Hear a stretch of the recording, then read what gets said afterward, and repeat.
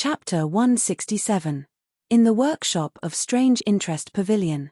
Master Liu, where is the scholar now? Take me to see him. Li Zhuan was suddenly very interested in this down-and-out scholar. How miserable was this person? He actually came to work in the workshop. Li Tai curled his lips and secretly thought that Li Zhuan was really inexperienced. Li Tai had seen this kind of thing many times. Thinking about it, Li Tai could not help but feel a sense of superiority in his heart. Cough, cough. Young master, this person is probably reading in the back hall. He is a scholar after all. How can I let him mingle with us bumpkins? Thus, I arranged a separate place for him to work. Liu Yidao wiped the sweat on his forehead and said with a little guilty conscience. After all, he had made a decision on this matter. If Li Zhuan blamed him, he had nothing to say. Li Zhuan smiled and said, Master Liu, take me to see him. Li Zhuan did not blame Liu Yidao for making a decision on his own. In fact, if this person was really capable, it was okay to give him some preferential treatment. After all, if there was no scholar in the printing department, it was obviously impossible. But if this person was just a good-for-nothing who used the name of a scholar to cheat for food and drink, Li Zhuan would let him go back to where he came from. Young master, here it is. Following Liu Yidao to the back hall in the southernmost part of the workshop, Li Zhuan looked around. The environment was quiet, birds were singing, and flowers were fragrant. It was really a good place to read. Okay. Li Zhuan nodded. Liu Yidao quickly stepped forward and led Li Zhuan and Li Tai into the door. Oh, Steward Liu, you are here. In the room, a middle-aged man with unkempt hair and a dirty face greeted Liu Yidao enthusiastically after seeing him come in. Li Zhuan frowned. No matter how he looked at this person, he looked like a beggar.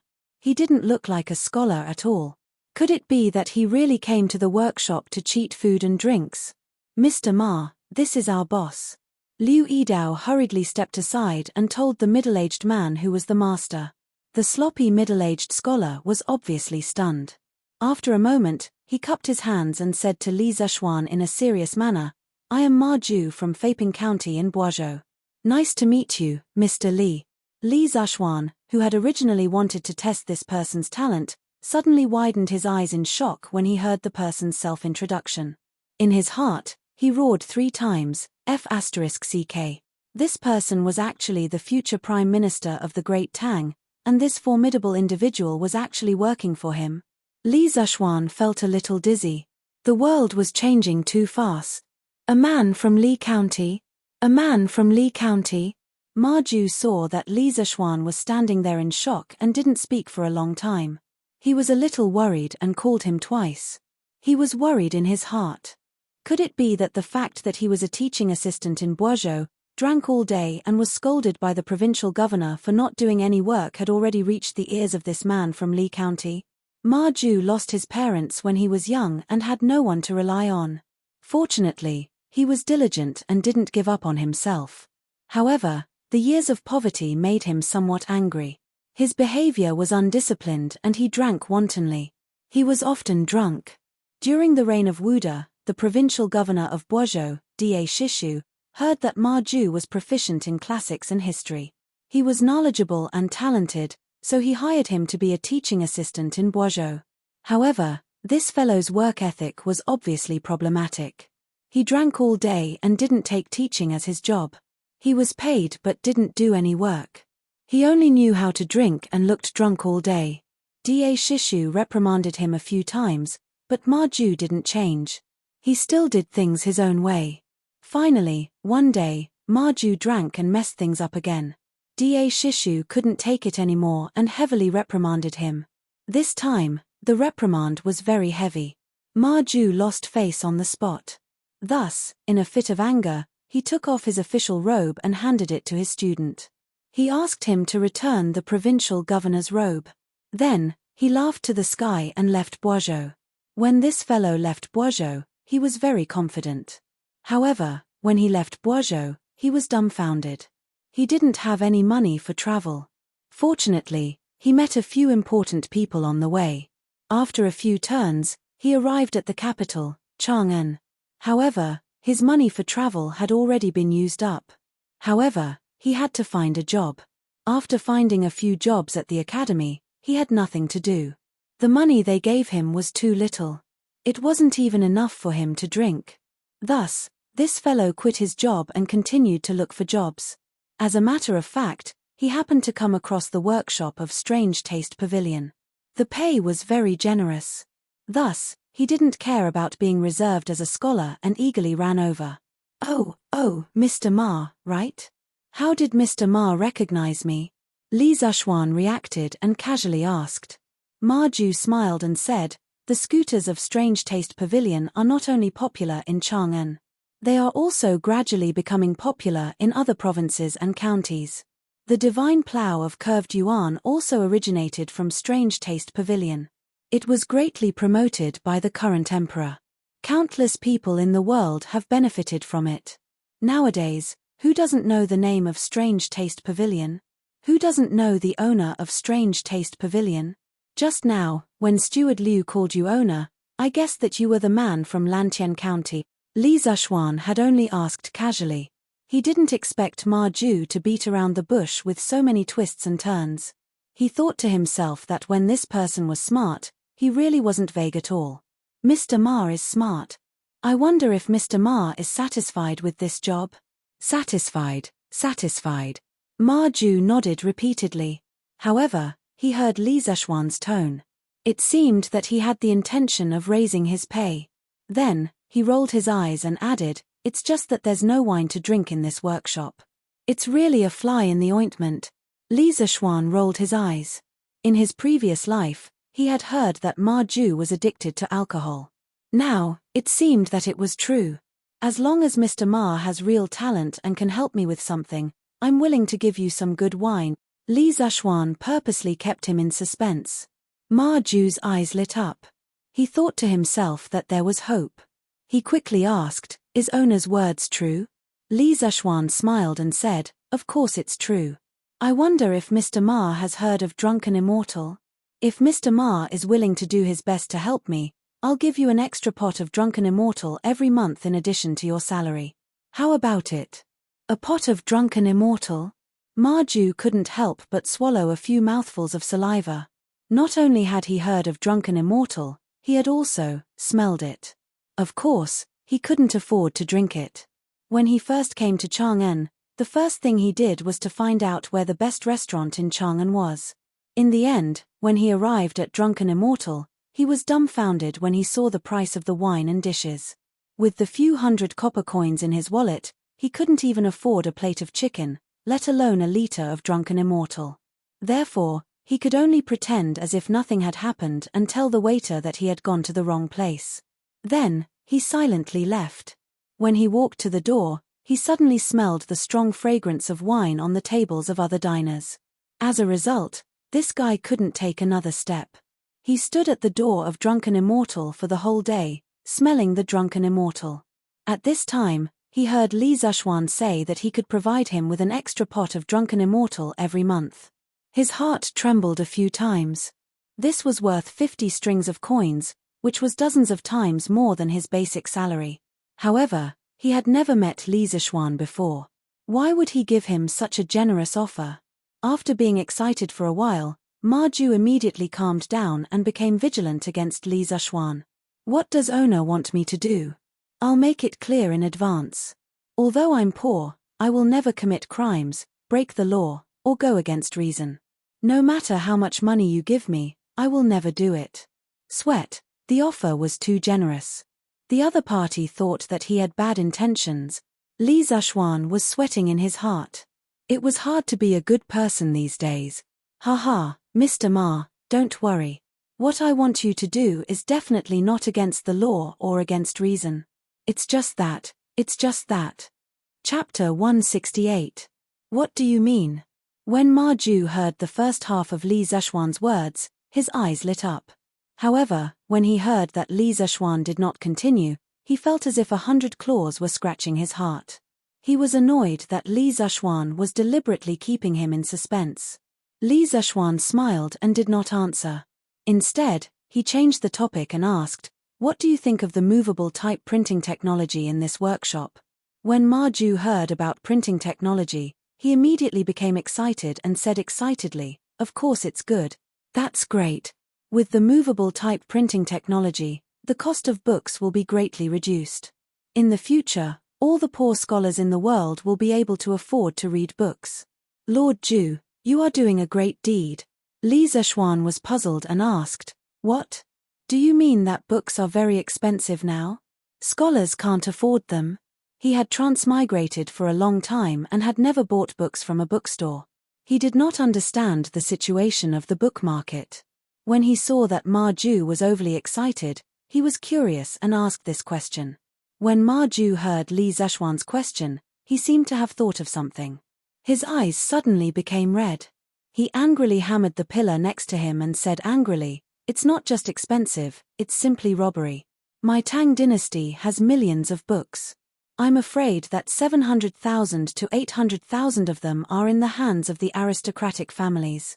The price of a book in the bookstore is enough for an ordinary family of 3 to live for a year. How can those poor scholars afford it?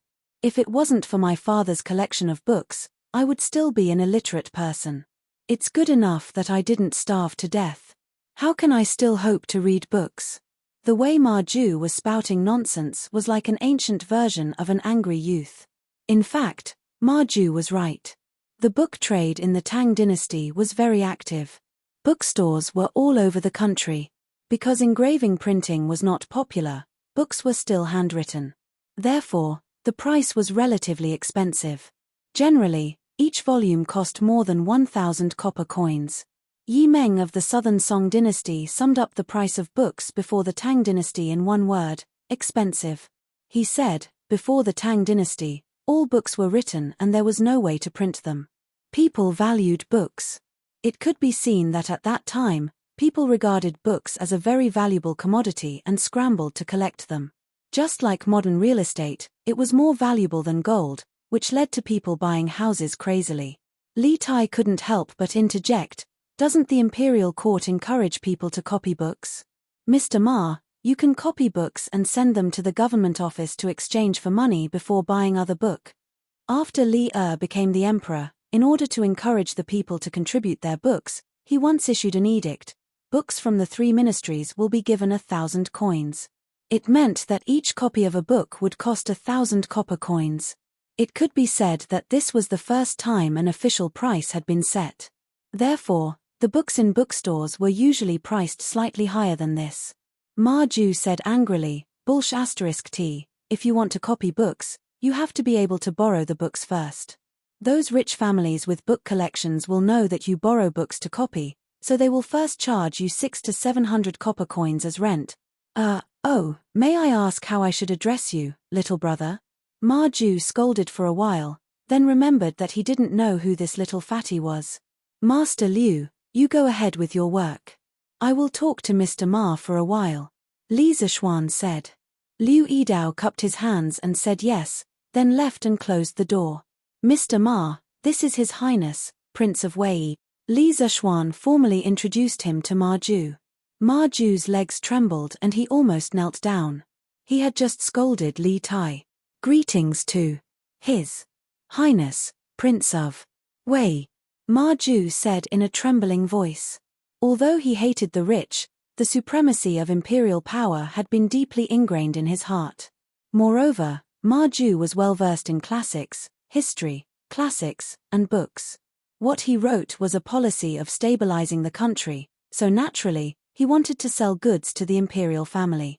For many years, he had not found the right sales channel and only wandered around the states and counties. How could he sell at a good price? Now that he met Li Tai, the most beloved son of His Majesty, his mind was a little active. However, when he remembered that he had just scolded Li Tai, he couldn't help but feel a little guilty. Li Tai waved his hand and said, "You don't have to be so polite." In fact, he was not very interested in Ma Ju. After all, it was the first time they met, and he didn't know how talented Ma Ju was. Moreover, Ma Ju's sloppy appearance really made people dislike him. On the other hand, he had a literature center and many scholars under him. He didn't lack literati. Ma Ju had experienced the fickleness of human nature for many years. Naturally, he could see that Li Tai was not interested in him. He couldn't help but sigh in his heart. It was better to do his job well and not bite off more than he could chew. Li Zhuan smiled and said to Ma Ju, "Mr. Ma, when I first set up this printing department in the workshop, I thought that it would be more convenient to print books in the future. That's why I invented movable type printing." Ma Ju and Li Tai were speechless. This was a very strong reason. To set up a printing workshop for the convenience of printing books, how rich must your family be? However, after meeting Mr. Ma today and hearing Mr. Ma's words, I decided to make this printing department bigger and stronger. In the future, the printing department will be renamed the Ministry of Culture. Not only will we print classics, but we will also publish our own books to open the minds of the people. Moreover, I have a way to reduce the cost of paper. The ultimate dream of our Ministry of Culture is to let everyone in the world be able to read and read. Brother Ma, I wonder if you are willing to help me sincerely? Li Zhuan looked at Ma Ju and said sincerely. These words weren't completely a bluff. Previously, he set up the printing department only for his own convenience. However, now that Ma Ju was in charge of the printing department, if he still wanted to use the printing department to print books for himself, it would be a waste of Ma Ju's talent in governing the country. In the future, the printing department must be transformed into a cultural export department. Ma Ju's eyes widened and his breathing quickened. He was really shocked by Li Zhuan's shocking words. Let everyone in the world be able to read and read. What a great dream this was. Angry youth, angry youth. In addition to being fond of scolding others, he also had a characteristic of being impulsive. Ma Ju lived up to his name as an angry youth. I'll do it. As long as I can let everyone in the world be able to read and read, Lord Ju, even if you don't give me a single salary, I, Ma Ju, will do it. At this moment, Ma Ju had completely forgotten about the ethics of being a scholar and not engaging in a lowly profession. He just wanted to roll up his sleeves and go all out. Good. Brother Ma, you are so bold. Don't worry, with me here, this dream is definitely not just a dream. One day, it will be realized by us. Brother Ma, not only will you be famous for thousands of years, you will also be rich. Li Zhuan's heroic spirit rose as he laughed heartily. Li Tai looked envious and interrupted, "Sir, why don't you count me in? Tai has many scholars under him. Perhaps they can help you." As a member of the royal family, Li Tai also had his own position. Li Tai was now wantonly suppressing the aristocratic families and promoting poor officials. Therefore, Li Tai himself did not like people from aristocratic families. Li Zhuan's Ministry of Culture was a very good weapon to deal with aristocratic families. Li Zhuan did not think about these twists and turns. He thought for a moment and nodded, "Okay, then I will give Qingqiu 30% of the Ministry of Culture's shares. Qingqiu, remember to bring 3,000 strings of cash to buy shares in the future. Selling books at a low price would affect the interests of many people." Li Zhuan wanted to pull a prince into the car as a shield. Li Tai vomited blood and said, 3,000 strings of cash? Why don't you go rob someone? I can send a few scholars to help you. Can you ask for less money? Li Zhuan waved his hand and said, "There's no need. Brother Ma's talent alone is enough. Qingqiu, if you think it's too expensive, then forget it. Master will go find Gao Ming. I think Gao Ming will be willing." Nonsense, if Ma Ju could be a thinker, how could he not be talented? He did not care about the scholars under Li Tai. Maybe they would all be arrogant and not do anything when they came. "I am willing. Brother Zhuan, I am willing to pay 3,000 strings of cash for 30% of the shares." Li Chengqian's shout came from outside the door. Li Zhuan was speechless. Speak of the devil, Li Chengqian must have been eavesdropping outside for a while. As soon as he finished speaking, Li Chengqian pushed the door open and entered. He then looked at Li Zhuan excitedly. Chapter 169. A few days ago, Li Zhuan heard that Li Zhuan had created a new type of mathematics in the Imperial College. Furthermore, Li Tai had also received praise from Li for this. Thus, he wanted to come to Yongle Lane to look for Li Zhuan for a textbook to see what this new type of mathematics was all about. In the end, he was informed by the Li residence's servants that Li Zhuan was in the workshop. Thus, he came looking for him. Some of the old people in the workshop knew Li Chengqian, so no one dared to stop him. They even pointed the way for him. When Li Chengqian arrived at the back hall, he happened to hear Li Zhuan's bold words. Then, he heard about the investment and hurriedly called out. If it were 2 months ago, he definitely wouldn't have been able to take out 3,000 strings of cash. However, he had 30% of the shares in Strange Interest Pavilion. Last month's dividends amounted to more than 2,000 strings of cash. Now, he could be considered to be quite wealthy. After tasting the benefits, Li Zhuan needed someone to work with. How could Li Chengqian refuse? Li Tai glared at him and said, "Big brother, I came here first. How can you snatch it from me?" Li Chengqian smiled and said, "Isn't it because you think it's expensive, Qingqiu? I can only do it for you." Ma Ju's legs trembled and he almost peed himself. Another great person had come. He couldn't help but think that his boss's background was really strong. "Student Ma Ju greets Your Highness the Crown Prince." Li Chengqian grunted and waved his hand with a smile.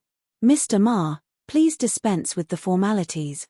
He knew how to conduct himself slightly better than Li Tai. When he heard Li Zhuan's tone outside the door, he seemed to be very respectful to Ma Ju. Thus, he also gave some face to Li Zhuan and addressed Ma Ju as Mr. Ma Ju. Ma Ju was instantly overwhelmed by the favor. To be addressed as Mr. by the current crown prince was such an honor. Li Tai said unhappily, "Who says I think it's expensive? Isn't it just 3,000 strings of cash? I can afford it, Mr. Li. I'll get someone to send 3,000 strings of cash over tomorrow." Since young, the little fatty had always liked to compete with his big brother, Li Chengqian. At this time, how could he be willing to fall behind? He calculated in his mind. If the Prince of Wei's residents were to raise money from everywhere, they should be able to gather 3,000 strings of cash. If that was not possible, they could also sell some books. When Li Chengqian heard this, he said anxiously, "Little Xian, you can't favor one and discriminate against the other. This solitude is also willing to fork out money to cooperate." Li Zhuan shook his head and laughed. "Your Highness, why are you here today?" Li Chengqian was a little embarrassed. After all, he had been eavesdropping outside for a while. I originally wanted to borrow a textbook from you today to see your new mathematics. I didn't expect you to not be at home, so I came here to look for you." Li Zhuan nodded, thought for a moment, and said, "Since both your highnesses want to participate, how about this? Both your highnesses will contribute 2,000 strings of cash each, and each of you will get 20% of the shares. What do you think, your highnesses?" He only wanted to honestly live his own leisurely days. He didn't want to help Li Tai and Li Chengqian in their infighting, nor did he want to offend either of them. Of course, if possible, Li Zhuan hoped that the two of them could live in harmony. Li Tai and Li Chengqian looked at each other. They both knew that this was probably the best solution, so they nodded in agreement. "Okay, then this department will be officially named Chitsu Culture. The three of us will be in charge of it. I hope that everyone will work together to make all the people of the Tang Empire able to afford to read as soon as possible." Okay. No matter what grudges the two of them had before, now that they had a common interest, they could not help but be of one mind. "Next, I will be in charge of improving the paper-making technology and reducing the cost of paper. Qingqiu heard that you have a rich collection of books. Tomorrow, Brother Ma will go to your place to choose dozens of fine books. We will first print these books and sell them. I'll buy a store next to the Strange Interest Pavilion to sell books." Li Zhuan thought for a moment and said. Li Tai smiled and said, "Okay, I will go back today and tell the servants. Ma Ju, you just need to come over tomorrow." Ma Ju cupped his hands and said to Li Tai, "Thank you, Your Highness." Li Zhuan took 2 steps and said, "In addition to printing some unique copies of ancient books, we also have to produce our own books. Relatively speaking, this is a huge project. Let me tell you an idea first, you can refer to it.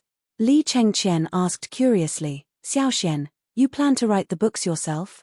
Li Zishuan nodded and said, currently, the aristocratic families control most of the education resources. If the children of ordinary families want to read and write, they have to pay a high price. I plan to organize people to produce a dictionary to teach people how to read and write. Li Tai smiled and said, Mr. Li, the book you mentioned already exists. Now, every bookstore sells Shuo Wen Jie. The author of Shuo Wen Jie was Xu Shun. It was the first book in China that systematically analyzed the Chinese characters and studied the source of the characters. It was also one of the earliest dictionaries in the world. It was a Chinese dictionary arranged according to the radicals. It was written from the 12th year of the Han Emperor Yongyuan to the 1st year of the An Emperor Zhenguang. In the Sui and Tang dynasties, Shuo Wen Jie had become one of the essential reference books for scholars. Li Zishuan shook his head and said, the dictionary I am talking about is Shuo Wen Jie with symbols. I call these symbols pinyin. As long as you learn this spelling method, no matter how complicated the word is, as long as it is marked with pinyin, even a child can read it. Is pinyin so magical? Ma Ju couldn't help but cry out in surprise. He had suffered since he was a child, and he understood better than anyone that if pinyin really was as miraculous as Li Zishuan said, then the educational structure of the Great Tang would undergo a fundamental change, and more people would become literate. Li Zishuan didn't talk nonsense. He came to the table, picked up the brush, and wrote 26 letters on the paper. He began to teach the three of them pinyin. An hour later, Li Zishuan wrote Jiao in pinyin and said, Qingqiu, you try to spell it. Among them, Li Tai's ability to accept new things was the strongest. Therefore, Li Zishuan let him try first. Li Tai nodded and went forward to spell it. Jiao Yi Jiao. Li Zishuan clapped his hands and said with a smile, exactly. Ma Ju also reacted and exclaimed in admiration, amazing, it's really amazing. If this is a child from an ordinary family, it would take a few days to learn pinyin. Then, if they buy a dictionary like you said, wouldn't they be able to learn to read at home? It's really magical. Li Chengqian also said with a happy face, pinyin is really a good thing. If my father knew about it, he would be very happy. Li Zishuan said, since everyone agrees on this dictionary, Ma Ju will be the chief editor of the dictionary. Qingqiu, Gao Ming, each of you send 3 scholars to assist Ma Ju. This dictionary will be called the Tang Empire Dictionary. Pay attention, the scholars you send are only to assist Ma Ju. Don't fight with each other and make the Ministry of Culture a mess. Li Zishuan decided to say the ugly words first, in case there was trouble later. Li Chengqian nodded and said, okay. Ma Ju waved his hand and said, Lord Ju, you can't do that. I have little talent and knowledge. How can I let the scholars assist me? Li Tai also frowned and said, yes, is Ma Ju talented enough? This guy never knew how to beat around the bush. His words were too hurtful. Li Zishuan said angrily, I believe Brother Ma can do it well. If you have any objections, we won't compile the dictionary. Ma Ju saw Li Zishuan supporting him and couldn't help but feel touched. Li Tai rolled his eyes, he learned this from Li Zishuan, and didn't say a word. Chapter 170. After settling the matter of the dictionary of the Tang dynasty, Li Zishuan suddenly felt that he had forgotten something. After thinking for a while, he clapped his hands and smiled. He clapped his hands and said, oh right, Ma Ju, other than compiling the dictionary, you have to help me with something else. I want to start a newspaper. Ma Ju frowned and asked, Lord Ju, what is a newspaper? In the past, he was conceited that he was extremely talented and knowledgeable, but what he saw and heard today had really struck a great blow to his confidence. Because some words that he'd never heard of kept popping out from Li Zishuan's mouth, causing him to be unable to help but wonder if Li Zishuan was too monstrous, or if his knowledge was too shallow. Li Chengqian and Li Tai also looked at him curiously. Li Zishuan explained, the so-called newspaper is a printed matter that is published to the public on a regular basis. It mainly publishes strange news and comments from famous people. This newspaper is quite large and is divided into several sections. It can record some of the new things that are happening around you. It can also invite some famous scholars to interpret the new decrees issued by the imperial court for the public. It can also record some of the recent major cases that the government has tried. It can even publish some novels.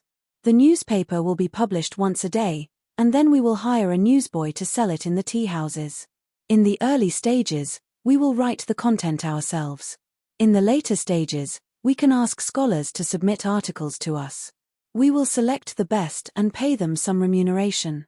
In the long run, the content of our newspaper will become more and more abundant.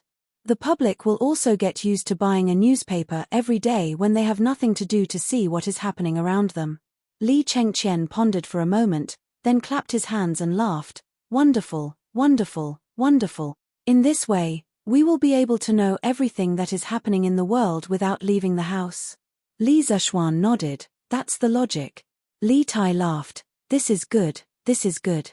This way, we can read novels in the newspaper in the future. Li Zishuan was speechless. He was worried that once the newspaper was published, the Prince of Wei would become a shut-in who only knew how to read novels every day. Ma Ju cupped his hands and said, "Don't worry, Lord Ju. This Ma will handle this matter as soon as possible." Li Zishuan thought about it again and said, "Brother Ma, you can put more effort into the other sections. I'll be in charge of writing the novel section first. You'll have to work hard for the next few days. Write down the content I just mentioned and give it to me. I'll do the typesetting for the first issue. For the next few issues, you just have to copy it." Ma Ju was just about to agree when Li Chengqian beat him to it. "Little Xian, you have a new novel?" Li Zishuan nodded and said, "I just started writing it recently. It's called The Legend of a Mortal's Journey to Immortality.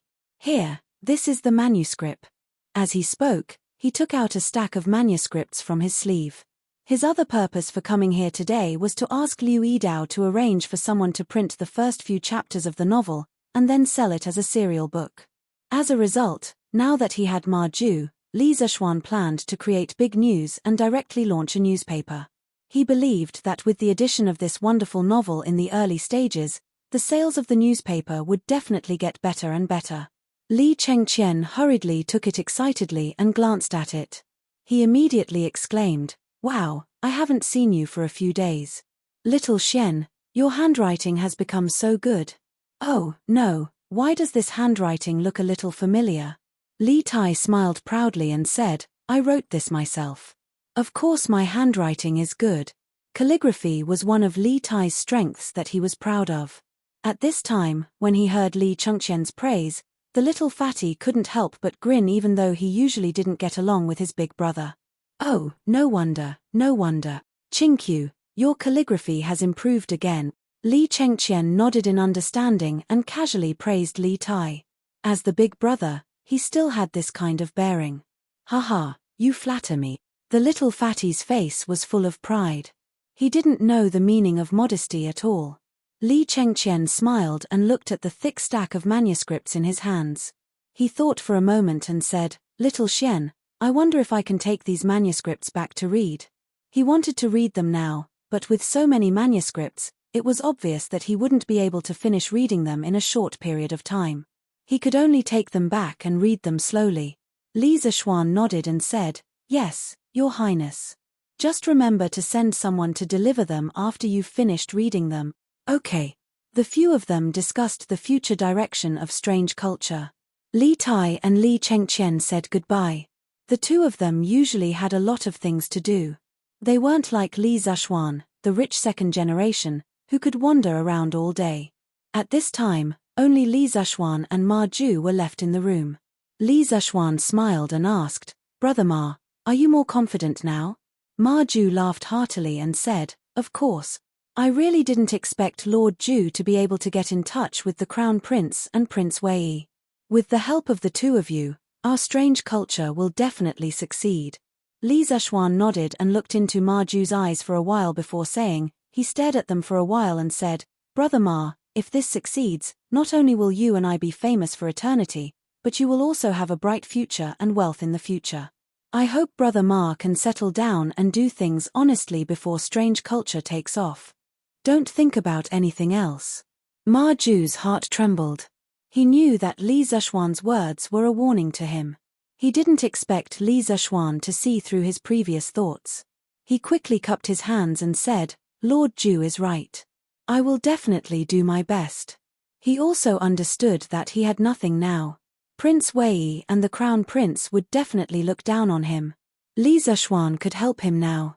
No matter what, he had to be worthy of Li Zishuan. Instead of going out to curry favor with others, it was better to stay here and do a good job.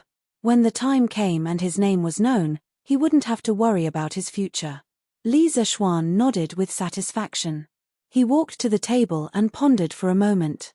He said, "I wonder if Brother Ma has a family in Chang'an?" Ma Ju sweated and said, "Cough, cough. I have been poor since I was young. I haven't married yet." Li Zishuan was speechless. Ma Ju looked like he was at least 26 or 27 years old. In modern times, there was no problem. However, in ancient times, it was very problematic for someone to be unmarried at such an age. Alas, he could only blame himself for not caring about his appearance. His image was too poor. Then where is Brother Ma staying now? Ma Ju was even more embarrassed. He coughed embarrassedly and said, "Cough, cough, cough. I used to stay in an inn. However, I used up all my traveling expenses a few days ago. I've been staying here for the past 2 days." Li Zishuan looked around. There wasn't even a bed in the room. This Ma Ju probably slept on the table at night. The future Prime Minister of the Tang Empire was actually living such a miserable life. Li Zishuan frowned and said, "How can this be? I'll ask Forbert to rent a house near the workshop for Brother Ma. A person can only work more efficiently when he has a good rest."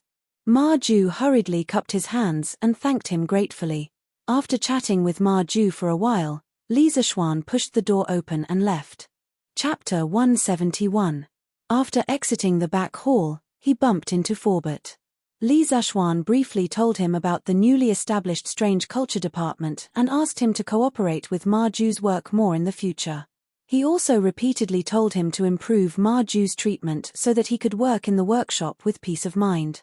After explaining, Forbert gave Li Zishuan 2 things. One was a horseshoe, and the other was the blood transfusion syringe that Li Zishuan asked him to make a long time ago.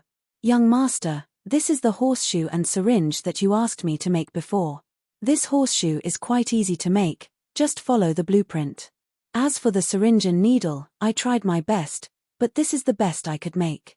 Forbert handed the things to Li Zishuan and said with a bitter smile. Li Zishuan took a look and suddenly his forehead was full of black lines. This F*King needle was almost as thick as a matchstick. Was it trying to stab someone to death? If it was a little thicker, it would be almost as thick as a human's blood vessel. The syringe was nothing to complain about.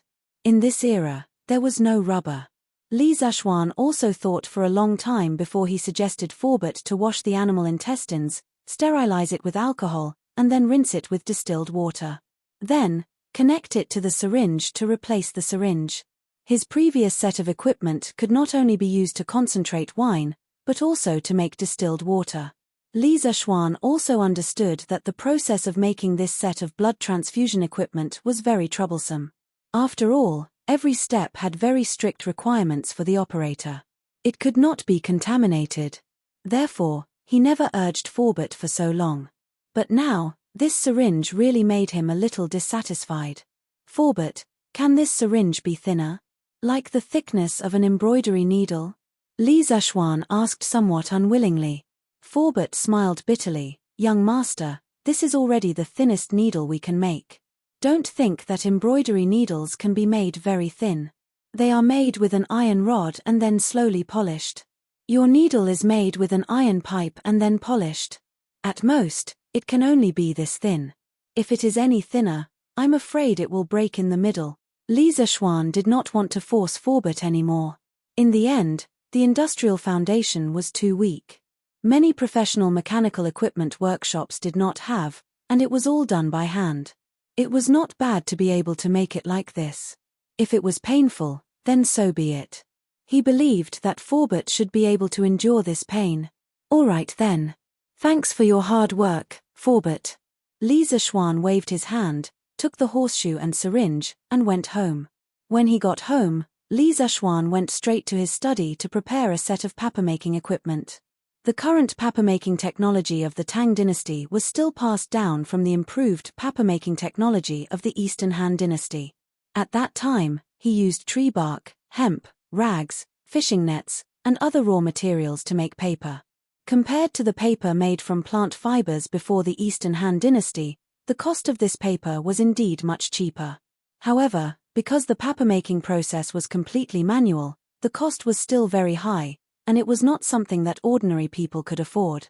In the relevant history books of the Tang dynasty, it was recorded that Huaisu practiced calligraphy with a wooden board and became a master of cursive calligraphy. When Bai Juyi was young, he wrote one stroke at a time. He did not dare to be careless because a piece of paper was a few days' worth of food. Thus, it could be seen that the price of paper in the Tang dynasty was still very high. Li Zishuan planned to draw a set of long net paper-making machine. This was a patent that the British brothers Forlinia bought from the inventor of the paper-making machine and gave it to Tang Jin to improve the design. In 1803, they successfully made the first long net paper-making machine that could make paper, also known as the Forlinia paper-making machine. Its main feature was that it had a conveyor belt-shaped part made up of endless nets. It was composed of the wet part, including the headbox, shaper, and press part, and the dry part, drying, calendaring, and coiling. At that time, the power source of this paper-making equipment relied on the steam engine that what had improved. However, with the current industrial foundation of the Tang dynasty, there were still many difficulties in making a steam engine. Therefore, Li Zishuan made some changes. In the transmission and refining parts, some linkage structures were added so that this part could be replaced by animal power. Compared to the current traditional paper-making workshop, not only would the speed and efficiency of paper-making be greatly improved, but the cost would also be lower. For other people, drawing such a complicated set of blueprints would take at least 2 to 3 days. However, Li Zishuan was different. He had abnormal mental strength that exceeded that of ordinary people, as well as skillful control of his strength. When he drew the blueprints, he did not stop at all. He was completely like a printing machine. After nearly 2 hours, Li Zishuan finally straightened his body. He shook his sore wrist and let out a long breath. Looking at the stack of blueprints in front of him, he smiled with satisfaction. Then, he called San Bao and asked him to send it to the workshop and pass it to Forbert. "Young master, you told me not to let anyone disturb you while you were drawing. In the end, you were drawing until now. You didn't even have lunch. I'll get the kitchen to cook for you." At this time, Xiaoxi ran over and said with a distressed expression. Only then did Li Zishuan look at the sky. It was already past lunchtime. He then remembered that when he came back, he did tell Xiaoxi not to let anyone disturb him while he was drawing. Who knew that he had been drawing for so long that he even forgot to eat lunch? His stomach also let out 2 gu sounds of protest. Sigh, I'm not qualified to be a rich second generation. How can a rich second generation starve? Li Zishuan criticized himself in his heart. He looked at Xiaoxi's beautiful face and said, "Okay, Xiaoxi, go quickly. I'm starving." Xiaoxi obeyed and left. Li Zishuan admired the little girl's delicate back and could not help but sigh. It's so good to have a little girl like her by my side. Clothes will be handed to me, food will be served to me. The most important thing is that she's beautiful. When I have nothing to do, it's nice to look at her. Unknowingly, Li Zishuan was walking further and further down the path of feudal society. He did not look back at all. After finishing his lunch in a whirlwind manner, Li Zishuan was just about to lie down and rest when Lan Er ran over. Brother, Lan Er's little grey was bullied by the big white horse.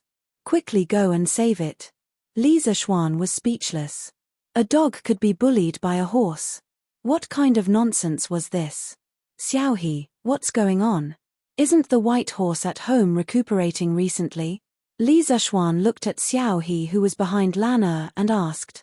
That day when the big white horse was injured and carried back, Wang Zhong was very perceptive and took the initiative to invite the best veterinarian in the city to treat its injuries. Li Zishuan was surprised when he heard about this. He did not expect that there would be a professional veterinarian in the Tang dynasty. Xiao He looked at Lan and hesitated for a long time before saying to Li Zishuan, "Young master, the big white horse's injuries were not serious before. It's already recovered today." Little Gray was still teasing it like before, but in the end. Chapter 172. After Xiao He explained for a long time, Li Zishuan finally understood. According to the stables groom, Little Gray saw that the big white horse's hooves were injured a few days ago, so it couldn't move. Therefore, it came up with the idea of flirting with the big white horse. From time to time, it would come to the side of the big white horse and harass it in all kinds of ways.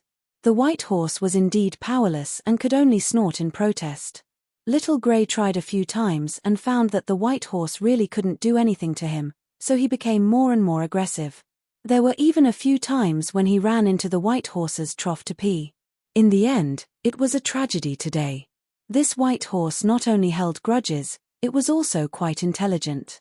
Although it had already recovered from its injuries today, when it saw Little Gray strolling over as usual, it deliberately pretended that its injuries were not healed. It lay on the ground, waiting for Little Gray to come over and harass it. As expected, Little Gray fell into the trap. It started to flirt with the white horse. Suddenly, the white horse jumped up and kicked Little Gray. Little Gray was kicked into the air and experienced what it meant to be a flying dog. After it landed, it lay on the ground and cried out in pain. Previously, because the white horse was injured, the servants didn't tie it up. However, today, the white horse suddenly went berserk and relentlessly chased after Little Gray all over the courtyard. Lana ran over to her brother to ask for help. After all, this big white horse was Li Zishuan's mount. Li Zishuan shook his head and laughed in spite of himself. He had no sympathy for Little Gray, this little rascal. This little thing had obviously dug its own grave, so it deserved its fate. However, he couldn't let the big white horse continue to cause trouble. "All right, Lana, stop fooling around. Big brother will accompany you to take a look." Yeah. Lana hurriedly stood up excitedly and pulled Li Zishuan away. "Wait, I'll go get something."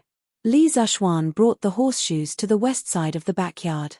Sure enough, he saw Little Gray being chased by the big white horse beside the stable. The little thing turned its head and barked at the white horse as it ran. Li Zishuan was speechless. This guy was about to die, yet he was still acting like a bitch. He really didn't know where his courage came from. In fact, the big white horse obviously didn't use all its strength to chase. It probably also wanted to tease Little Gray. Li Zishuan put his thumb and middle finger together, placed them in front of his tongue, and blew a long whistle. The big white horse heard the whistle and stopped. It turned its neck to look, and when it saw that it was Li Zishuan, it immediately ignored Little Gray and happily ran to Li Zishuan's side. It used its head to intimately rub against Li Zishuan's arm. When Little Gray saw that the white horse was no longer chasing after it, it excitedly barked twice. Then, it ran to Lana's side and rubbed against Lana's trousers. It whimpered pitifully. Lana squatted down and hugged it.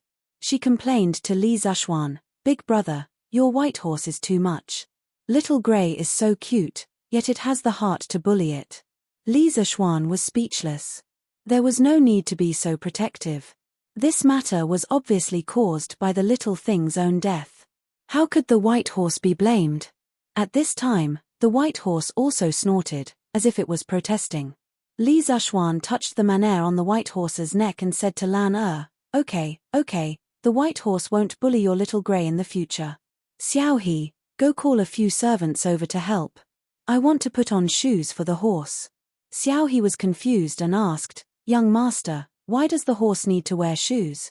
Li Zishuan waved his hand and said, "You will know in a while. Go call the servants first."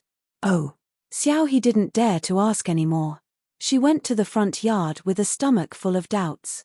A moment later, Xiao He called over 4 strong servants, including San Bao.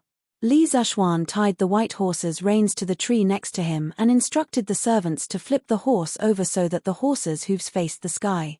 Then, he asked the 4 of them to hold the white horse down. Li Zishuan personally went up to nail the horse's hooves.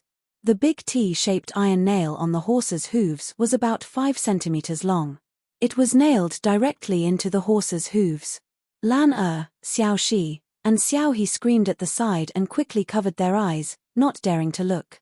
Li Zishuan shook his head with a smile and continued to do the same thing. He nailed horseshoes on the other 3 hooves of the white horse, and then let the people let go of the white horse. The white horse rolled on the ground and stood up directly, as if nothing had happened. Li Zishuan stroked the horse's maner and said with a smile, "Okay, from now on, I will call you Whitey. Haha, now that you have shoes to wear, you don't have to worry about your feet getting hurt anymore." The white horse used its head to knock Li Zishuan's arm. No one knew if it liked this name or not. "Hey, brother, why isn't the white horse injured?" Lana opened her eyes and saw Whitey standing there perfectly fine. It didn't look like it was injured at all. She couldn't help but ask curiously. Li Zishuan stroked Lana's little head and said with a smile, "Of course it's fine. Brother is just putting on shoes for it, not killing it." In fact, the dark part of the horse's hooves was a very thick layer of hard cuticle. There were no nerves or blood vessels in it, so the horse didn't feel any pain at all. The reason why Whitey was injured on the road last time was mainly because it was running too fast. The vines directly pierced through the cuticle and hurt its flesh. Lana made an "oh" sound, but still didn't understand. "But why is brother putting on shoes for it? Then why do you have to wear shoes, Lana?" "It hurts my feet if I don't wear shoes. If a horse doesn't wear shoes for a long time, it will also hurt its feet." Whitey was injured because of this last time. After wearing shoes, Whitey can run on all kinds of terrain and won't have to worry about pricking its feet anymore. In fact, the hard cuticle on a horse's hooves was equivalent to a human's fingernail. Naturally, the fingernail would be worn down when the foot rubbed against the ground. However, the fingernail would also continue to grow, so a natural balance was maintained. If a human broke this balance, for example, by keeping a horse in a soft field, the fingernail would grow wildly. At this time, if a horse was loaded with heavy objects and ran for long distances, its fingernail would be quickly worn down and split open. This way, the horse would become a cripple and unable to walk. It was just like how a human's fingernail could no longer be used to scratch things. Putting horseshoes on a horse could solve this problem very well. It could slow down the wear and tear of the horse's hooves and greatly extend the horse's life. After hearing this, Lana made an "oh" sound like a little adult and nodded. Then, she suddenly said excitedly, "Then brother, can you make a pair of shoes like this for Lana's little grey to wear?" Li Zishuan fainted. This little dog's feet didn't have a thick layer of hard cuticle like a horse's hooves. If this nail went in. "Little sister, you want to eat dog meat, right?" Woof woof woof. Little Grey seemed to have sensed danger. It quickly broke free from Lana's embrace and ran away. Chapter 173. Father, this is the magic of pinyin. All words can be marked with pinyin.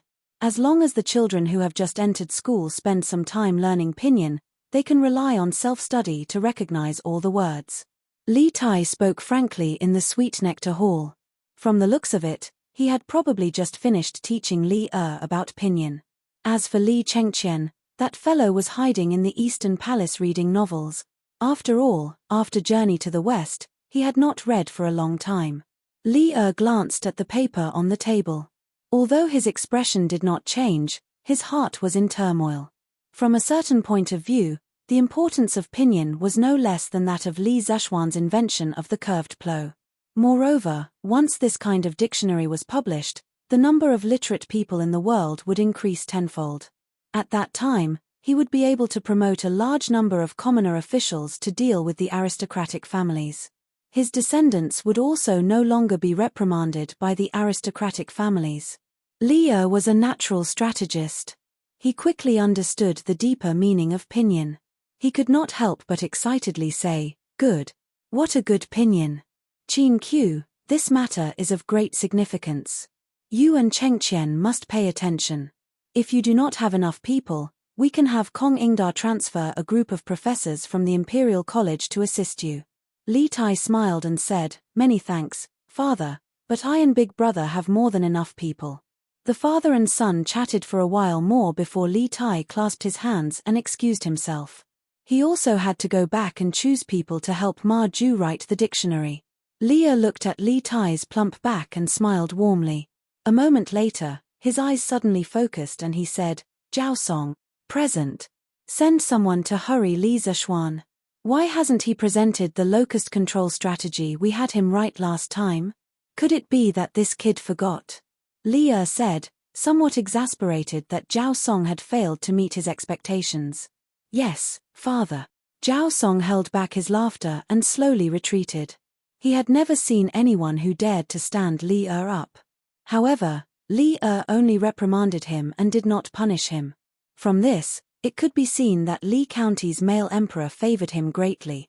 The moon hung in the treetops, and the occasional meowing of a few cats on the roof could be heard. In the western courtyard of the Li residence, the study was still brightly lit.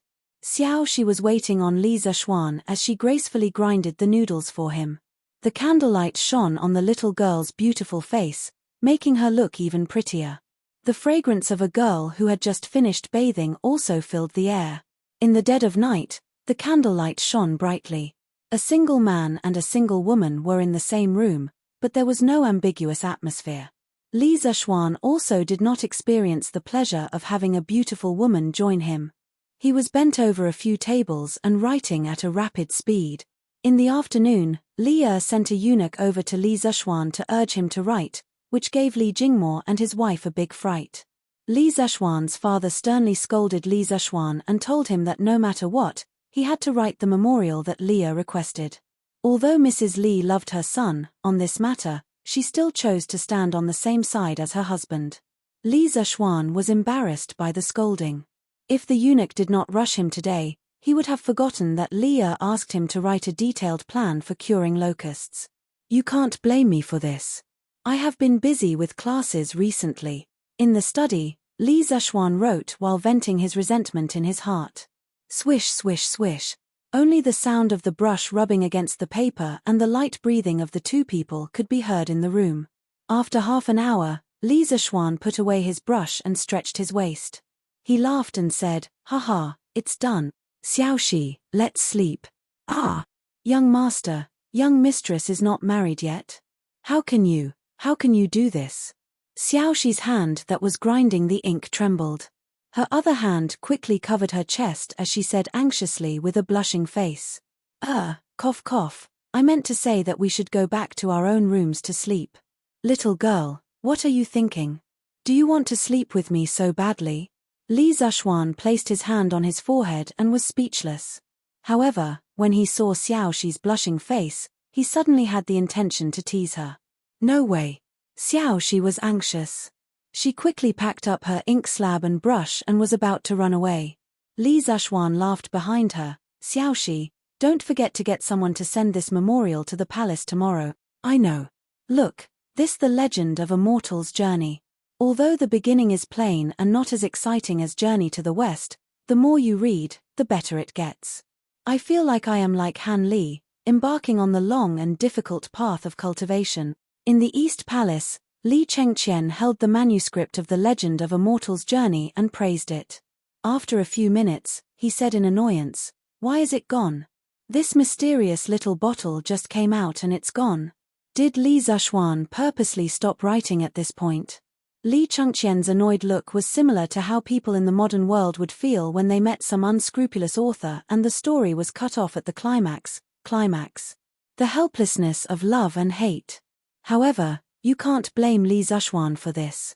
He wrote 20 to 30 chapters in half a day. It's already very productive, all right? What else do you want? Your Highness, it's getting late. You should rest. Li Chengqian's personal maid carefully bowed and said. Li Chengqian looked at the sky and nodded. He handed the manuscript to the maid and said with a smile, "All right, I'll go to sleep now. Yang call a servant tomorrow and have him send this manuscript to Ma Ju of the Strange Taste Pavilion Workshop." After reading more than 20 chapters of the legend of a mortal's journey, Li Chengqian still wanted more. However, at the same time, he was also looking forward to Ma Ju quickly producing the newspaper. When that time came, Everyone in Chang'an would be trapped like him. It was so hard to wait for a new chapter. Li Chengqian's mentality of wanting to drag everyone down with him was very similar to those unscrupulous readers in the modern world who had been tricked many times. Yang Er took the manuscript and hurriedly bowed and said, "Yes." The next day, after breakfast, Li Zishuan and Iron Egg went out of the house to school. Lan Er had a temper when she woke up today and didn't come with them. Li Zishuan didn't force her. When Lan Er cried and shouted that she wanted to go to the Imperial College to attend classes, Li Zishuan had already guessed that this little girl would slack off for 3 days and dry her net for 2 days. Although this little girl didn't persist for 3 days, it didn't matter. He didn't expect this little sister of his to be knowledgeable and become the top scorer in the exams. Iron Egg carried more than 30 textbooks and walked behind Li Zishuan with difficulty. This couldn't be considered as Li Zishuan abusing a child, okay? This was also a kind of training for Iron Egg. After all, Iron Egg had persevered for so many days. He could still carry this weight. "Hello, sir. Hello, sir." As soon as Li Zishuan entered the Imperial College, he happened to meet 2 students from the School of Mathematics and Mathematics. Being greeted respectfully by the students made Li Zishuan feel a little smug. His vanity was greatly satisfied. He clasped his hands behind his back and pretended to be a master. He nodded pretentiously and said, Then he directly passed by them and rushed to the School of Mathematics and Mathematics. "Senior Iron Egg, come here, let me help you carry the books." "Let me help you too." The 2 students were shocked by Li Zishuan's arrogance. After a while, they came back to their senses. Seeing that Iron Egg had memorized so many books, they hurriedly came over to help. This was Sir's first core disciple. If they had a good relationship with him, they might be able to get some exam questions from him in the future. Then wouldn't it be easier for them to pass the monthly exams? "Thank you for your kindness, junior brother. But I don't need your help. This is also the homework that Master left for me. I have to memorize it myself." Iron Egg wiped his sweat and gratefully refused. Then he quickly went to catch up with Li Zishuan. Memorizing textbooks is also considered homework. The 2 students stood behind, scratching their heads with a confused look on their faces. "Brother Su, Brother Yu, why don't you go to the school? If you don't go now, you will be late." At this time, a student ran from behind and said breathlessly, "Run." The 2 students hurriedly ran away. Chapter 174. Cho Nyo, Huayu, you 2 are here? When he arrived at the classroom, he saw the tall and burly Cheng Chumo and the refined Qin Huayu sitting at the back. Li Zishuan recalled that day when Cheng Chumo and the other old generals had entrusted their sons to the School of Mathematics. However, he didn't expect that these second-generation generals would come today. Cheng Chumo hung his head and said weakly, "Brother, I didn't want to come." "Brother, I didn't want to come either, but my father said that if I didn't come, he would break my legs. I thought he was just scaring me, but who knew that he was serious this morning? Even my mother couldn't hold him back. Fortunately, I ran fast, or else I would be lying in the Imperial Medical Department now. Sai, Xiao Xian, we used to be brothers. Now you suddenly became my teacher for no reason. This is so King disgusting." When Li Zishuan heard Cheng Chumo's complaints, he almost laughed out loud. He didn't expect Cheng Chumo to be so cruel to his own son. He was about to comfort him when Qin Huayu said with a smile, "Cho Nyo, Uncle Cheng is doing this for your own good. Since you're here, you should learn well. Moreover, I just borrowed the notes of other classmates and found that Xiao Xian's new mathematics has many merits." Stop. Huayu, don't say any more. Your grades are good, so of course you don't care. But look at me, old Cheng, how do I look like a scholar? I just heard that the last 5 in the monthly exam will have to clean the classroom and enter the roll of shame. I really don't know which son of a bitch came up with this rotten idea. It's going to kill me. Cheng Chumo didn't wait for Qin Huayu to finish and interrupted him. His voice was very loud. 80% of the people in the classroom heard him. The noisy classroom instantly quieted down. Other than Cheng Chumo and the other 2 newcomers, all the other students looked at this man who dared to speak so arrogantly. Li Zishuan's face darkened.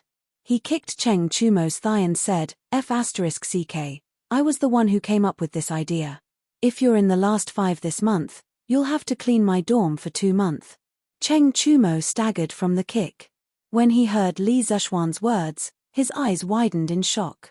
He stretched out his hand and stammered, Hey, Xiaoxian, don't. What kind of relationship do we have?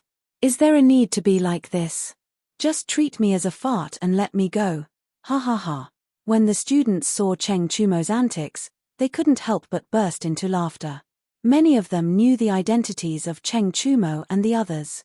Those who didn't know found out after asking them in private. They thought that these second-generation generals were all arrogant, but they didn't expect Cheng Chumo to be so funny. He was no different from ordinary people like them. Li Zishuan ignored Cheng Chumo. He looked at the tanned and fat youth beside Qin Huayu and asked, You're Yuqi Baolin, right? The little fatty scratched his head and laughed. Yes, I'm Yuqi Baolin. You can call me Baolin, sir. Li Zishuan nodded and encouraged him. Okay, Baolin, study hard. If there's anything you don't understand, you can ask Iron Egg or me directly. Cheng Chumo muttered at the side, TSK, what's there to learn from him? In the end, he still has to fight with me for the last place. Li Zishuan was so angry that he turned around and slapped him on the head. If you really get last place in the exam, we'll see how Uncle Cheng will deal with you. I won't recognize you as a disgraceful brother. Cheng Chumo rubbed his head like a wronged wife. He looked at him with an aggrieved expression and muttered, Little Xian, you're not kind. I've always been so good to you. How can you be like this? Like what? Even I have to do as Sir says. What else do you want, ugly ox? Li Tai had just arrived at the academy on time. He heard Cheng Chumo's aggrieved complaints and couldn't help but interrupt. Cheng Chumo looked at Li Tai in surprise.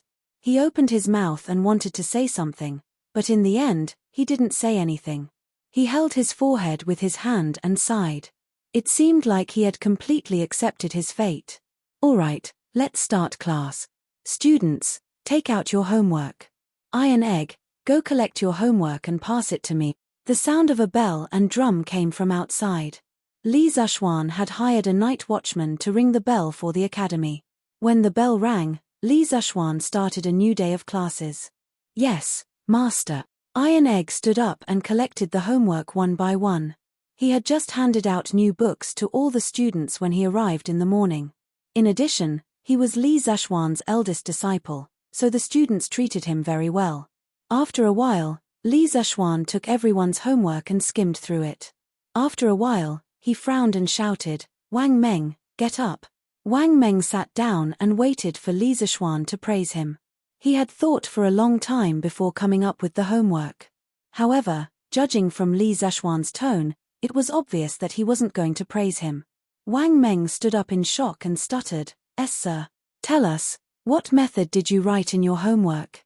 Wang Meng sweated and said, I wrote that if you saw the ginkgo tree down, then connect a few rulers on the ground to measure the height of the tree, you would be able to get the height of the tree. Ha ha ha. The students burst into laughter after hearing this. Cheng Chumo was also amused. He laughed and shouted, Haha, brother Wang Meng, with you here, it seems like I don't have to be the last in the exam. Haha. Li Zishuan asked everyone to be quiet. He looked at Wang Meng and said, Now do you know that you were wrong? The reason why I'm teaching you mathematics is so that you can apply what you've learned in your daily life. I don't want you to be like before, relying on brute force for everything. Wang Meng hesitated for a while and said, But my dad said that when he was doing carpentry, he used this method to measure the length of the tree trunk. Li Zishuan was speechless. After wasting a lot of time with Wang Meng, Li Zishuan finally convinced this one-track-minded guy. Then, he began to evaluate the winners of the homework. All the students perked up and listened attentively. After much deliberation, I think that Meng Wenhao did the best homework. His method was to measure the length of the shadow of the person and the tree at the same time. Then, he multiplied the length of the shadow of the person and the actual height of the person to get the true length of the ginkgo tree. Other than Meng Wenhao, Li Tai's method was also outstanding. He made the person's eyes stick close to the ground and then moved a ruler until the top of the ruler was in a straight line with the person's eyes and the tip of the tree. Then, according to the ratio of the distance between the person's eyes and the ruler's distance, he multiplied the length of the ruler to get the true height of the ginkgo tree. Both of their methods were the smartest and the best. However, I think that Meng Wenhao's method is simpler and more accurate. He deserves to be first. Let us give a round of applause to these two students. Chapter 175. Clap, clap, clap. Regardless of whether it was sincere congratulations or fake flattery, there was still a warm round of applause in the classroom. Meng Wenhao clenched his fist and was so excited that his face was red. He did it, he really did it. His hard work for the day was not in vain. At this moment, he really wanted to shout to the sky. Ku Shiqing, who was sitting not far away from him, looked at him in surprise. At the same time, a sense of crisis rose in his heart. At present, the waters in the School of Mathematics were getting deeper and deeper. It would not be easy to get first place in the exams like before. Li Tai sat in the front and was a little depressed. This method was discussed by him and a few mathematics experts for a long time before they came up with such an answer. He was very confident that he would get first place, but he did not expect that there would be an accident. However, he was also very impressed with Meng Wenhao's answer. Hence, the unhappiness in his heart quickly dissipated in the warm applause. Li Zhuan stood in front and looked at Meng Wenhao. He was a little emotional. He did not expect this child to be able to think of such an answer. He really could not underestimate the wisdom of the ancients. The applause gradually stopped and Li Zhuan began a new day of teaching. What was different from the previous time was that today's class would have a 15-minute break every 45 minutes. This made the students more energetic in class, and the class was livelier than before. Li Zhuan believed that as time passed and they got used to this way of teaching, their learning progress would be much faster than before. Taiji Palace, Sweet Dew Hall. After the morning court, Li gathered Zhongsun Wuji, Fang Xianling, and Du Ruhui to the Sweet Dew Hall to discuss the plan to eliminate the locusts. Li knelt on the seat of honor while Zhongsun Wuji, Fang Xianling, and Du Ruhui knelt on the cushions below. Li looked up and asked lightly, "How are the three of you thinking these few days? Do you have any countermeasures for next year's locust plague?" Zhongsun Wuji took the lead and said, "Your Majesty, since Your Majesty has already firmly believed that there will be a locust plague next year, I think that the most important thing now is to increase the storage of food in case of emergency." Li nodded and looked at Fang Xianling and asked, "What do you think?" "Your Majesty, I estimate that the Ministry of Revenue doesn't have much money left. I'm afraid that it will be difficult to deal with this locust plague. I'm afraid that Brother Fuji's plan won't work." After some thought, Li explained just how difficult the imperial court situation was. It's true that the Bureau of Revenue currently has no more than 4 million strings of coins left. Adding on the various expenditures, we can only use a little more than 1 million strings of coins. Relying on this amount of money to buy food will not be enough for the people of the Great Tang to survive the plague of locusts. Du Ruhui could not help but say, "Your Majesty, this old subject did not think that the finances of the imperial court would be so tight. From today onwards, this old subject will voluntarily not take any salary from the imperial court. This subject is also willing to do so." Zhongsun Wuji and Fang Xianling couldn't help but agree. Li waved his hand and refused, "My three beloved ministers, you have followed me to conquer the world and have suffered a lot. Now that the world is peaceful, how can I let you suffer? Let's continue discussing the locust plague." When Zhongsun Wuji, Fang Xianling, and Du Ruhui heard this, their eyes reddened. They were extremely touched. At this moment, Du Ruhui stood up and said, "Your Majesty, why don't you mobilize all the wealthy merchants to donate money? The imperial court can use this to tide over this crisis." It had to be said that old Du's idea was quite advanced. However, he had neglected a fact. But in what name will the imperial court use to mobilize the wealthy merchants to donate money? Li Er's eyes lit up at first. However, after a while, they dimmed again. The reason for the donation was indeed a big problem. Du Ruhui was taken aback when he heard this. He immediately reacted. The prophecy of the locust plague could not be made known to the world. Naturally, they could not use the name of the locust plague to get people to donate money. However, if that was the case, what convincing excuse could they find? The hall fell into silence. The three important ministers all calmed down and pondered carefully. Li was a little disappointed. He did not expect that the three ministers he relied on the most were also at a loss. Was there really no other way? Your Majesty, Li Xiansheng has asked Duke Lu to send in a secret memorial. At this moment, a chamberlain ran in with a memorial in his hands. He bowed and reported to Li. Li perked up and scolded jokingly, "This brat finally sent the memorial over. Quickly hand it over. If it's not written well, I will not let him off easily." The chamberlain quickly did as he was told and handed the memorial to Li.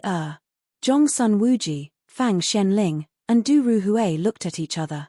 They were very surprised by Li's reaction. After about half an hour, Li put down the memorial and looked at the three old ministers. He smiled and said, "Li Zishuan has sent in a memorial. He mentioned some locust control strategies. My dear ministers, please take a look and see if they are feasible." The chamberlain took the memorial and handed it to Zhongsun Wuji. The three of them gathered together and began to read it carefully. They saw the words written on it. "I have thought hard and obtained 3 locust control strategies. I would like to present them to your Majesty for your reference. Firstly, I believe that since the imperial court does not have much money left, why not send a large ship filled with silk and porcelain to the small countries in the Southern Sea to exchange for food? I have heard that the weather in the Southern Sea is extremely hot. Rice matures 3 times a year and the price of food is extremely cheap. Those uncivilized people have never seen such beautiful silk and exquisite porcelain of our great Tang. A bolt of silk can be exchanged for 5 dan of food. Actually, even if our great Tang has tens of millions of gold in our treasury, I do not agree to purchase food from within the country. That is just robbing the East Wall to pay the West Wall. It is no different from some grain merchants hoarding food in advance. In the end, the ones who will starve are the local people. Secondly, I believe that the imperial court can issue a decree to encourage the people to raise chickens, ducks, geese, and other poultry through tax reduction. When the number of these poultry reaches a certain level, it can guarantee that the crops will not be harmed by the locusts when the locusts come. What the imperial court has to pay is just a portion of the tax for the coming year. Otherwise, when the locusts come and the people are unprepared, all the crops will be eaten by the locusts. At that time, not only will the imperial court not be able to collect 10% of the tax, they will also have to fork out additional money to provide relief. Thirdly, I suggest that your Majesty issue a decree to allow the officials of the various provinces of Great Tang to set up warehouses to store the food collected this year. When the locusts come next year, the various provinces will open the warehouses to provide relief. This will prevent the transportation of food and huge losses during the journey. I have thought for half a night and came up with these 3 strategies. If there is anything wrong with them, I hope that your Majesty will not blame me. A child's words carry no harm, a child's words carry no harm. Zhongsun Wuji, Fang Xianling, and Du Ruhui originally thought that Li Zishuan's words were very reasonable. However, when they saw the last sentence, they almost laughed out loud. To dare to write such a joke in a secret memorial to Li, this kid is really bold. Chapter 176. Within the Sweet Dew Hall, Li saw the expressions of the 3 ministers and knew what they were thinking. He smiled helplessly and said, "What do you think of Li Zishuan's 3 strategies for controlling locusts?" Zhongsun Wuji stepped forward and said, "Your Majesty, I don't know much about the situation of the small countries in the Southern Sea. As for the poultry's ability to exterminate locusts, I also have my doubts. However, I feel that Li Xiannan's 3rd plan is very feasible." Li nodded and said with a smile, "Li Zishuan said that the situation of the small countries in the Southern Sea is true. A few years ago, I saw in some of the previous dynasties' nautical records that the rice in some of the countries in the Southern Sea does indeed ripen 3 times a year. The local grain prices are also very cheap. As early as the Sui dynasty, the imperial court had already started to establish maritime communications with Taiwan. Based on historical records, the Sui dynasty had at least 3 voyages to Taiwan Island. They were in the 3rd year of day, 607, the 4th year of day, 608, and the 6th year of day, 610. From this, it could be seen that the shipbuilding and ocean navigation technology of the time were extremely advanced in the world. Fang Xianling couldn't help but say, since there is such a country, then I think that Li Zishuan's first strategy is completely feasible. The imperial court can send the navy to escort the caravan to Nanyang in exchange for food.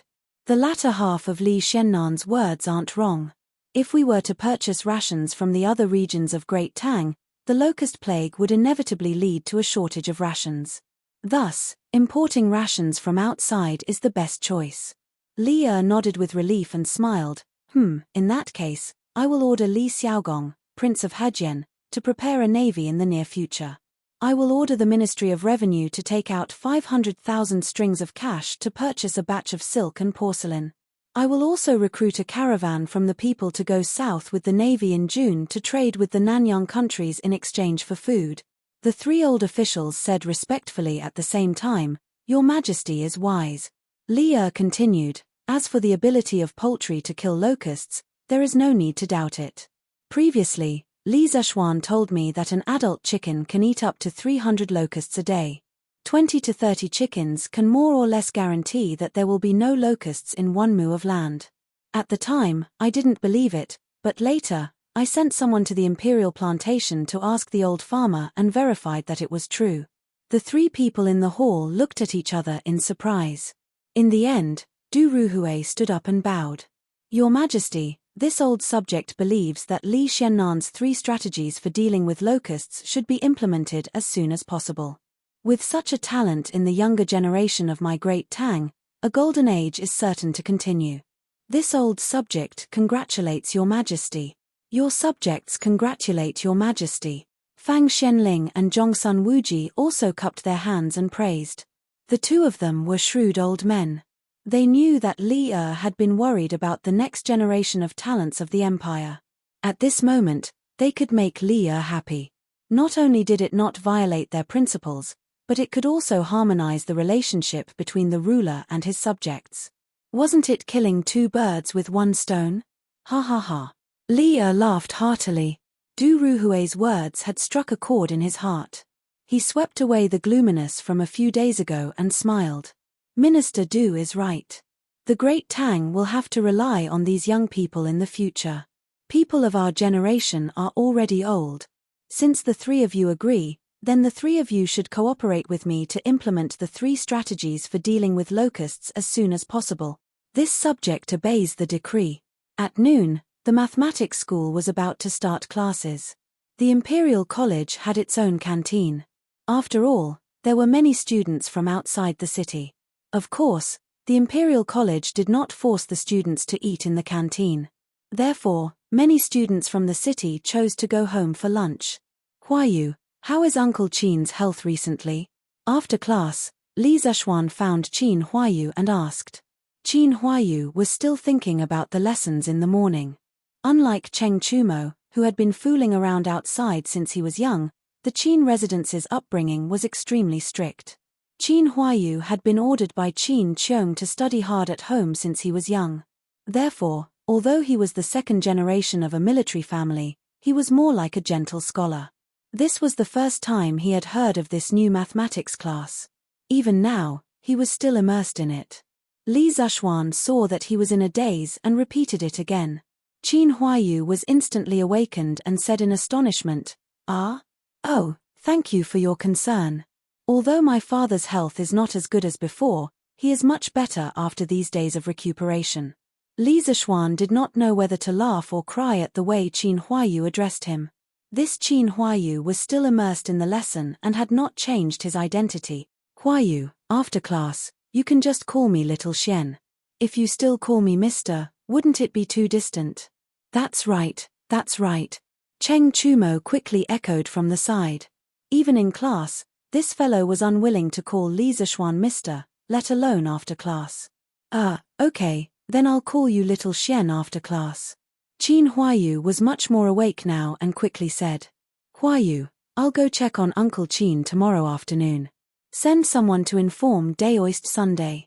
If Uncle Chin's blood has been completely replenished, then that's even better. If it's still as weak as before, then I'll give Uncle Chin a blood transfusion. I've already built the tools for the blood transfusion. Li Tai also came over at this time. Hearing this, his eyes widened and he said in disbelief, "Little Xian, this blood transfusion can be used to treat illnesses? How come I've never heard of it?" Li Zishuan looked at him indifferently and said, "Qingqiu, why are you so impudent and not calling me Mr. anymore?"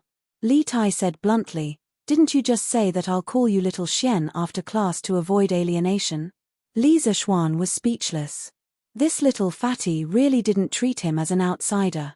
"That's right, Little Xian. I heard from my dad that you're going to give Uncle Chin a blood transfusion. Unfortunately, you didn't have the tools before. This time, I have to go and see." Cheng Chumo said excitedly. I'll go too. Li Tai was also very curious about this novel treatment method. "You two still have class tomorrow," Li Zishuan said unhappily. Cheng Chumo curled his lips and said, "Then why don't you have class tomorrow? In the future, you two will have self-study in the afternoon. Assistant Lecturer Shu will be in charge. If you have anything you don't understand, you can ask Mr. Shu." Li Zishuan expressed that his reason for being lazy was very good. Xu Hongji's foundation and talent in mathematics were originally very strong. In the end, Li Zishuan's new mathematics still had a lot of shadows of traditional mathematics. Xu Hongji was able to comprehend by analogy. After studying the textbooks for a few days and asking Li Zishuan about some doubts, he had already digested most of the elementary mathematics. Therefore, Li Zishuan dared to be so lazy. Cheng Chumo, Yuqi Baolin, and Li Tai were all speechless. After a while, Cheng Chumo rolled his eyes and said smugly, "I'm going to be sick tomorrow and need to apply for leave in advance. Even Chancellor Kong can't say anything, right?" Li Zishuan kicked Cheng Chumo's butt and said unhappily, "You brat, why don't you go to heaven?" Chapter 177. Xian, come over here. After lunch, Madame Li mysteriously waved for her son to come over. Li Zishuan curiously walked over and asked, "Mother, what's the matter?" Madame Li lovingly smiled and said, "It's a good thing. Yesterday, your father asked a matchmaker for Han Yushi's birth characters. Mother will go to Xiandu Temple tomorrow and find a Daoist priest to match your birth characters." Li Zishuan was overjoyed and said with a smile, "Really? That's great. But mother, what if that Daoist priest says that Yushi and I are not compatible?" Bah, nonsense. My son is handsome and elegant. The Han family's daughter is also dignified and beautiful. She is educated and reasonable. How can the two of you not be compatible?" Madame Li lightly knocked on her son's head and said unhappily, "Oh, then I'll have to trouble you, mother." Li Zishuan rolled his eyes and rubbed his head. He replied and quickly went to the West Court. "Xiaoxi, come over." In the main hall of the West Court, Li Zishuan sneakily asked Xiaoxi to come in. "Young master, it's still daytime. What do you want to do?" Xiaoxi looked at Li Zishuan and thought of something bad. Furthermore, Li Zishuan said those words last night. The servant girl immediately crossed her arms and looked at Li Zishuan vigilantly. She refused to go in. Now that Li Zishuan was about to get married, if he messed around with the servant girls, it was hard to guarantee that the future young mistress would not make things difficult for them. Although Xiaoxi had a good impression of Li Zishuan, she was very clear about what she should and shouldn't do. Li Zishuan stared at her and said, "What are you thinking? If you don't come in, I will definitely eat you up tonight." Oh. When Xiaoxi heard Li Zishuan say that, she knew that she was thinking wrongly. She quickly agreed and walked in. "Young master, what's the matter?" "Something big. Tomorrow, my mother is going to the Xuanju Temple to match Yushi and me. You should follow her and take the opportunity to give that fortune-telling Daoist some money. Let him pick something nice to say. Tell him that if he dares to talk nonsense, I will smash his Daoist temple." Li Zishuan finally got a wife who was as beautiful as a fairy. He didn't want these weird Taoist priests to cause any more trouble. Poochie. When Xiaoxi heard this, she couldn't help but cover her mouth and giggle. "Young master, How can you do this? Aren't you cheating? At the same time, Xiaoxi was a little envious. If young master could care about her so much in the future, she would be willing to die. Li Zishuan rolled his eyes and snapped, "What's wrong with cheating? Those Taoists of the Jianghu were always talking nonsense. How many of them could be accurate? My master's fortune-telling was accurate, but he never told people's marriage. He would rather destroy a temple than ruin a marriage. Do you understand?" Actually, Li Zishuan was overthinking this matter. Normally, Taoists would match people's birth characters. Regardless of whether the man and woman were suitable for each other, they would usually pick something nice to say. Very few Taoists would purposely break up people's marriages. If that was the case, the grudge would be too big. It wouldn't be in line with their principle of keeping a low profile to make a fortune. Hence, most of the time, the so-called matching of birth characters was just a formality to let the elders feel at ease. Xiaoxi stuck out her tongue mischievously. She felt that no matter what she said, her young master was right. Hence, she stopped arguing and smiled. "All right, young master. Xiaoxi will do it tomorrow." Li Zishuan grinned and said, That's right, that's right. This is my family's good Xiaoxi." Xiaoxi blushed and ran out. She thought to herself that ever since the young master wanted to marry the young mistress, he liked to tease her and Xiaoxi more and more. Could it be that the young master had turned into a big pervert? If Li Zishuan knew what the little girl was thinking, he would definitely vomit blood. He was also a man. Every day, he would guard these two pretty little girls. He couldn't eat them, and he would occasionally say a few flowery words. How did he become a pervert? Strange Interest Pavilion Workshop. Ma Ju was sitting in the study room in the backyard. He was leisurely drinking tea and reading a book. On the table beside his hand, there was a thick pile of books. The current Ma Ju was not the same as before. Ever since Li Zishuan came that day, his position in the workshop had skyrocketed. He sat firmly in the second position. Furthermore, because he was an authentic cultured person with great potential, his position in the workshop was faintly surpassing Forbert's. Therefore, he was naturally treated well now. There were even 2 servants outside the door who could be ordered around. He was really living a comfortable life. He was now reading the manuscript of the legend of a mortal's journey to immortality that Li Chengqian asked the eunuch to return. He was already working on the newspaper that Li Zishuan asked him to do last time. The stack of documents on the table was the recent major events in Chang and that he had collected. He had also personally written the relevant manuscripts. Now that he was free, he wanted to read Li Zishuan's novel and see how the quality was. After all, Ma Ju was very confident in his literary talent. He believed that if his article was published in the newspaper, it would definitely receive a lot of praise. However, he was not confident in Li Zishuan's literary talent. Ma Ju was afraid that Li Zishuan's novel would be too lousy and drag down the overall quality of the newspaper. The beginning is so flat and straightforward. It doesn't pay attention to the rhymes. It's completely vernacular. How can this kind of article be presented? But what are the circles and dots in the middle used for? Why does it look like it's used for punctuation? This idea is not bad. Ma Ju looked at the first chapter and couldn't help but say with a look of disdain. However, he was still very interested in Li Zishuan's punctuation. Forget it, let's read the next chapter. After thinking for a while, Ma Ju still patiently continued reading. Cultivation. The idea of this chapter is a bit interesting. Ma Ju had never read a Xuanhuan cultivation novel. The first time he saw the world structure and the cultivation system, he couldn't help but be deeply immersed. At this time, he didn't care about the literary talent of the article. TSK. Exciting. This eternal spring art is so powerful. How did Li Xiaonan come up with it? Why is this bottle so strong that it can't be broken? This bottle has a great origin.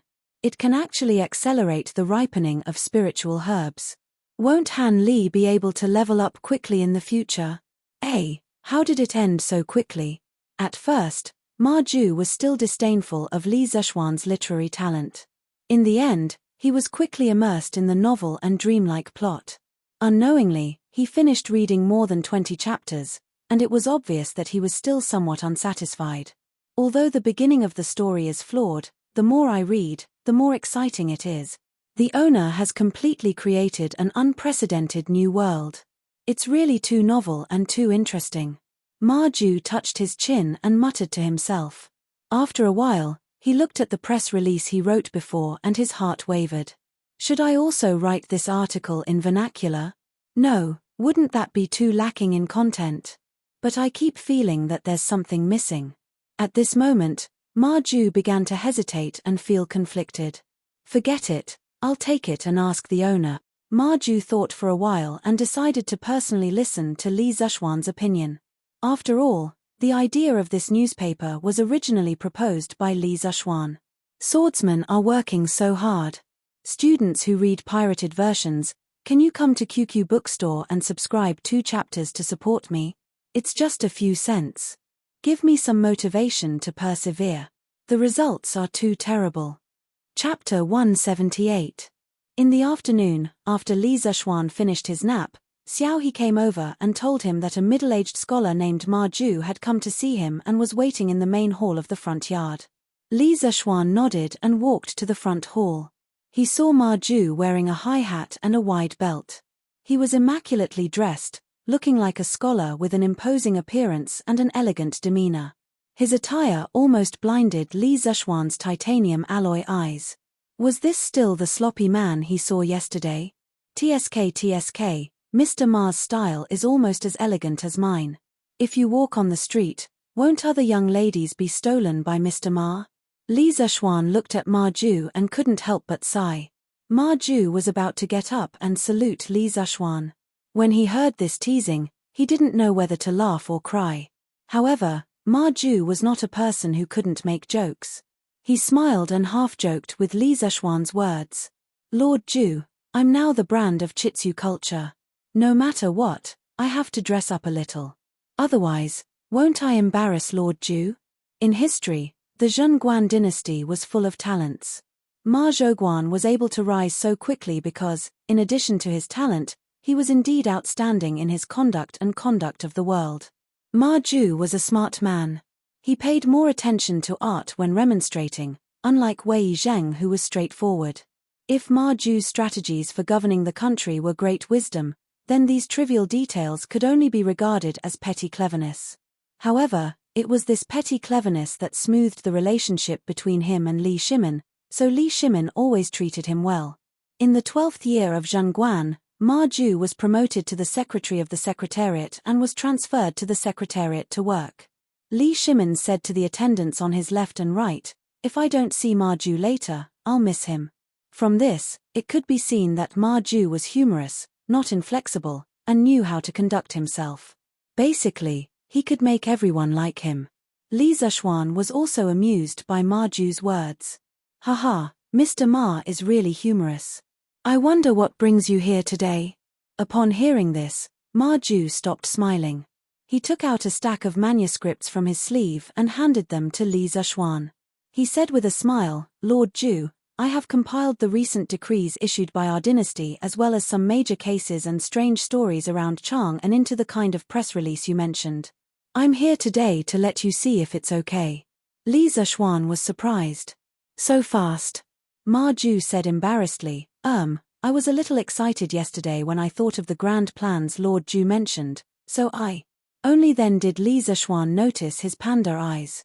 This guy probably didn't sleep last night, right? Ma Ju's outfit today was too eye-catching, so Li Zishuan ignored his facial expression. Brother Ma, you're well read. You should know the principle of combining work and rest. No matter how great your ambition is, it still needs to be accumulated step by step. It's impossible to achieve it overnight. Your body is the most precious asset. He seemed to remember that in the history books of his previous life, Ma Ju died very early. That was why he said this. He didn't want Ma Ju, a talented and humorous person, to die young. In fact, in history, Ma Ju suffered from chronic diabetes for a long time. He couldn't recover after a long period of treatment. In the end, he died on the 9th day of the first lunar month in the 22nd year of Zhengguan. He was 48 years old. Ma Ju heard Li Zishuan's words. Although he was touched, he still didn't take it seriously. He waved his hand and smiled. Thank you for your concern, Lord Ju. But I'm still in the prime of my life. Every time I think of doing something big with Lord Ju and leaving my name in history, I feel excited. It's just that we met too late. I've wasted so much time in the past few years. Ma Ju's words were sincere. Scholars all had the ambition to govern the country and pacify the world. Whether it was the dictionary or the newspaper, it was a great promotion for the education of the Tang Empire. At first, Ma Ju came to the workshop to earn money to buy wine. But since he knew about Li Zishuan's ambition to let everyone in the world be able to afford to study, he felt that his body was full of vitality and he had more motivation to work. Li Zishuan insisted, work can be done slowly, but you can't ignore your health. Brother Ma, listen to me. Rest when you need to. The Tang Empire will only get better and better in the future. There are many things that Brother Ma needs to do and witness. Later, I'll instruct your servant to remind you to rest on time every day. Ma Ju spread his hands and said helplessly, Okay. I'll listen to Lord Ju. Li Zishuan nodded with satisfaction. Only then did he look at the manuscripts written by Ma Ju. On Taizong Shu, in ancient times, those who were not subjects were all subjects of His Majesty. Those who were not under His Majesty's control were under His Majesty's control. For China, there was no such thing as the Turks, and the great and great Khans were helpless. Yantuo and Tiela were in charge of the prefectures and counties. Gaochang and Tu Hun were in charge of sweeping the land. Only the Gurieo were ordered by the successive generations, and Mok was poor. His Majesty reprimanded them for being traitors. Zhongguan law interpretation, it said, man, 3 talents, and 10,000 things are divided. Qi contains spirit, and man is the leader. Li Yuan is the Minister of Justice, and he is punished for political and religious reasons. His sentiments are unscrupulous and foolish, and he knows Shun is ruthless. If he is big, he will mess up his area. If he is small, he will show his style. If he does not establish a system, he will not be heard of before. The murderer of the massacre of a family of 6 in Xinfeng County has been arrested by the authorities. In the spring of the first year of Zhongguan, Liu Yuanyi's family was robbed by thieves. The family of 5 fought back with all their might, but the thieves were brave and brutal. Li Zishuan looked at the pieces of news in his hand. Sometimes he frowned, sometimes he was deep in thought. After a while, he finally finished reading all of them. Then he put down the manuscripts in his hand and looked at Ma Ju. Brother Ma, I have a few suggestions. See if they are feasible. If you think they are not, we can discuss it in detail. Ma Ju nodded and said, I have the same idea. Lord Ju, please tell me. I am all ears. Li Zishuan stretched out a finger and said, First, I think that you should add punctuation marks in all of your manuscripts. This will make it easier for the readers to read. As for what punctuation marks are, I believe that Brother Ma has already roughly understood part of it from my record of a mortal's journey to immortality. Later, I will systematically teach you the usage of all punctuation marks. Ma Ju cupped his hands and said, I have indeed seen these marks before. At that time, I also guessed that they were used to punctuate sentences. I didn't expect it to be true. In this way, if we add these marks to the newspapers in the future, it will indeed have a good effect. Li Zishuan agreed and said, Exactly. The same sentence can be punctuated in different ways. Each way of punctuation represents a different meaning. Such examples can be found everywhere. Only by introducing punctuation marks can we reduce a lot of unnecessary ambiguity. Chapter 179. In the main hall of the Li estate. Li Zishuan continued to speak with assurance.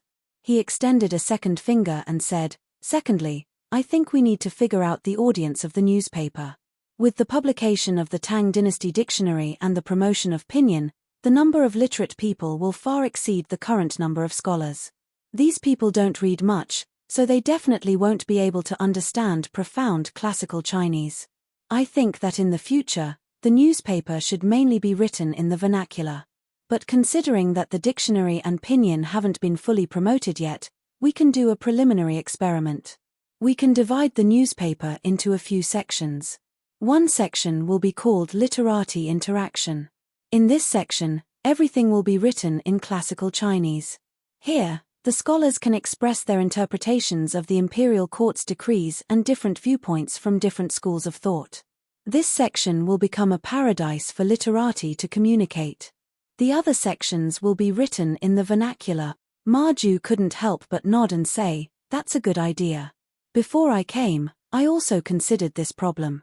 Li Zishuan continued, "Thirdly, regarding the current news, Brother Ma, you can put it into a separate section. This section is mainly used to record the recent strange events, but the writing style can't be so serious. The title can't be as rigid as what you wrote. You have to write it in a relaxed and humorous way to attract people. Don't the people read the newspaper for fun and novelty?" Ma Ju worked so hard to write the news article for so long. Many of the words were carefully crafted by him. In the end, he was criticized as worthless by Li Zishuan. He was a little embarrassed and his stubborn temper almost flared up again. But this time, he forced himself to hold it back. He was a little unconvinced and asked, "Then Lord Ju, how do you think I should write it?" Li Zishuan smiled. He could also see that Ma Ju still had a little temper. But it was normal for literati to be arrogant. He didn't mind too much and said, "As for how to write it in a way that will attract people, Brother Ma has to figure it out yourself. But I can provide Brother Ma with an example. For example, you can start by writing, why did a 90-year-old woman die naked on the streets? Why did hundreds of female donkeys scream in the middle of the night? Why did the underwear of the courtesans of 100 Flowers Tower get stolen? Who was the perpetrator of the serial rape and killing of sows? Why did the old nun's door get knocked every night? Was it a person or a ghost? What was behind the accidental deaths of hundreds of female dogs? Behind all this, was it the distortion of human nature or the decay of morality? Was it the eruption of sex or the helplessness of thirst?" Stay tuned for the 8th issue of That Ang Daily. Pu. Li Zishuan was really full of surprises. Before he could finish, Ma Ju felt dizzy and almost spat out a mouthful of blood. "Where's your integrity? My Lord Ju, where is your integrity?" Ma Ju felt that he had no integrity when he put down his pride as a scholar and shamelessly went to work in the workshop. However, he did not expect that there would be a scholar who was even more shameless than him. Ma Ju now had some doubts. Was he too thin-skinned before? "Lord Ju, is it really okay to write like this? Will we be drowned by the saliva of all the scholars in the world?" Ma Ju looked like he was going to vomit blood and asked gloomily. It was as if he was saying to Li Zishuan, "Are you sure you're not King kidding me?" Li Zishuan deliberately ignored Ma Ju's expression and said matter-of-factly, "Why not? Brother Ma, don't you think that the people will be more interested in reading if you write like this? As for the scholars' saliva, Brother Ma, you don't have to worry at all. If they want to scold us, let them. Only when there is controversy can we become more and more famous. Their saliva will only make our newspaper more popular. Moreover, in the future, our newspaper will definitely have the absolute power of public opinion. When that time comes, I'll see who dares to scold us." Ma Ju wiped the cold sweat on his forehead. Why did he feel like he had fallen into a pit of fire? Moreover, it was the kind of pit that was 10,000 meters deep. He could not jump out even if he wanted to. "Lord Ju, do you really want to write like this?" Ma Ju hoped that Li Zishuan would change his mind and not make things so shocking. Li Zishuan insisted, "Yes, just write in this style. There's a trace of exaggeration in the humor. Once people start reading, they can't stop even if they want to." "All right then." Ma Ju could only agree helplessly. He cursed in his heart, "Is that a trace of exaggeration? It's simply too exaggerated." Li Zishuan thought for a while and continued, Then the novel section at the end of the newspaper will be called Dahua Jianghu. In the early stage, I'll use my legend of a mortal's journey to immortality to cover it. Every issue will have 4 chapters serialized. Later on, if the Ministry of Culture receives some high-quality novels, then they can be serialized together. Brother Ma, what do you think of my legend of a mortal's journey to immortality? Can I put it in the newspaper?" Ma Ju said awkwardly, Ahum, of course. This Ma has also read this novel. Although the beginning is a little plain, from the last few chapters, this Ma has never heard of the huge world built in this novel and the cultivation system mentioned in the book. This Ma is simply unheard of. It is really too novel. I believe that when the time comes, there will be many people who will like to read it. Li Zuxuan said proudly, of course, the story will only get more and more interesting. Brother Ma, you definitely won't be able to imagine it. Then when the novel is published, will the author write your name, Lord Ju? Ma Ju suddenly thought of a very important question. Li Zuxuan pondered for a moment and smiled. There's no need to write my real name. I'll give myself a pen name. In the future, everyone who contributes can give themselves a pen name. My pen name will be Leather Knight. At the same time, he said silently in his heart, Master Forgetful, I'm sorry. I'll just copy this novel from you. I'll copy someone else's next one. Don't mind me. I'll be taking your novel to the Tang dynasty. You're welcome. Ma Ju's face was full of doubts and asked, Lord Ju, what's the meaning of the 3 words Leather Knight? Li Zuxuan looked up. His gaze seemed to penetrate the roof, through the sky, and rushed out of the horizon. He sighed deeply and said, this is because I miss a person. A very great person. Without him, perhaps I wouldn't be who I am now. 2017. In a small rented house in Tianju, a failed web novel author was crazily typing in front of the computer. Behind the Word document, there was clearly a program code that he had just finished running. Suddenly, he sneezed 3 times. Achoo! Achoo! Achoo! Suddenly, the computer screen was full of saliva.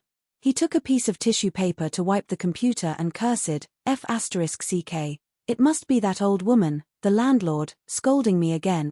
I just told her to pay the rent a few days later. Did she have to do this? Li Mansion. When Ma Ju heard Li Zuxuan's strange words, he couldn't help but be puzzled. Isn't Lord Ju's father called Li Jingmo and his mother called Yi Yuzhu? There isn't anyone called Leather Knight? Then why did Lord Ju say that without Leather Knight, there wouldn't be him? Could it be? Ma Ju suddenly opened his eyes wide in horror. He felt that he had discovered something incredible. Pa. Li Zuxuan saw this and slammed the table. He said angrily, what are you thinking? When my master was alive, he said that he liked the 3 words Leather Knight very much. Ma Ju was obviously thinking the wrong way. Li Zuxuan had no choice but to make up an excuse to avoid any trouble. Ma Ju replied with an oh half-believing and half-doubting. Then, seeing that he had achieved all his goals today, he proposed to leave. Li Zuxuan waved his hand helplessly, telling this bastard with a big brain to scram. Chapter 180. Jindar, Jijie, Pharmacist, Jingda, why are you all here? The afternoon of the second day, Niu Jindar, Cheng Yarojin, Li Jing, and Yuqi Jingda arrived at the Qin Manor, giving Qin Qiong a fright. Haha, second brother, we heard that Xiaoxian was going to give you a blood transfusion, so we wanted to come and observe. Cheng Yarojin smiled happily. Among them, he had the deepest relationship with Qin Qiong. They were all friends who had gone through life and death together. Thinking that there was hope for his good brother's illness, Cheng Yarojin felt even better than killing hundreds of enemies. That's right. I've never heard of such a strange thing like stealing blood to save people. Today, I'm here to broaden my horizons and see if this method can be used in the army in the future. Xu Bao, please don't blame me for coming uninvited. Li Jing stroked his beard and smiled reservedly. Qin Qiong waved his hand and said, Pharmacist, you're treating me like an outsider. Come in and sit. Housekeeper, serve tea. The group sat down in the front hall under Qin Qiong's instructions. Maids and servants came to serve tea. Madame Qin also knew that Li Zuxuan was coming today to treat her husband, so she waited in the front hall. Yu Qigong took a sip of tea and looked at Qin Qiong and asked, Xu Bao, your complexion looks much better than usual. Can you still get on a horse and fight? Compared to half a month ago, Qin Xu Bao's complexion was indeed much better. At the very least, he looked more like a healthy normal person. Qin Qiong waved his hand and said with a smile, Jingda is joking. Although I can move freely now, but if I get on a horse to fight, I'm afraid I won't have the strength to do so. I can't compare to Jingda, Jie. You too have great martial strength. Niu Jindar comforted him. Shu Bao has been on a horse all his life. It's good that he can live peacefully. Now that my Tang Empire is going to be peaceful, Shu Bao can stay at home and enjoy life. Isn't that a good thing in life? Cheng Yaojin also patted his chest and said, yes, yes, yes. I can fight in the war. Second brother, you can't fight with me. Qin Qiong shook his head. He looked to the north and sighed. The Turks in the north have yet to be wiped out. How can this old man retire at home in peace? Li Jing frowned and said, Shu Bao, you don't have to be too worried. The Turks aren't united.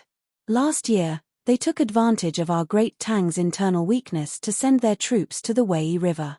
As long as we prepare for war for 2 years, we won't be afraid of the Turks.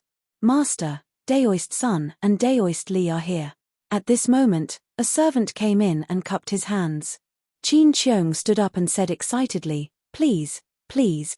A moment later, Li Zeshuan and Sun Simiao walked in together. Behind Sun Simiao was Hu Jingjing. Li Zeshuan had also asked the young lady at the door. Hu Hanyun and Hu Guiyuan's injuries had all been treated and they had already returned home. They had originally wanted to go to the Li family to kowtow and thank Li Zeshuan for his kindness, but Li Zeshuan had been in class at the time, so they gave up on the idea. After the few people in the room greeted Sun Simiao, Cheng Yaojin began to scold Li Zeshuan. Good lad, you made all of us wait for you. You're getting more and more arrogant. Li Zeshuan cupped his hands and apologized. Please forgive me, uncles. I was late because I had to prepare some things. I didn't think it through. Li Jing stroked his beard and smiled. Jijie, don't scare children. As long as you can cure Shu Bao's illness, what's wrong with us waiting for a while? Li Zeshuan looked at Li Jing and cupped his hands in puzzlement. May I ask who this uncle is? In his opinion, the person who could sit here and chat with Cheng Yaojin and Qin Qiong must be a big shot, so he asked. Niu Jindar pointed at Li Zeshuan and said with a smile, haha, you don't even know the famous pharmacist Li. Li Zeshuan was surprised. He didn't expect to meet such an awesome person. He hurriedly bowed and said, it turns out to be the Tang Empire's military god. I didn't recognize you. Please forgive me, General Li. Li Jing's face changed slightly. He waved his hand and forced a smile. Military god? Don't talk nonsense. You can also call me uncle like you call Jijie and Shu Bao. Li Zeshuan hurriedly called him Uncle Li again. Li Jing said, Xiaoxian, go and treat Shu Bao. I'm just here to watch the fun. Don't waste time here. Li Zeshuan hurriedly cupped his hands and said yes. At this time, Sun Simiao had already checked Qin Qiong's pulse. Li Zeshuan stood aside and waited for the results. He greeted Mrs. Qin with his eyes. Mrs. Qin gave him a kind smile. Half an hour later, Sun Simiao stood up and sighed to everyone. General Qin's internal injuries are gradually getting better. However, the qi and blood he lost in the early years has not been completely recovered. It has been a long time since the last time I checked his pulse. I'm afraid that less than 10% of it has been recovered. General Qin is approaching middle age and his qi and blood are not as vigorous as a young man's. I'm afraid that it will be difficult to recover all the qi and blood he lost through the power of the medicine. Everyone's face darkened and they couldn't help but feel disappointed. Sun Simiao looked at Li Zeshuan and continued, Xiaoxian, let's try your life-prolonging skill. Cheng Yaojin agreed. Yes, yes, yes. Xiaoxian, let's draw blood. See if my blood is suitable. Sir Li, please see if my blood is suitable. At this time, the housekeeper of Qin's mansion who was waiting on the side bowed and begged. Lord Li, please take a look and see if our blood is compatible. Suddenly, there was a roar of nearly 100 people outside the house. Qin Qiong and the others turned pale with fright. They hurriedly walked to the door and saw nearly 100 Qin clan generals neatly lined up in 10 rows. Everyone cupped their fists and knelt on one knee. This was standard military etiquette. The news that Li Zeshuan was going to give Qin Qiong a blood transfusion had already spread among the servants of Qin's mansion. Correspondingly, they already knew about the theory that Li Zeshuan had mentioned last time. How could they not help when their master was in trouble? Moreover, most of them had accompanied Qin Qiong in his early years and fought all over the world. Later, because of the battles, they were left with disabilities. Qin Qiong saw that some of them were lonely and had no one to rely on, so he took them in as his family soldiers. After so many years, he had been supporting them. Therefore, their feelings for Qin Qiong were deeper than anyone else's. Moreover, according to Li Zuxuan, taking a little blood wouldn't kill anyone. What was there to be afraid of? At this moment, Qin Qiong felt as if he had returned to the battlefield.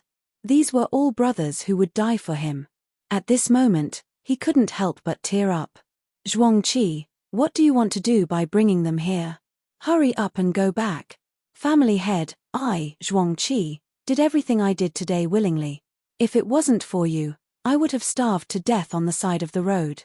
Now that you are in trouble, forget about taking a bit of my blood, even if you want my life, I'm willing. The leader, Zhuangqi, clasped his fists at Qin Qiong and said loudly, Yes, master, we are all willing. We are all willing.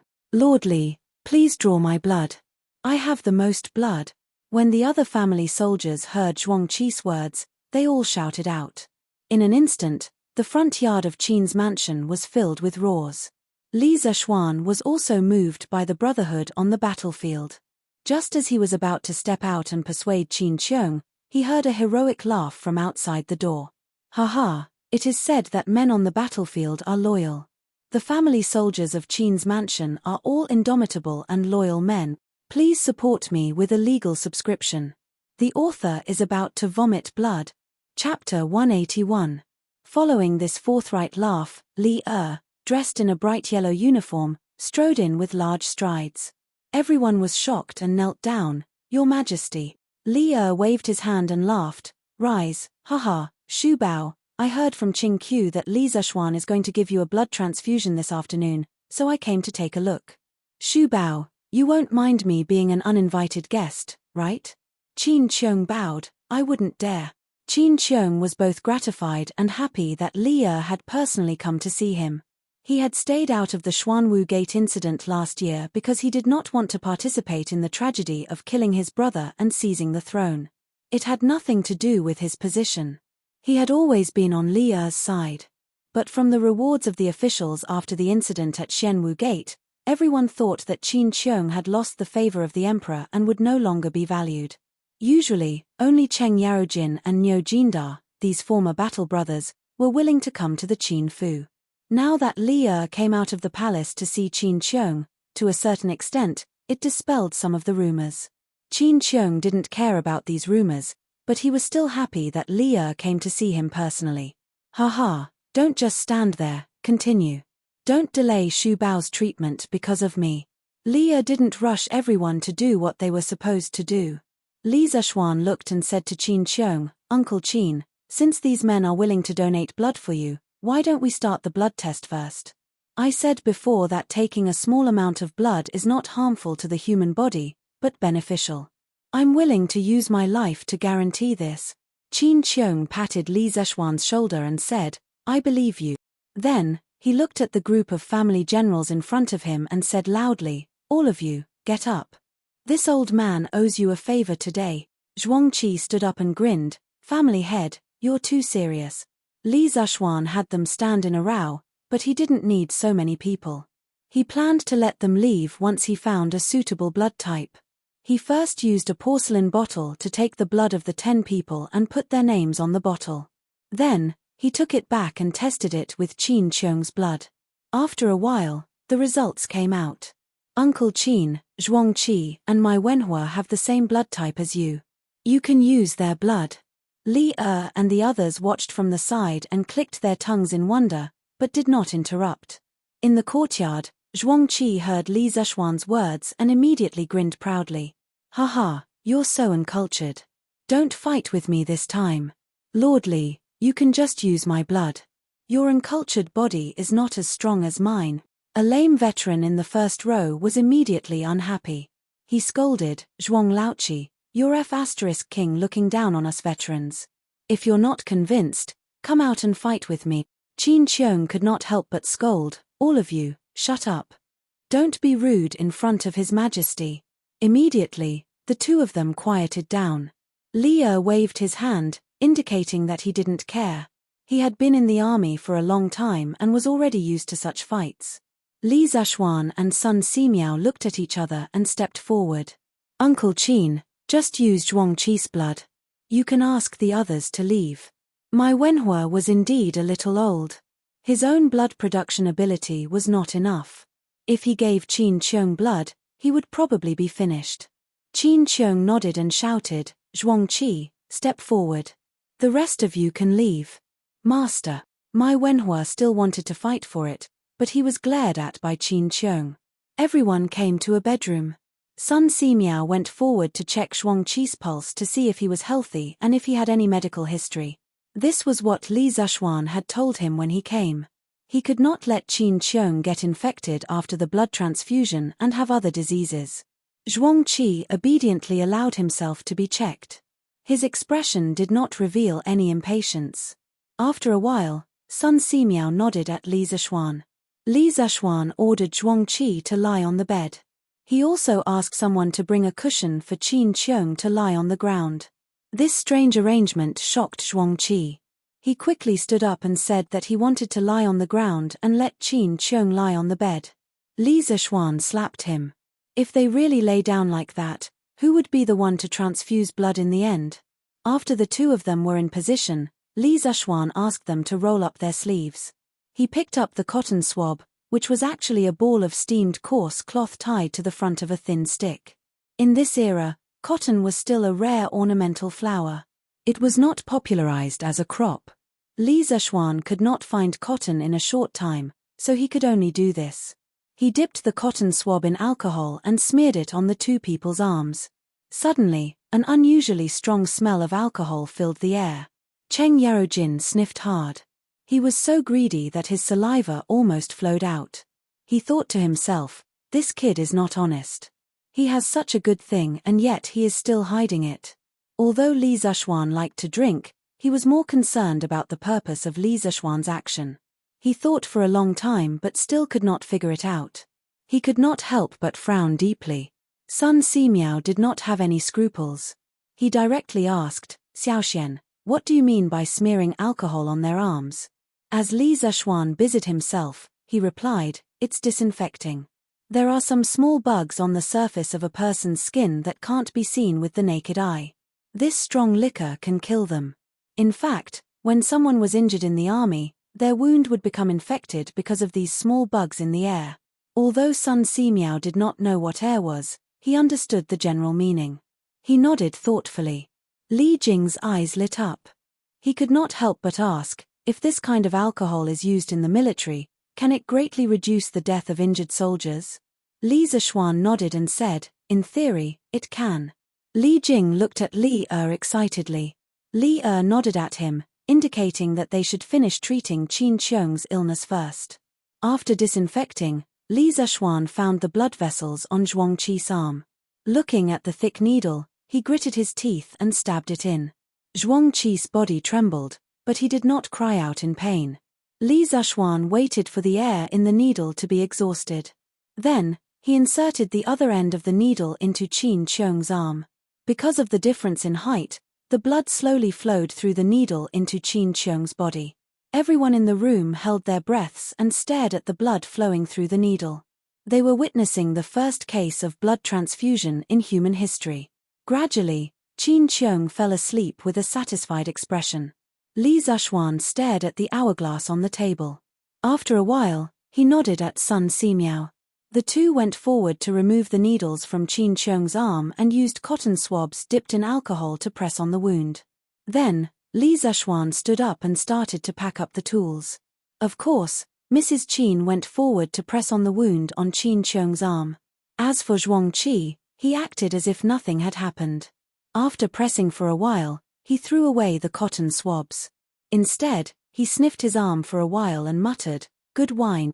A few old soldiers in the room gently carried Qin Qiong to the bed. They saw that his breathing was even and he was sleeping soundly. He was not awakened by the commotion outside. Mrs. Qin stood to the side, happily wiping away her tears. Sun Simiao went forward to check Qin Cheong's pulse again. After a while, he smiled and nodded at Mrs. Qin. This was clearly not the place to talk. After Mrs. Qin reacted, she apologetically called Li and the others to the front hall for tea. Li Zhuan wanted to leave after packing up, but Yuqi Jingde picked him up like an eagle grabbing a little chick and brought him to the front hall. Chapter 182. Li Zhuan, can this strong liquor really prevent the wound from getting infected and suppurating as you said? In the main hall of Qin's mansion, Li sat alone in the seat of honor while the others sat below in an orderly manner. Li Zhuan was tired for a long time and finally sat down to rest. When he heard Li's question, he really did not want to move, so he directly sat on the stool and cupped his hands to Li. Indeed, when my teacher treated the wounds of the farmers who were bitten by wild beasts, he would use strong liquor to disinfect them. If your Majesty does not believe me, you can test it in the Imperial Medical Department first. Li nodded. Li Jing then stood up and cupped his hands to Li. This old subject earnestly requests your Majesty to introduce this method of disinfection into the army. Every year, the death rate of wounded soldiers in the army is as high as 70%. Many good men did not die on the battlefield, but died from infection. This old subject is truly distressed. Li quickly said, I also understand the situation that the pharmacist mentioned. Li Zhuan, how much of this strong liquor do you have in your winery? He wanted to directly take the method of brewing the strong liquor into the imperial court's possession. After all, this strong liquor had become an extremely important strategic resource in terms of its effect. However, there were still shares of the Cheng family in it. If he did so, it would not look good. Li Zhuan suddenly had a good premonition. He felt as if he was being targeted by a tiger. He cautiously said, Your Majesty, this strong liquor has no other use except for disinfection. Therefore, the winery only has a few bottles. I made it on the spot. Li stared and said, What do you mean by no other use except for disinfection? You really don't know the severity of the situation. Just by disinfection, you can save the lives of many good men in the Tang Empire. He shook his head and muttered, Can this liquor be brewed in large quantities and supplied to the army? Li Zhuan thought for a while and asked, How much of this disinfection liquor does the Tang Empire need every year? Li did not know this. He looked at Li Jing and threw the question out. Li Jing was also a little confused. He knew how many injured soldiers there were every year, but how would he know how much strong liquor was needed? There are about 15,000 injured soldiers in the army every year. Little Xian, calculate how much hard liquor you need. Li Jing could only throw the question to Li Zhuan. Li Zhuan calculated carefully. After a while, he said, Your Majesty, I have roughly calculated that the army needs to store about 600 liters of liquor every year to ensure that it is enough. Li nodded and slapped the table, saying, Good. Then your winery will provide 600 liters of hard liquor to the Ministry of War every year. As for the price, Li Zhuan rushed to say, at least 8 rounds per liter. Li was so angry that he almost slammed the table. Nonsense. You have the nerve to earn money from saving the lives of those soldiers. Li Zhuan felt wronged and said, Your Majesty, this is really the cost price. This disinfection liquor is more than twice as strong as the immortal drunken wine. Think about it, the immortal drunken wine is already sold for 5 rounds per liter. If you sell it for less than 8 rounds per liter, I will really go bankrupt. What he said was not entirely a lie. In modern times, alcohol was indeed very cheap, but industrial alcohol was generally obtained through chemical synthesis, not through fermentation and distillation of grains. In the Tang dynasty, 8 rounds per liter of medical alcohol was really not expensive. Li said angrily, Nonsense. How can this little liquor make you go bankrupt? Don't be unreasonable. 6 rounds per liter.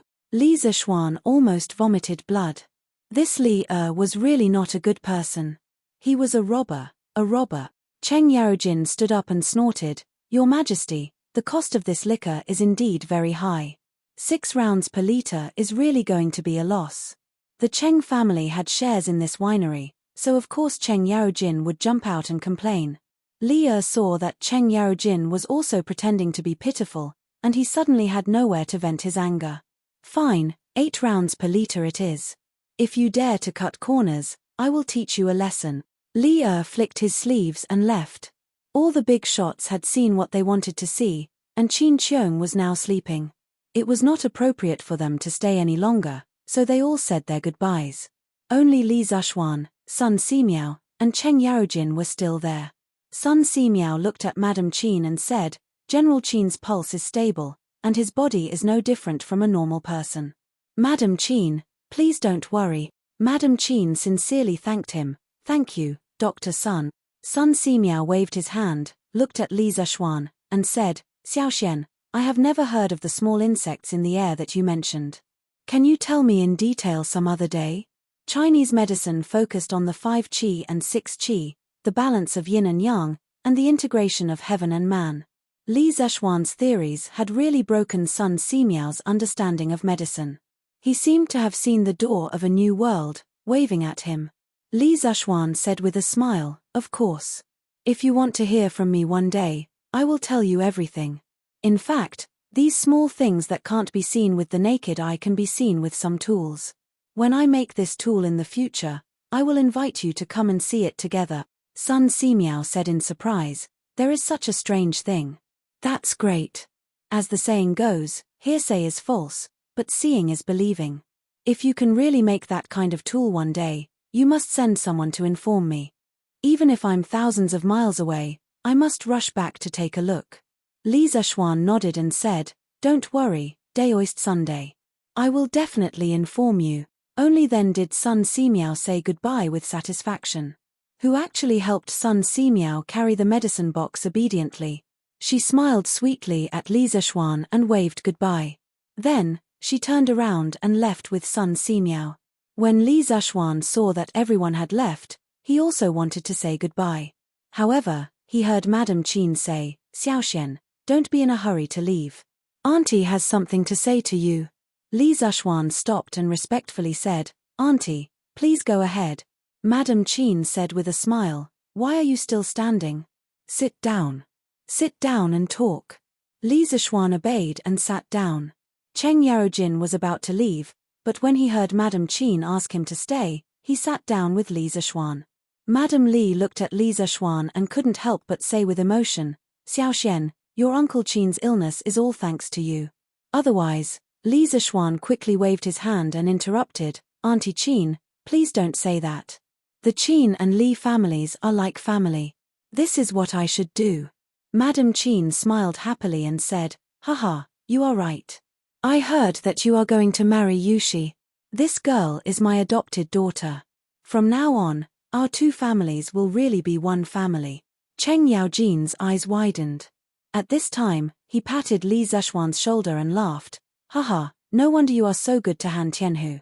It turns out that you are interested in his daughter. You are so cunning. Li Zishuan's forehead was full of black lines. Did this old guy even know how to speak properly? Chapter 183. When Mrs. Qin heard Cheng Yaojin's nonsense, she glared at him angrily. Cheng Yaojin often chatted and laughed with Qin Qiong, but he still had some respect for this sister-in-law. Sensing Mrs. Qin's angry gaze, Cheng Yaojin laughed awkwardly. Then, he consciously removed his left hand from Li Zishuan's shoulder and returned to his seat. Mrs. Qin smiled in satisfaction. She looked at Li Zishuan and said with a loving expression, between you and Yushi, one is Auntie's nephew and can be considered a talent. The other is my adopted daughter and is also naturally beautiful. You two are a match made in heaven. Auntie is very happy that the two of you can be together. Yushi, this girl, her mother passed away early and is also a pitiful child. Our Qin family can be considered half of her family now. I love her very much. In the future, you can't bully that girl, otherwise, I won't let you off. Sweat. Li Zishuan finally remembered that Mrs. Qin could be considered half of his mother-in-law. He hurriedly cupped his hands and promised, don't worry, Auntie. Yushi and I are truly in love. After we get married, I'll only love and dote on her. I won't dare to bully her. Mrs. Qin heard this and beamed with joy, haha, that's a good boy. Wiping the sweat off his forehead, Li Zishuan finally left the Qin family. Although Mrs. Qin was only half of his mother-in-law, she wasn't easy to deal with. Li Zhuan's ears almost grew calluses from listening to her nagging. When Cheng Yaojin left, he gave him a hand and walked out of the Qin family. Haha, how are you going to thank me this time? On the street, Cheng Yaojin patted Li Zhuan and laughed loudly. Li Zhuan thought for a moment and said, "This time, I have to thank Uncle Cheng properly. Otherwise, our winery would have to pay at least 1,000 strings of coins for the 600 liters of liquor His Majesty ordered." Haha, of course. Kid, you have to treat me to a good drink on your wedding day. Use the liquor you disinfected Shu Bao today. Cheng Yaojin laughed proudly. There were only a few people in the Tang Empire who could face Li Zhuan directly. Li Zhuan almost knelt down when he heard Cheng Yaojin's words. "Boss, you dare to drink medical alcohol? You must be tired of living." Uncle Cheng, you can't drink this disinfectant liquor. You have to tell His Majesty to strictly forbid the soldiers from drinking disinfectant liquor. This stuff can kill people," Li Zhuan said solemnly. Only now did he realize that he had forgotten to tell Li about this matter. Most of the heroes in the army loved to drink. It was hard to guarantee that there wouldn't be drunkards who had designs on this medical alcohol. If this person didn't die on the battlefield and instead died of alcohol poisoning, then Li Zhuan's sin would be great. Hearing how serious his words were, Cheng Yaojin stopped smiling and asked, "Are you serious?" "Absolutely. All right, I believe you. Your worries aren't unfounded. I will write a letter to His Majesty tomorrow to clarify this matter." Li Zhuan heaved a sigh of relief and cupped his hands. "Thank you, Uncle Cheng." Li Residence West Courtyard. "Xiaoxi, come over quickly." Li Zhuan saw Xiaoxi holding a piece of cloth and looking like she was going to the front courtyard, so he quickly called out, "Young master, what's the matter?" Since they were outdoors, Xiaoxi wasn't worried that Li Zhuan would do something beastly in broad daylight. Thus, she quickly walked over and asked, "Xiaoxi, what did the Daoist priest say when my mother went to the Daoist temple this morning?" Although there was a legitimate reason, cheating wasn't something to be proud of. Li Zhuan asked softly. Xiaoxi smiled and replied, "Young master, so you are still worried about this matter. Don't worry." Xiaoxi secretly gave the Daoist priest 200 coins when old madam wasn't paying attention. Afterwards, the Daoist priest told old madam that young master and young madam are a match made in heaven.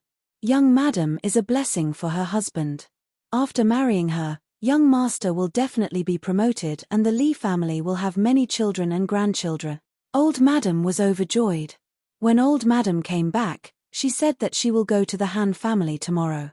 After a few days, she will set an auspicious date and young master will be able to get married officially. Why? That's great, Xiaoxi, you did well. When I, young master, get married, you will be greatly rewarded. Haha. Li Zhuan resisted the urge to carry Xiaoxi and twirl her around. He could only clap his hands and laugh excitedly. Xiao Xian, who is this Xiao Ming? Big brother, I must beat this son of a bitch to death.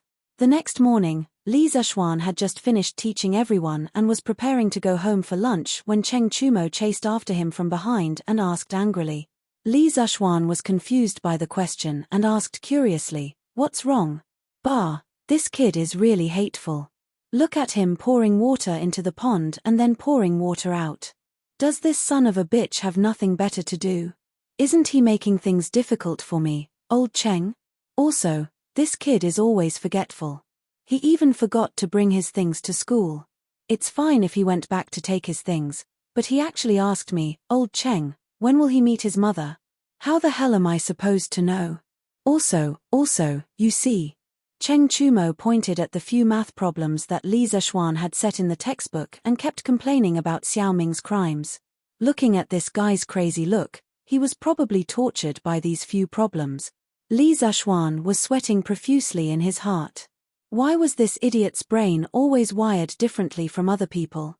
Wasn't it because he wanted to save time and effort when he was setting the questions, so he directly changed all the application questions to Xiao Ming? Does this guy have to be like this? Fut. Haha, Cho Nyo, how can you understand it like this? Xiao Ming is just a code name. The reason why Mr. set this problem is to let us learn how to solve this kind of problem, not to let you care about who the problem is. Qin Huayu, who was following behind, heard Cheng Chumo's funny words and couldn't help but help Li Zishuan to explain with a smile. Li Zishuan gave this guy a kick. He said unhappily, "Did you hear what Huayu said? You don't think about proper things and only think about crooked ways. If you continue like this, I'll pay a home visit to the Cheng residence and talk to Uncle Cheng about your recent studies." Although Cheng Chumo didn't know what a home visit meant, he roughly understood after hearing the second half of the sentence. He immediately jumped up and said, F***CK, Xiao Xian, are you still my brother? How can you do something so immoral? What? You can't win a battle of words, so you want to fight? Come, we brothers haven't sparred in a long time. F***CK, only an idiot would spar with you. After following Li Zishuan for so long, this guy already knew how to call him an idiot. Cheng Chumo was really afraid that Li Zishuan would want to spar with him, so he immediately ran away after saying that. Chapter 184. At noon, Li Zishuan finished his meal and prepared to go back to the west courtyard to take a nap. This guy was more carefree than some of the modern civil servants. He only worked half a day and rested for 2 days every 5 days. There was no one else like him. Perhaps even Li Er's quality of life was not as good as his. As soon as he arrived at the west courtyard, he saw Lan Er following him. Li Zishuan rubbed his head with a headache. With this little devil around, how could he sleep at noon? Lan Er, what's the matter? Yes. Lan Er quickly nodded. The little girl looked around and then mysteriously pushed Li Zishuan into the room. She hurriedly asked, "Brother, have you noticed anything wrong with Iron Egg recently?" Li Zishuan patted his clothes that were messed up by his little sister's pushing and shoving. When he heard this boring question, he couldn't help but roll his eyes. What could be wrong?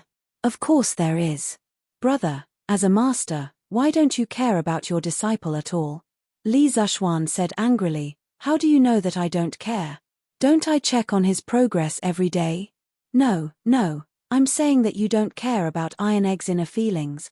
Li Zishuan was a little confused by Lan Er's words.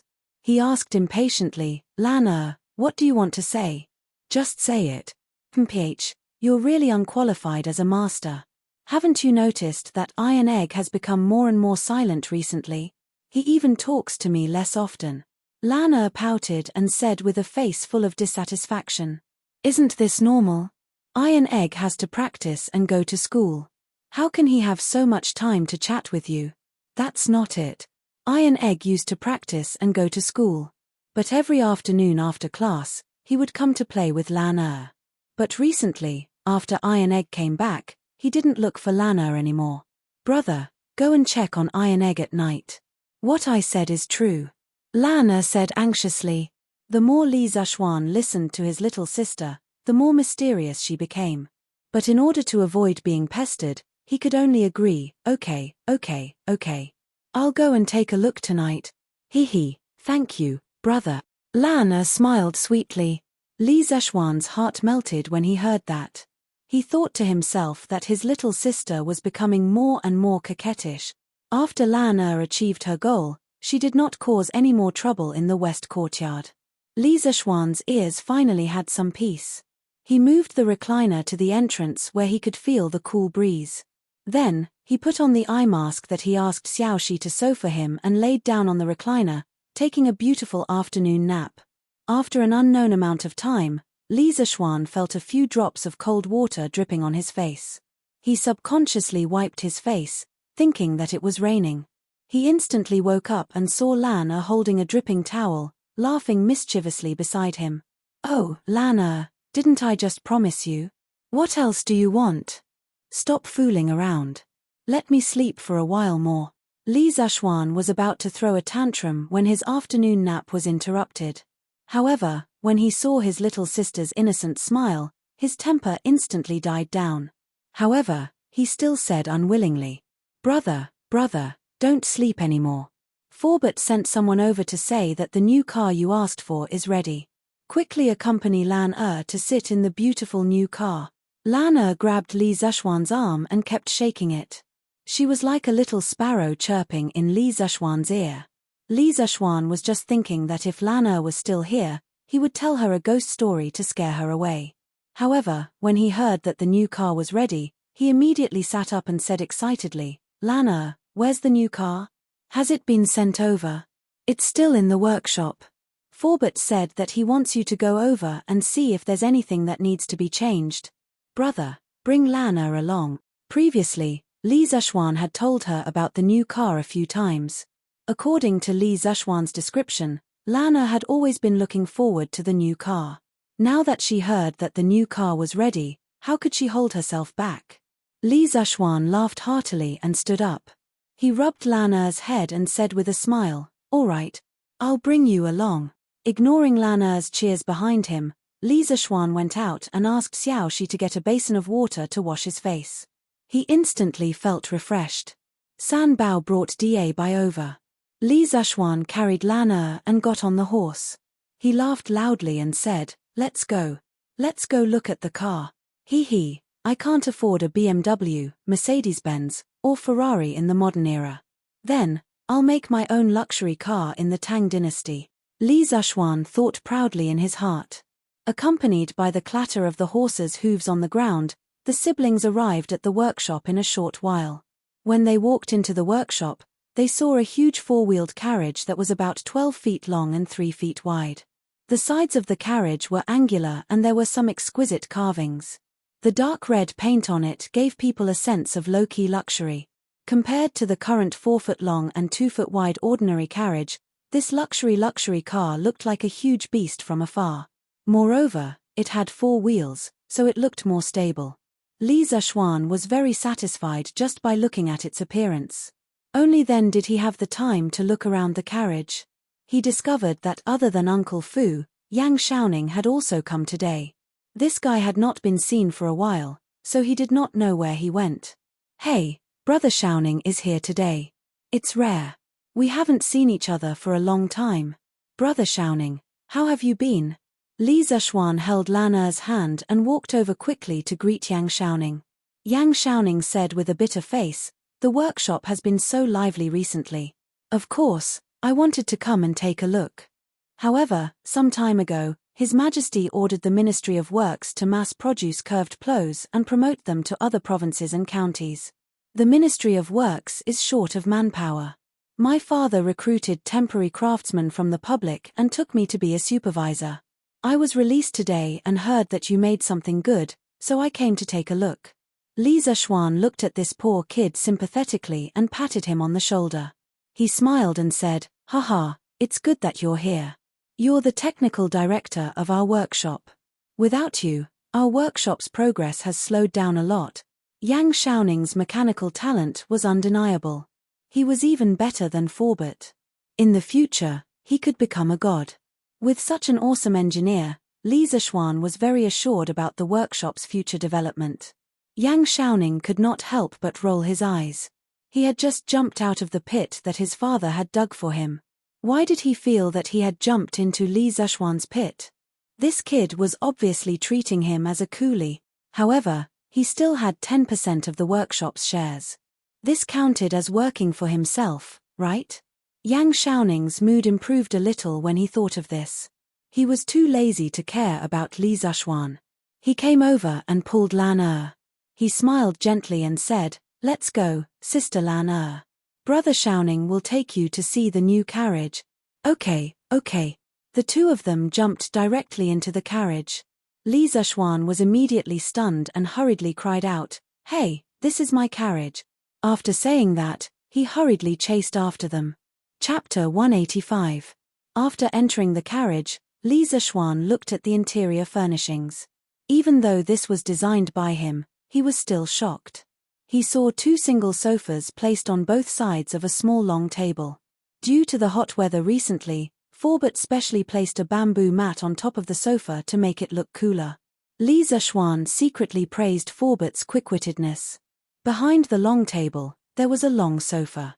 It was about 2 feet wide and 8 feet long. It looked like it was just enough for one person to rest on. If there were 2 people, then they could only lie on top of each other. Li Zhuan suddenly had an unhealthy thought in his mind. Forbert was quite thoughtful. He even placed a bamboo mat on top of the sofa to make people want to lie on top of it and sleep. In the innermost part of the carriage, there were 2 compartments side by side. Li Zhuan pushed open the door and looked inside. He found that one was the bathroom, and the other was the water storage room. The water storage room's container was a large rectangular iron can. It looked like it was specially designed to save space. The iron can could store about 70 to 80 pounds of water. There was an iron pipe at the bottom of the iron can. There was a simple switch at the top of the iron pipe. Although it was not as professional as the modern faucets, its functions were similar. TSK, perfect, too perfect. Li Zhuan looked around and couldn't help but exclaim. Other than the lack of air conditioning, sound system, and electric lights, the interior of the carriage was perfect. It was simply a must-have for traveling with a family. Oh my God, Xiao Xian, you have sinned. Such a luxurious carriage, only a rich person like you can enjoy it. Yang Xiaoning couldn't help but exclaim while touching the sofa and the window. Brother, Lana will sleep here tonight. Lana seemed to have discovered a new world. She lay on the sofa and rolled around while laughing happily. Li Zhuan was speechless. This girl was really a little overlord. Young master, is there anything else that needs to be changed in this carriage? At this moment, Forbert had also boarded the carriage. He chuckled at Li Zhuan. Li Zhuan waved his hand in satisfaction. No need, Forbert. I'm very satisfied with this carriage. Let's pull it back now and see if it's comfortable to run on. Forbert nodded and said, all right, this old man will go and saddle the young master. 15 minutes later, Bai was able to pull this massive object with the strength of a single horse under the astonished gazes of the workers in the workshop. The wheels of the carriage began to roll slowly, and it spun faster and faster. Bai snorted joyfully, indicating that it was so easy. Forbert arranged for a worker from the workshop to sit in front of the carriage and drive the horses. He also sat in the carriage with Li Zhuan to feel the performance of the new carriage when it ran. Wow, little Xian, how come this car doesn't feel bumpy at all? This is too amazing. Or has the roads in Chang'an become so flat? Yang Xiaoning nestled comfortably on the sofa and looked at the passing scenery outside the window. Suddenly, the tea on the table didn't spill. He sat on the sofa and carefully felt it. He couldn't help but exclaim in surprise when he didn't feel any bumpiness at all. Li Zhuan drank a mouthful of water contentedly and smiled proudly. Of course it's because our carriage is good. Don't you know what the roads in Chang'an are like? What do you think? Little brother's carriage is awesome, right? Yang Xiaoning said excitedly, awesome, of course it's awesome. Quickly tell me, how did you do it? Won't you understand when you go back to the workshop later and ask Forbert to look at the blueprint? Li Zhuan didn't want to explain it to Yang Xiaoning again. He was busy right now. Busy with what? Isn't this nonsense? Look, that young lady outside the carriage window is so pretty. Most importantly, she's wearing very thin clothes. Unfortunately, Big White Speed was too fast. Li Zhuan was only able to catch a glimpse of her chest and couldn't see it anymore. Inside the carriage, Forbert saw Yang Xiaoning's unsatisfied look and explained with a smile, Young Master Yang, some special shock absorbers have been added to the bottom of the carriage. On the other hand, the sofa we're sitting on is also very useful for shock absorption. As for the detailed structure of the interior, you can only go back to the workshop to look at the blueprint. Hearing this, Yang Xiaoning nodded thoughtfully. Wow, husband, look at that carriage. Why is it so tall and so big? A white-clothed lady in her 20s saw the huge carriage that just passed by in the middle of the road. She hurriedly pulled the man beside her and exclaimed, "It's really big. I've never seen such a huge carriage before. Husband Tilda, should our family buy a carriage like this too? Otherwise, you'll have to accompany me back home every year. It'll be so hard on you." The man was speechless. He wanted to say that it wasn't hard on him, but looking at his wife's pleading face, he couldn't help but soften his heart. He hurriedly nodded and agreed. The pretty lady in white cheered happily. She leaned over to the man's ear and whispered, "Husband, you're so nice. I'll change my style of serving you tonight. The man stiffened slightly to show his respect. He looked excited and laughed. Look, such a big carriage can be pulled by only one horse. It's really amazing. Unlike the cheating couple, this person who spoke was obviously slightly knowledgeable. Yes, not only that, you see, this carriage actually has 4 wheels. It's really stable when it runs. It doesn't feel like it's swaying at all. TSK, this carriage's appearance is so beautiful. I wonder where it's sold. I really want to buy one. Squire Wang is really generous. This carriage isn't something that ordinary people like us can afford. This carriage came from an Yi Lane. Maybe it was made by the workshop of Strange Interest Pavilion. Oh, then it's really sold. That's great. Li Zhuan and the others sat in the new carriage and left under the envious eyes of the passers-by. Suddenly, Ba, whose carriage is so arrogant that it choked me with a mouthful of dust. Damn, this carriage size is too coquettish. There's actually such an arrogant person in Chang'an. Hey, the carriage in front, stop. Cheng Chumo, who had just returned home after class, was caught off guard by the rolling carriage on the roadside. He choked on the dust and was instantly furious. There was actually someone more arrogant than him in Chang'an. He immediately ran wildly and chased after the carriage, shouting all the way. It's Virgo. Yang Xiaoning stuck his head out of the window and looked back. Then he turned back and said to Li Zhuan, Damn, Yang Xiaoning, it's you. Stop the carriage quickly. I'm going to rob you. This carriage is mine. Cheng Chumo's eyes were sharp. He recognized Yang Xiaoning the moment he stuck his head out of the window. He immediately shouted like a bandit. In the carriage, Li Zhuan was speechless. He shouted outside, Stop the carriage. Then the carriage slowly came to a stop. Cheng Chumo cheered and quickly ran to the front of the carriage. With a leap, he jumped onto the carriage. Wow, Xiaoxian, Lan Forbert, you're all here too. Haha, then I won't be polite. Gee, what's this stool made of? It's so damn comfortable. Cheng Chumo acted as if he had returned home. He didn't treat himself as an outsider at all. He sat on the sofa and couldn't help but sigh. Lana was pushed to the side by this guy. The little girl was unhappy. She stood up and pulled Cheng Chumo's cheek. She said unhappily, Humph. Brother Cho Nyo is really thick-skinned. Ha ha ha ha. Chapter 186. Hehe, little Xian, your carriage is so comfortable. Why don't you give me one? Although Cheng Chumo was pulled off the sofa by Lan he was not angry at all. He wandered around the carriage like Granny Liu in the Grandview Garden, looking left and right and touching everywhere.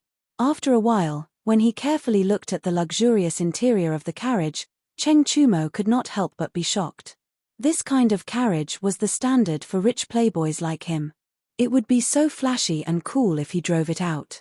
Thus, he licked his lips and begged Li Zhuan for it. Hihi, in your dreams. This carriage is the only one in the world. Li Zhuan curled his lips. Ah, don't. Little Xian, why don't you ask your workshop to make a few more? Cheng Chumo urged. Li Zhuan squinted his eyes and said, I can, but this carriage is expensive. It's not that I'm looking down on you, but can you afford it, Cho Nyo? Didn't this guy always say that he was poor? Li Zhuan did not believe that he could afford a luxury carriage now. Damn, you're looking down on me. As long as you have this kind of carriage, I can afford it. Tell me, how much is it? Cheng Chumo was immediately unhappy. His family had shares in the winery. With the sales of the Drunken Immortal and Gentle Beauty, the Cheng Chumo had also earned a lot of money. Correspondingly, Cheng Chumo's pocket money had increased recently. This guy was now quite wealthy and was very confident. Li Zhuan looked at this jokester's face and could not help but want to attack him. Thus, he said, no bargaining, only 999 strings of cash. He had asked Forbert about the cost of this carriage on the way here. Currently, the average horse carriage sold in the market cost between 200 to 500 strings of coins. However, due to the addition of a lot of advanced technology, such as shock absorbers, roller bearings, iron plates in the compartment of the carriage, and a separate toilet, the cost alone was as much as 400 to 500 strings of coins. Li Zhuan set a price of 999 strings of cash, which wasn't considered expensive. This price was equivalent to buying a Porsche in modern times. With such excellent performance, such a domineering appearance, and such luxurious interior, Li Zhuan believed that even if it was sold for more than 1,000 strings of cash, there would definitely be rich people rushing to buy it with gold bricks. However, Cheng Chumo was not a rich person. He only had a small amount of wealth. When he heard such a crazy price, Chumo's mouth. Little Xian, you're robbing me, damn it, this carriage is not made of gold. Is it expensive? Chonyo, if you think it's expensive, our workshop will release a cheaper version of the carriage. There's no sofa like the one you're sitting on. There's also no water storage where you washed your hands. It's only 666 strings of cash. If you still think it's expensive, we will release a beggar's version. There's no sofa, no water storage, no toilet, and no iron plates in the compartment. We'll sell it for 555 strings of cash. How about that? You can afford it, right? Li Zhuan sipped a mouthful of water and said slowly, "Damn, I don't want a beggar's version." Cheng Chumo was furious. This beggar's version was not a good thing just from the name. He, Cheng Chumo, would rather not buy this carriage than make a beggar's version and embarrass himself. Little Xian, money is just a worldly possession. Do we need to be so calculative? If your workshop makes another one, give it to me. How about it? If the hard way did not work, he could only use the soft way. After all, everyone knew that Cheng Chumo was thick-skinned. So what? Since money is a worldly possession, why don't you give all your pocket money to me for safekeeping, Chonyo? No way. Cheng Chumo expressed that he was not an idiot. Why would he give away his money to someone else?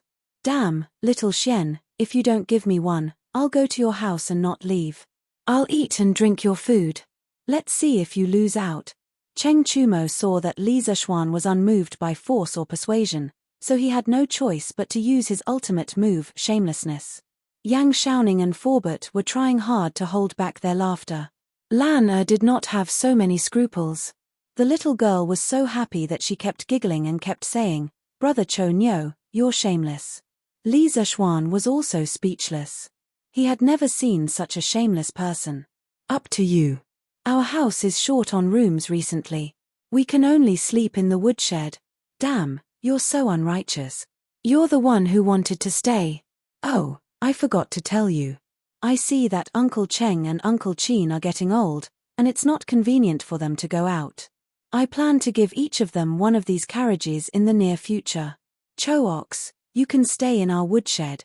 Little Xian, Before Cheng Chumo could finish cursing, he heard the second half of Li Zhuan's sentence and finally understood that Li Zhuan was just teasing him.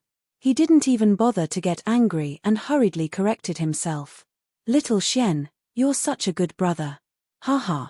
After laughing for a while, Yang Xiaoning asked seriously, Little Xian, do you want to give this carriage a name?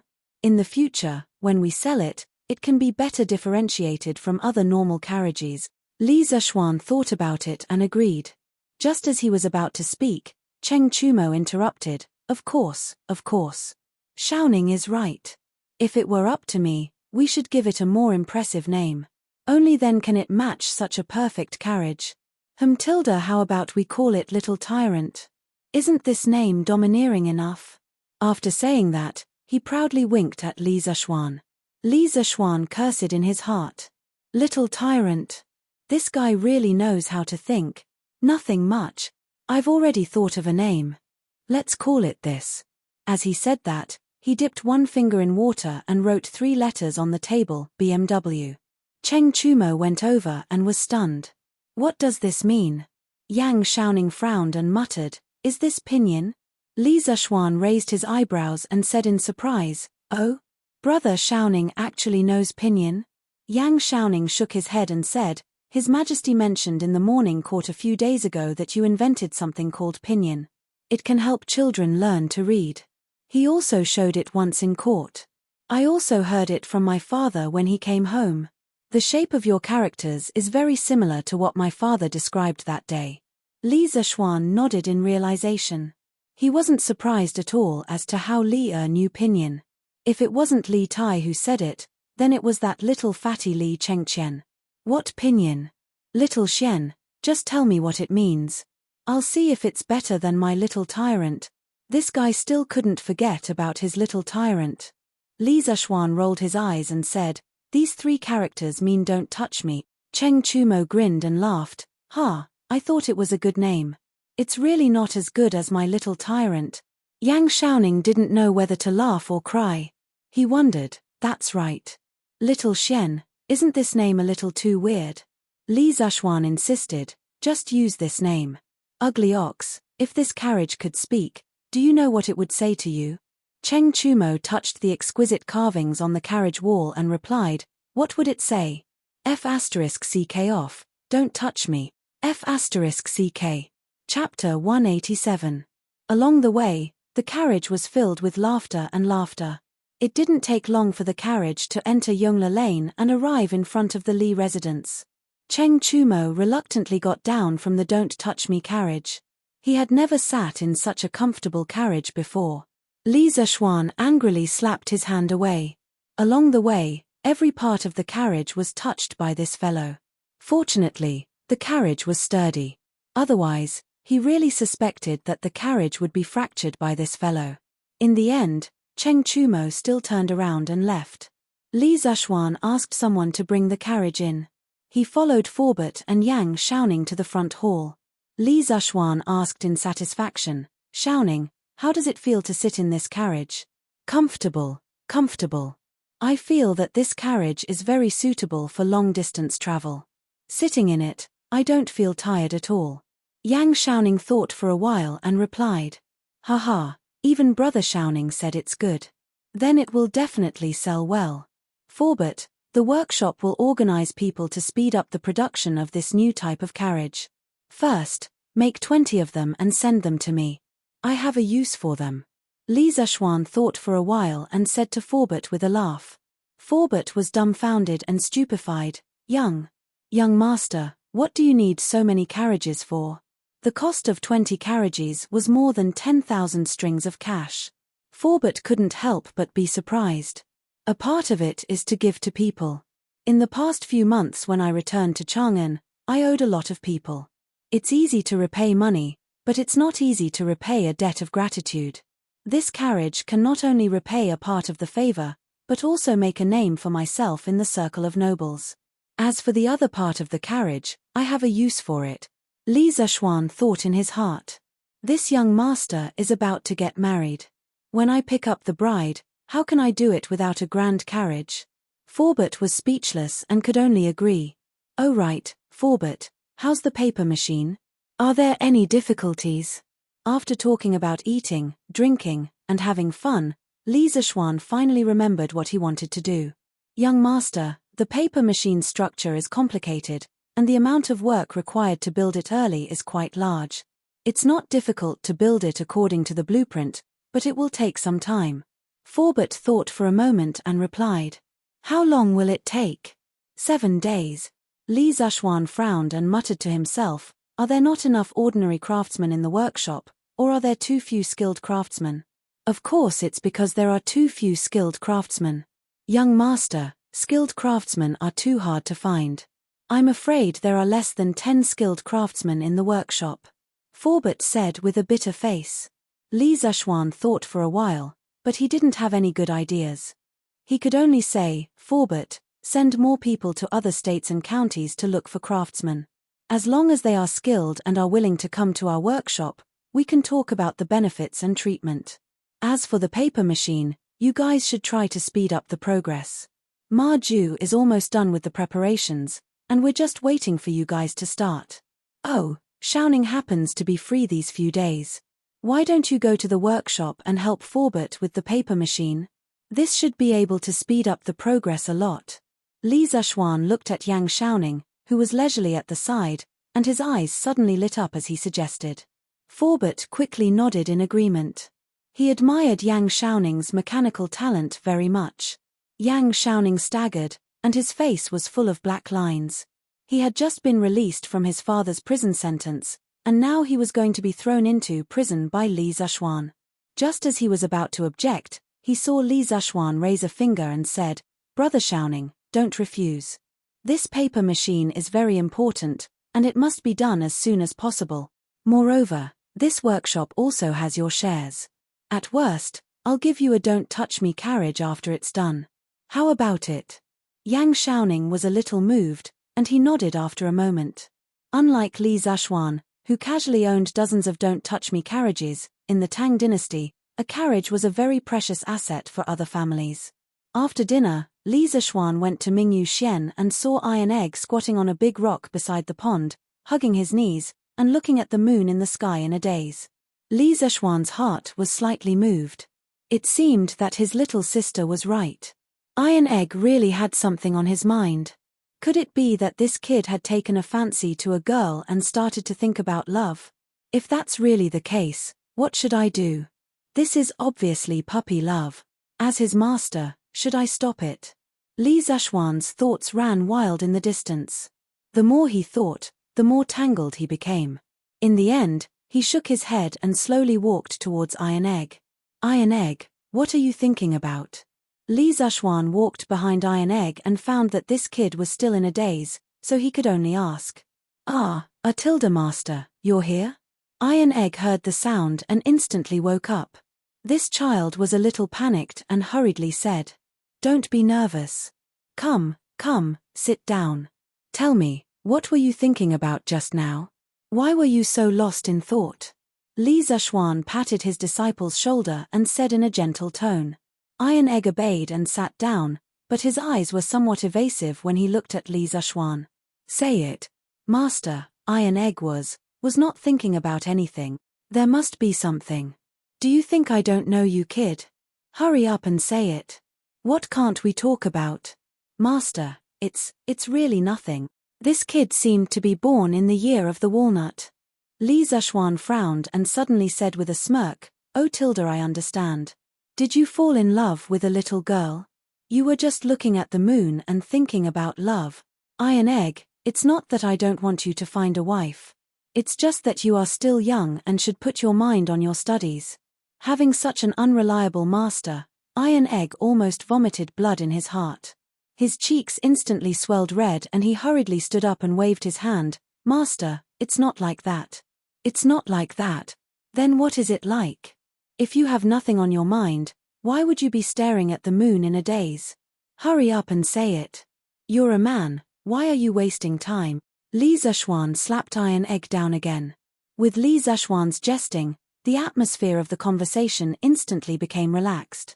Iron Egg was no longer as reserved as before. He hesitated for a moment and asked, "Master, are you going to marry my sister?" He had been staying with the Li family all this time, so he had more or less heard about Li Zishuan's marriage. Li Zishuan nodded and frowned. "Yes, Iron Egg, could it be that you don't want your sister to marry me?" Atilda Iron Egg scratched his head and said awkwardly, "Yes, and no." "Kid, what are you trying to say?" Li Zishuan angrily knocked Iron Egg's forehead. Iron Egg hurriedly said with a conflicted face, "Master, Iron Egg has been thinking recently.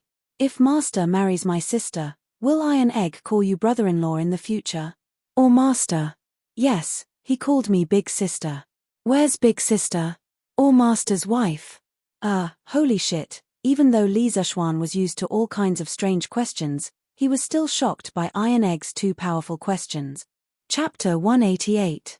Li Zishuan felt a little dizzy after hearing Bruiser's words. It seemed like he could call him anything he wanted. But if he called him whatever he wanted, wouldn't it mess up the seniority? In the end, Li Zishuan stopped thinking about it. He rubbed Iron Egg's head angrily and said in a muffled voice, "Call me by my original identity. Don't think too much. Go back and do your homework. Don't embarrass me in this week's exam." Oh. The next day, Li Zishuan ate his breakfast and brought Iron Egg to school. Lan who had been playing truant recently, came along today. Of course, it wasn't because she suddenly liked to study, but because Li Zishuan drove a luxury car to school today. The little girl was still excited about yesterday, so she came along.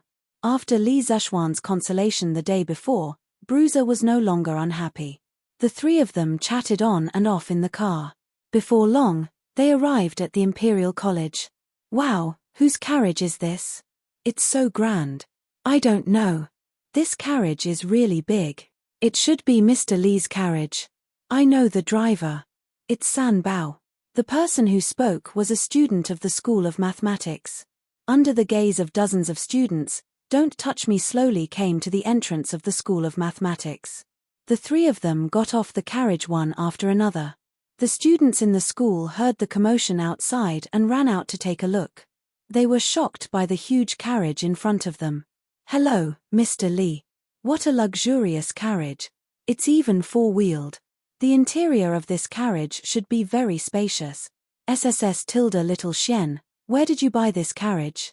It's even more luxurious than the carriages in the palace. I'll go up and take a look. When Li Tai saw the carriage, he couldn't take his eyes off it. This little fatty didn't know how to be polite. He excitedly jumped into the carriage. After a while, a series of exclamations came from inside. Damn! This stool is so comfortable. The space here is so big. Damn, there's even a latrine. Hey! There's a switch on the pipe. Ah! Impressive. He actually went easy on him. Li Tai screamed inside for a while, then came down and said excitedly to Li Zhuan, Xiaoxian, sir, where can I buy this carriage? I must buy one too. This carriage is just too perfect. I can't buy it anywhere right now, but I should be able to buy it at the Strange Interest Pavilion soon. Go back to class. Li Zhuan said indifferently. Li Tai's face was full of regret. He touched the carriage and reluctantly returned to the teaching house. The rest of the students couldn't help but take a few more glances at this luxury car before returning to class. The commotion caused by the carriage in the Imperial College was far from over. During the break between classes, students from other schools joined in to watch. It had to be said that under the leadership of the Mathematics and Mathematics Department, the entire Directorate of Imperial College had started a 3-minute class and a 15-minute break. If they didn't do this, there was no other way. The students would keep making a fuss. Now, the instructors of the other schools hated Li Zhuan to death. This carriage looks so luxurious. I wonder what's inside. It would be great if we could go in and take a look. When San Bao heard this, she immediately opened her arms and shielded the carriage behind her like an old hen protecting her chicks. This carriage is so domineering. I want to ask my father to buy one too. Do you know where to buy one? The person who spoke was obviously from a wealthy family. He didn't even ask for the price, only where to buy it. I've never seen this before. But since this carriage is from Professor Li, he probably knows about it. I know where to buy it. Wang Mingming, hurry up and tell me. If you're right, I'll reward you with money. Thank you, young Master Kui. I heard from my friends in the Mathematics and Mathematics Department that this carriage is from the workshop of the Strange Taste Pavilion. It will be sold at the Strange Taste Pavilion after a while. Good. When the time comes, I'll definitely buy one. Ah Cho, reward me. Yes, young master. Thank you, young Master Kui. During the fourth period, Kong Ingda came to the door of the Mathematics and Mathematics Department. He waved at Li Zhuan, as if he had something to say. Seeing this, Li Zhuan let the students study by themselves. He followed Kong Ingda outside the classroom. Chancellor Kong, you're looking for me? Li Zhuan asked softly as they approached the carriage. Yes, during the morning assembly a few days ago, His Majesty said that you invented something called Pinyin. It can help children learn to read. I'm here today to find out more about Pinyin. Kong Ingda said with a serious face. Li Zhuan suddenly understood. Yang Xiaoning was still talking to him about this yesterday. He didn't expect Kong Ingda to come looking for him today. So it's about this. Chancellor Kong, why don't we talk about it in the carriage? Li Zhuan didn't wait for Kong Ingda to reject him. He pulled open the curtains and invited Kong Ingda in. Kong Ingda hesitated for a moment, nodded, and got into the carriage. After entering the carriage, Kong Ingda was shocked to see that the interior decoration of the carriage wasn't inferior to a small independent room. He finally understood why Li Zhuan insisted on him getting into the carriage to talk. This was simply a moving luxury room. After sitting on the soft sofa, Kong Ingda was shocked again. This time, he couldn't hold it in anymore. He put on a serious face and said to Li Zishuan earnestly, "Little Xian, Mencius once said that when the heavens are about to bestow a great responsibility on a man, they must first torment his will, toil his muscles and bones, and starve his body. I know that your family is wealthy, but you can't be too immersed in luxury." Li Zishuan was speechless. He saw that Elder Kong was old and it was quite tiring for him to stand outside.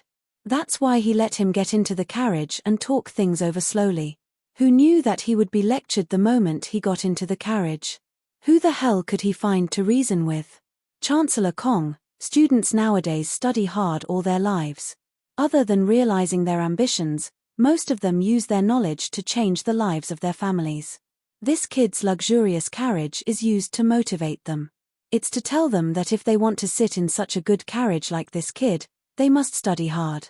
This way, they will have a goal and be able to study even more diligently.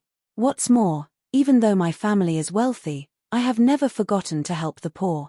Han Family Manor and Plum Village have nearly 500 families. Because of this kid, they are able to eat their fill and wear warm clothes.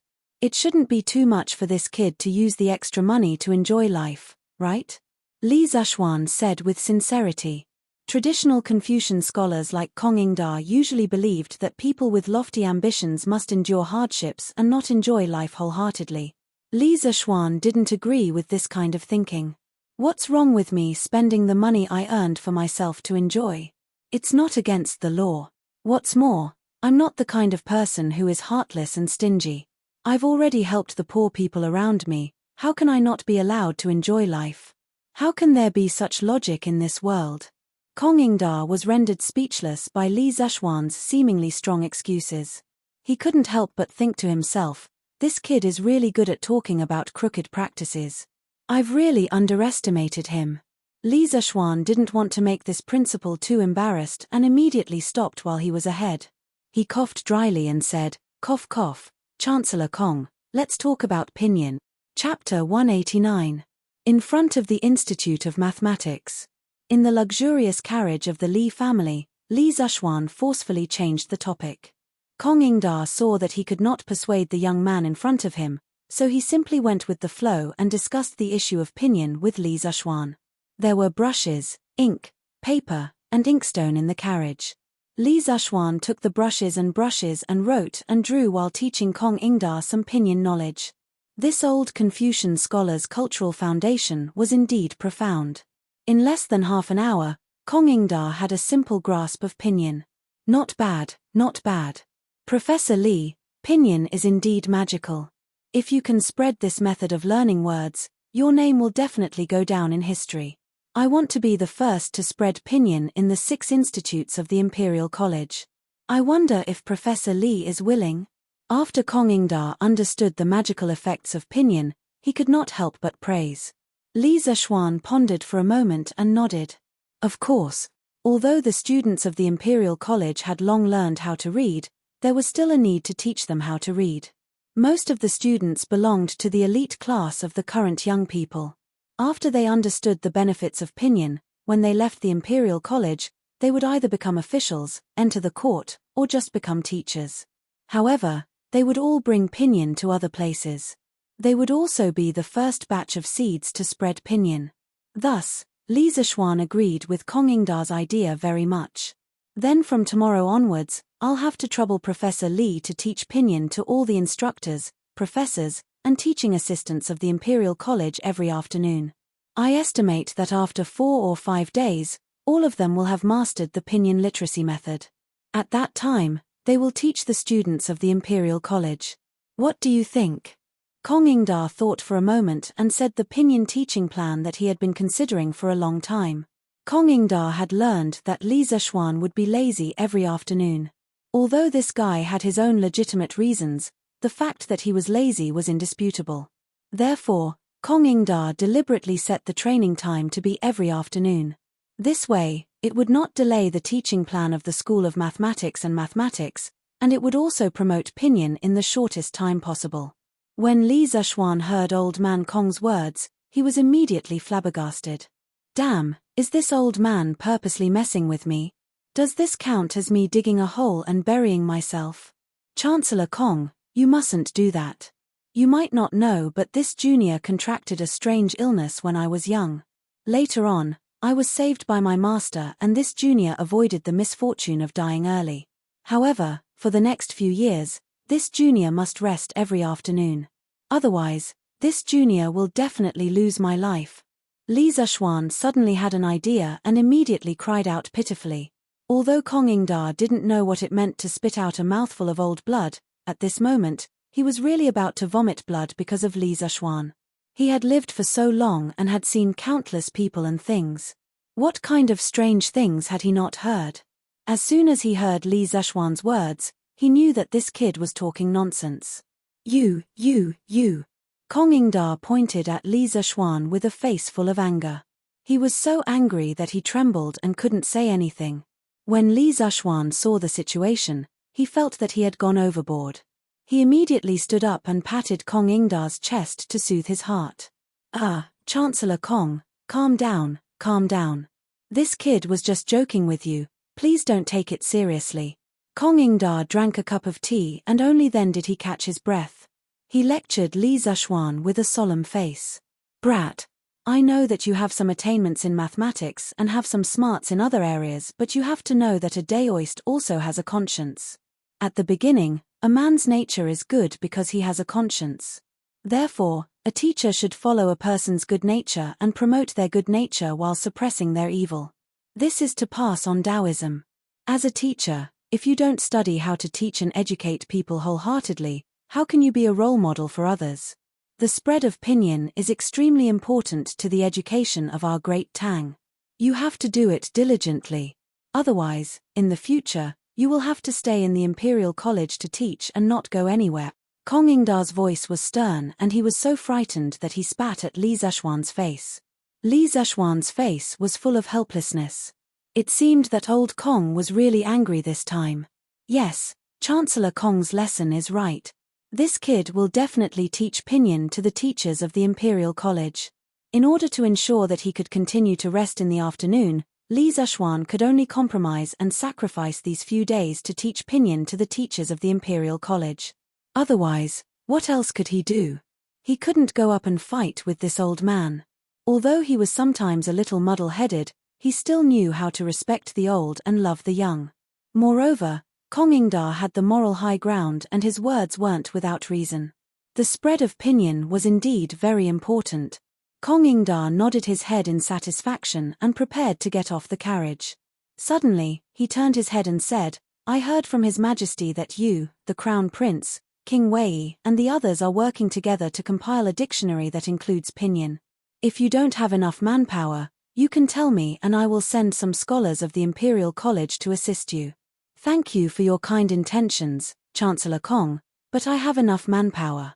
He had received news yesterday that Su Shizhong, Xue Shou, Yang Xiangzuan from the Eastern Palace, as well as Xiao Dian, Ji Yin, Jiang Yaqing, Xie Yang, and the other scholars of the literature hall under Li Tai were all in the back hall of the workshop. The compilation of the Great Tang Dictionary was already in full swing and they had enough manpower. Yes, this dictionary is very important. Professor Li, you must pay attention to it. After the compilation of the dictionary is completed, you must inform me. I must go and take a look at such a grand literary event. Of course. Rest assured, Chancellor Kong. Li Zishuan hurriedly cupped his hands and promised.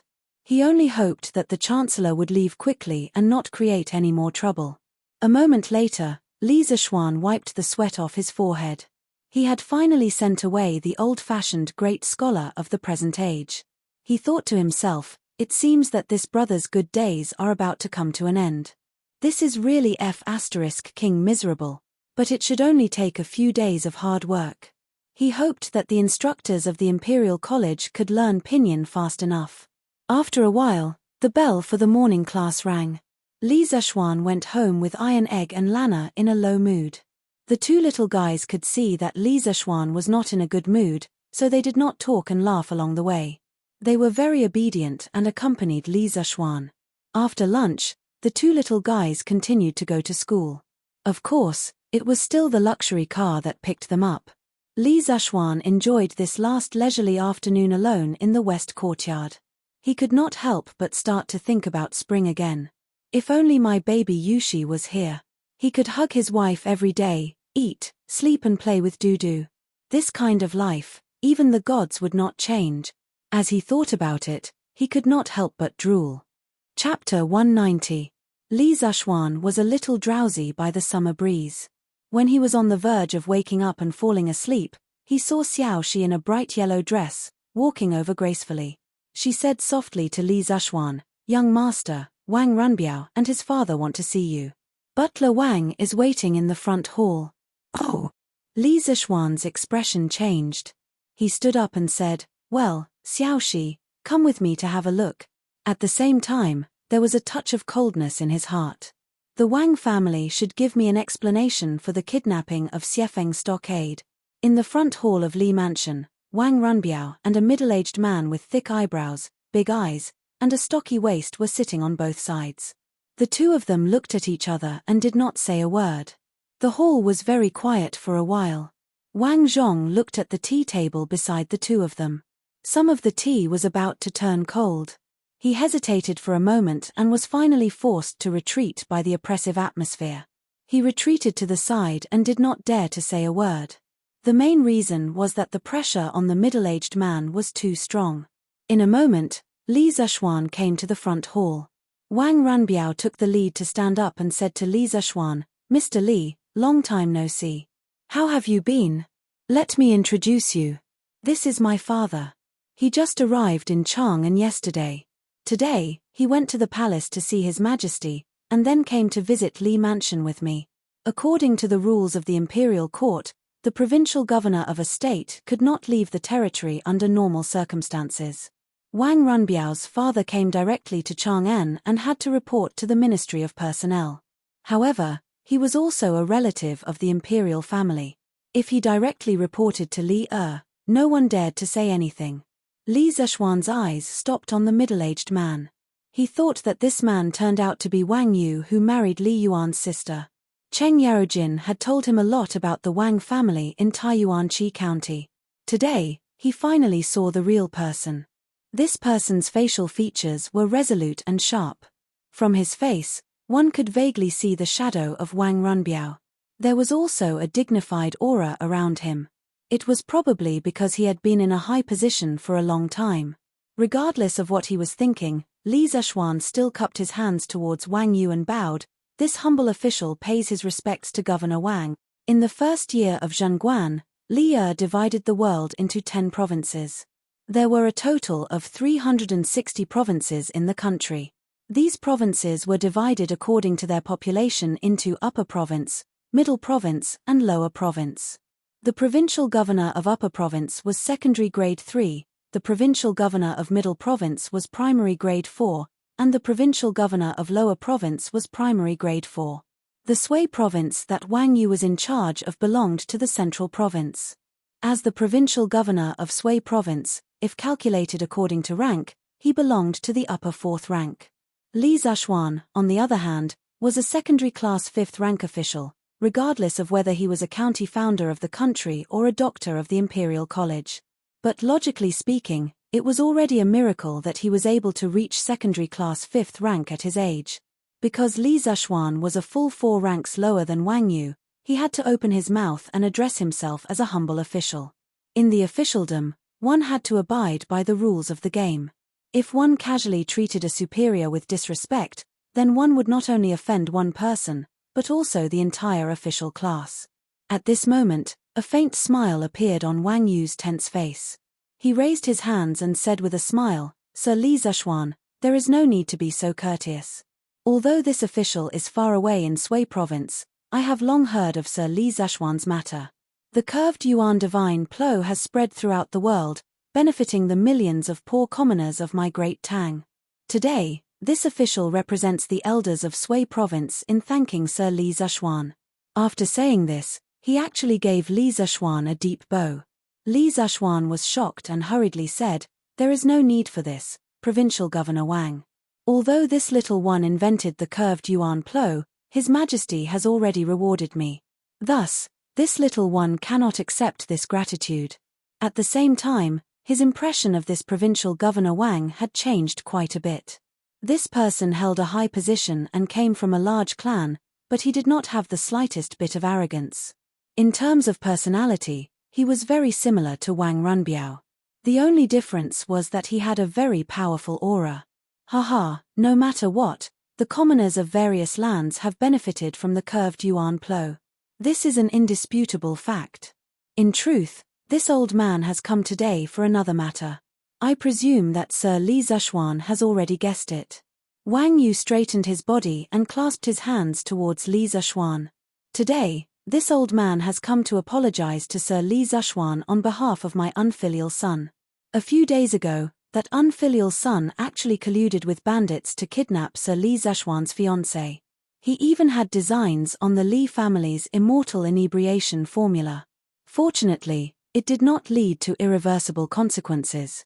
Otherwise, that unfilial son would have died 10,000 times. In the end, this matter is because this old man did not teach his son well. If Sir Li Zishuan has any requests, you can raise them. Do not harm the relationship between you and my Runbiao because of this matter. Li Zishuan raised his eyebrows. They had finally come to the main matter. At the same time, he also had some doubts in his heart. From the start, this Wang Yu had a very humble attitude. Logically speaking, as the provincial governor of a province, backed by a large clan, and even married Li Er's aunt, he should not have such a humble attitude towards him. Actually, on the surface, this was indeed the case. However, Wang Yu had his own considerations. Although Li Zishuan was only a provincial governor, his growth potential was enormous. Not only did he have a good relationship with Cheng Yaojin, Qin Qiong, and a bunch of other military veterans, he also had a close relationship with Li Chengqian and Li Tai. From the current situation, first of all, Li Chengqian's position as crown prince was very stable. Even if something happened in between, the throne would only fall on Li Tai's head. However, no matter what, Li Zishuan would at least be able to survive through 2 dynasties. His official position would only soar to the skies. Moreover, Li Er's intention to weaken the power of the large clans was already clear. Although Wang Yu had married Li Er's aunt, under the teeth of the storm, his every move would be infinitely magnified. Thus, Wang Yu's current standard of conduct was, don't cause trouble, don't cause trouble. If he caused trouble, quickly turn it into a small one, and a small one into nothing. What if I want Wang Rennie to die? Regardless of the meaning behind Wang Yu's humble attitude, Li Zishuan still wanted to sound him out. Of course, if he could directly have Wang Rennie die, that would be the best. He had always harbored killing intent towards those who dared to touch his woman. Hearing this, Wang Yu's body clearly trembled. A trace of paleness and struggle flashed across his wrinkled old face. No matter how mischievous his son was, he was still his son. Even a vicious tiger would not eat its cubs. How could he watch his son die before his eyes? Wang Runbiao looked at his father's pale face from the side. He hurriedly went up to Li Zishuan and clasped his hands. Sir Li, although my younger brother did some foolish things, in the end, you arrived in time to save Miss Han. There was no tragedy. Thus, I hope that Sir Li will be magnanimous and spare his life. Li Zishuan stared into Wang Runbiao's eyes and asked, the person who showed me the way at Rhinoceros Slope that day, was it one of your people? When he heard the second half of Wang Runbiao's words, his heart suddenly moved. He remembered that day when he was in despair, a piece of silk with words written on it flew to him. Wang Runbiao looked at Wang Yu, then nodded to Li Zishuan. It was Yu Yao who was by my side. The day before the incident, Yu Yao found out that my younger brother was sending people to harm you. However, she did not hear their specific plans. Thus, I had Yu Yao follow Xiao Ying. When I found out that they were going to harm Miss Han, I ordered Yu Yao to help you save Miss Han. Thus, I hope that Sir Li can give me face and spare my younger brother's life. Chapter 191. In the hall, the atmosphere was a little tense. After Wang Runbiao finished speaking, he stared at Li Zishuan, hoping that he would agree. Wang Yu was silent for a moment and said, our Wang family was in the wrong in the kidnapping of Xiefeng Stockade. We are willing to pay some price in exchange for forgiveness. If Mr. Li has any requests, you can tell me. I just hope that you can save my son's life. Wang Yu paused and said with a sad expression, no matter what, Renyi is my child. I'm almost 50 years old. To be honest, I've already become indifferent to fame and fortune. I only hope that Renyi and Renyi can be safe and sound. I hope that Li Xiaonan can understand me from a father's point of view. If Mr. Li can be merciful this time, our whole Wang family will remember this kindness in the future. Li Zishuan was speechless. Although Wang Yu had been in a high position for many years, at this moment, he was just like an old father. Only, Li Zishuan didn't understand. With such an irresolute and indecisive personality, how had he managed to get to the position of patriarch? In the novels in his previous life, the heads of the big families should be indifferent and ruthless. Everything should be based on the interests of the family. Provincial Governor Wang, since you said so, and cousin Rennie did provide me with a lot of help in the kidnapping that day, then let's forget about this matter. But I don't want Wang Rennie to jump out and harm my relatives in the future. Otherwise, I will definitely kill him at all costs. At that time, even if the Kui and Wang families attack me together, I will not be afraid. The 7 big families have been high and mighty for thousands of years. Others are afraid of them, but I am not. At worst, I will pierce a hole in the sky. Li Zishuan thought about it. This time, he really could not kill Wang Rennie. Putting aside the friendship between Wang Yu and Wang Runbiao and the pressure from the Kui and Wang families, Li had protected Wang Rennie before. Moreover, after the incident that day, Wang Rennie, a villain, had escaped in advance. Now, except for Wang Yu and Wang Runbiao, no one knew where Wang Rennie was. Fortunately, he gave up and did Wang Runbiao a favor. However, he still had to take precautions. If there was a next time, even if Li Zishuan had to chase him to the ends of the earth, he would still kill Wang Rennie with his sword. Wang Yu was delighted at first, but when he heard Li Zishuan's murderous words, he was shocked. This young man was only 14 or 15 years old, but he had such a strong murderous aura. Don't worry, County Magistrate Li. That unfilial son has already been imprisoned by the clan's punishment hall. He won't come out to do evil again. For this matter, our Wang family owes you a favor. If Li Xiaonan needs any help in the future, feel free to let Ren Biao know. Once this old man receives the news, I will definitely do my best to help. Li Zishuan nodded his head silently, but his heart was in turmoil. He did not expect the Wang family to have a law enforcement hall. This plaything sounded similar to the cultivation sects in some cultivation novels. There were law enforcement hall, elder hall, law enforcement hall, law enforcement hall, law enforcement hall, elder hall, law enforcement hall, and so on. It seemed that none of these traditional aristocratic families were simple. In order to express my sincerity, this old man has specially prepared some humble gifts. I hope County Magistrate Li can accept them. After saying this, Wang Yu took a red sandalwood box from Wang Runbiao's hands and handed it to Li Zishuan.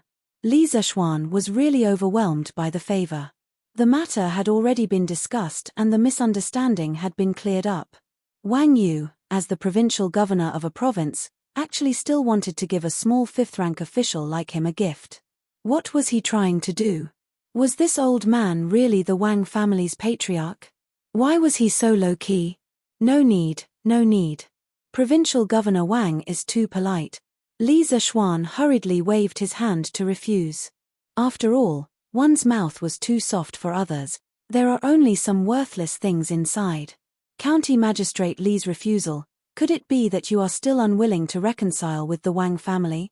Wang Yu pushed the box in front of Li Zishuan again. After a few more times, Li Zishuan finally accepted. In any case, Wang Yu said that the things inside were worthless. Since he had accepted them, then so be it. After chatting for a while, Wang Yu and his son tactfully took their leave.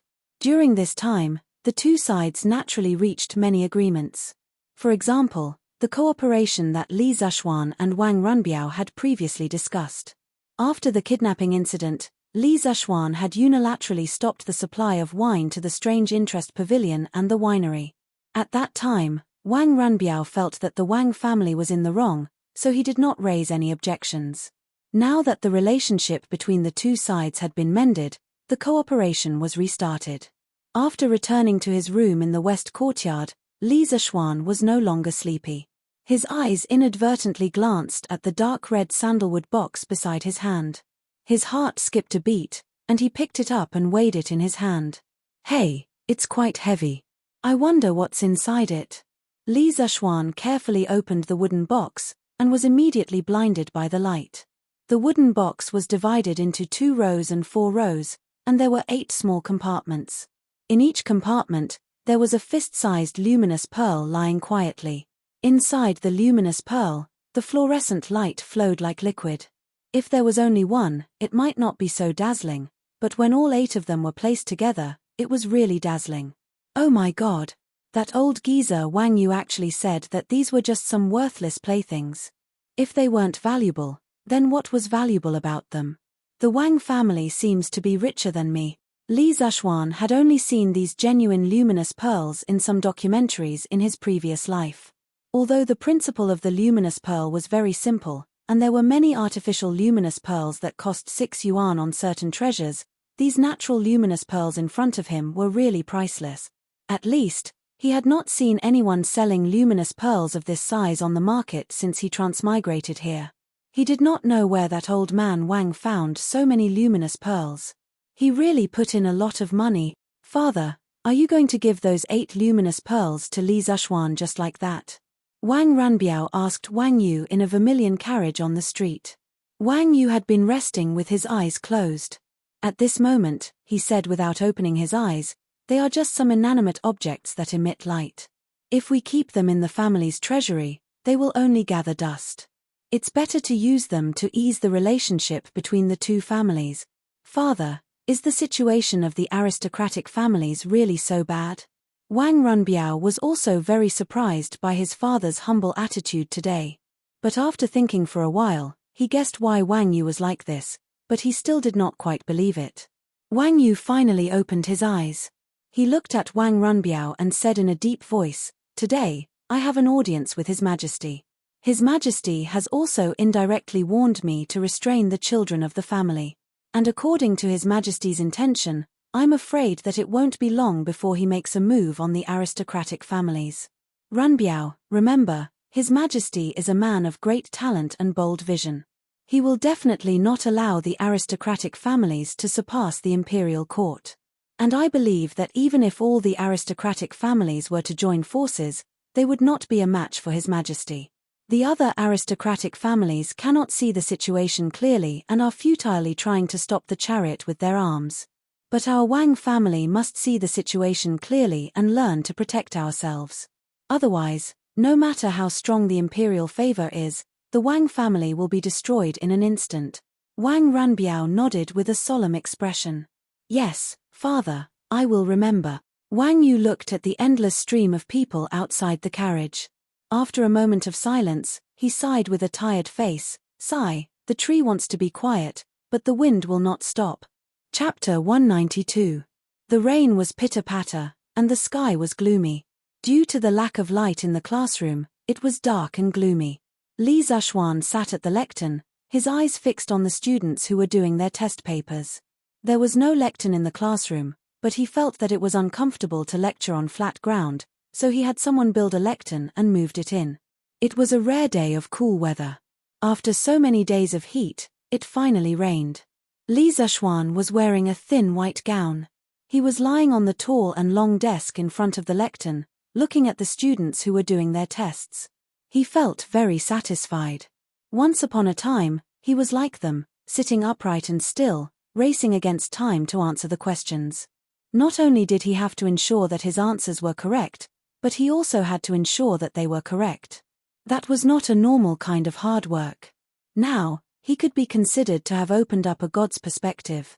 He was high up, watching others take their tests. Naturally, he felt different. That's right. Today was the small test that was held every 7 days. However, Li Zishuan habitually called it a weekly test in his mind, even though people in the Tang dynasty did not know what a weekly test was. His thoughts flew back to 2 days ago. Under Kong Ingda's strict supervision, Li Zishuan had no choice but to conduct 2 afternoons of pinyin special training sessions for all the instructors, teaching assistants, and professors of the Imperial College. Letting a 14-year-old child teach to these old scholars who were mostly in their 40s, and there were even some who were in their 60s, was bound to cause some people to express their dissatisfaction. However, this time, Kong Yingda personally supported Li Zishuan and made it clear that if anyone did not pay attention and did not learn pinyin in the end, Kong Yingda would personally report to His Majesty and expel them from the Imperial College. This kind of extremely strict punishment system directly nipped in the bud the restless instructors who wanted to jump out and cause trouble in the bud. One had to know that the positions of instructors, teaching assistants, and professors of the Imperial College were a great honor for scholars. Speaking of which, these positions were even more awesome than being a professor at Peking University or Tsinghua University in his previous life, because these positions all had ranks. In this lifetime, they had studied hard for decades, and it was not easy for them to get to where they were today. How could they bear to be stripped of this glorious position just like that? Therefore, during the 2 afternoons of classes, there was no such thing as showing off or slapping people in the face. Instead, each of them was more serious than the other, and with the help of the blackboard, the learning efficiency of these teachers of the Imperial College was surprisingly high. However, their attitude towards Li Zishuan had completely changed after they had grasped the basics of pinyin. After so many years of teaching, how could they not see the greatness of pinyin? As a result, their attitude towards learning became more and more correct. During class, the expressions on their faces were as fanatical as if they were on a pilgrimage. Sigh, these teachers learn things really fast. But this is even better. I estimate that in another afternoon, they will all be able to grasp pinyin. At that time, wouldn't she be able to return home every afternoon to sleep and tease the servant girls? How carefree would that be? Li Zishuan propped up his cheek with one hand and sat there thinking happily. Suddenly, he caught a glimpse of movement below. His position had a high platform view. Some students might think that Li Zishuan wouldn't be able to see what they were doing under the table, but what they didn't know was that sitting on the podium, he could use the high platform view to see every single movement below clearly. Li Zishuan used his fingers to pick up a piece of chalk, folded it half an inch, weighed it in his hand, and threw it in a certain direction below. That half-inch piece of chalk was like a cruise missile, accurately smashing into Cheng Chumo's head. Cheng Chumo, who had been sneaking glances at Qin Huayu's paper, was shocked by this sudden attack. He quickly looked toward the podium and met Li Zishuan's fierce gaze. Humph. If there's a next time, I'll give you 0 marks. Li Zishuan coldly harumphed and said this arrogantly. In his heart, he thought that this was the catchphrase of the invigilator in his previous life. It felt so good to use it. The students in the classroom all raised their heads, trying to figure out who Li Zishuan was talking about. Cheng Chumo rubbed his forehead as if nothing had happened. Then, this fellow acted as if Li Zishuan was not talking about him and pretended to calmly look at his paper. Even though he did not understand some of the questions, at this time, he definitely could not let everyone know that Li Zishuan was talking about him. Even though he was thick-skinned, plagiarism was too shameful.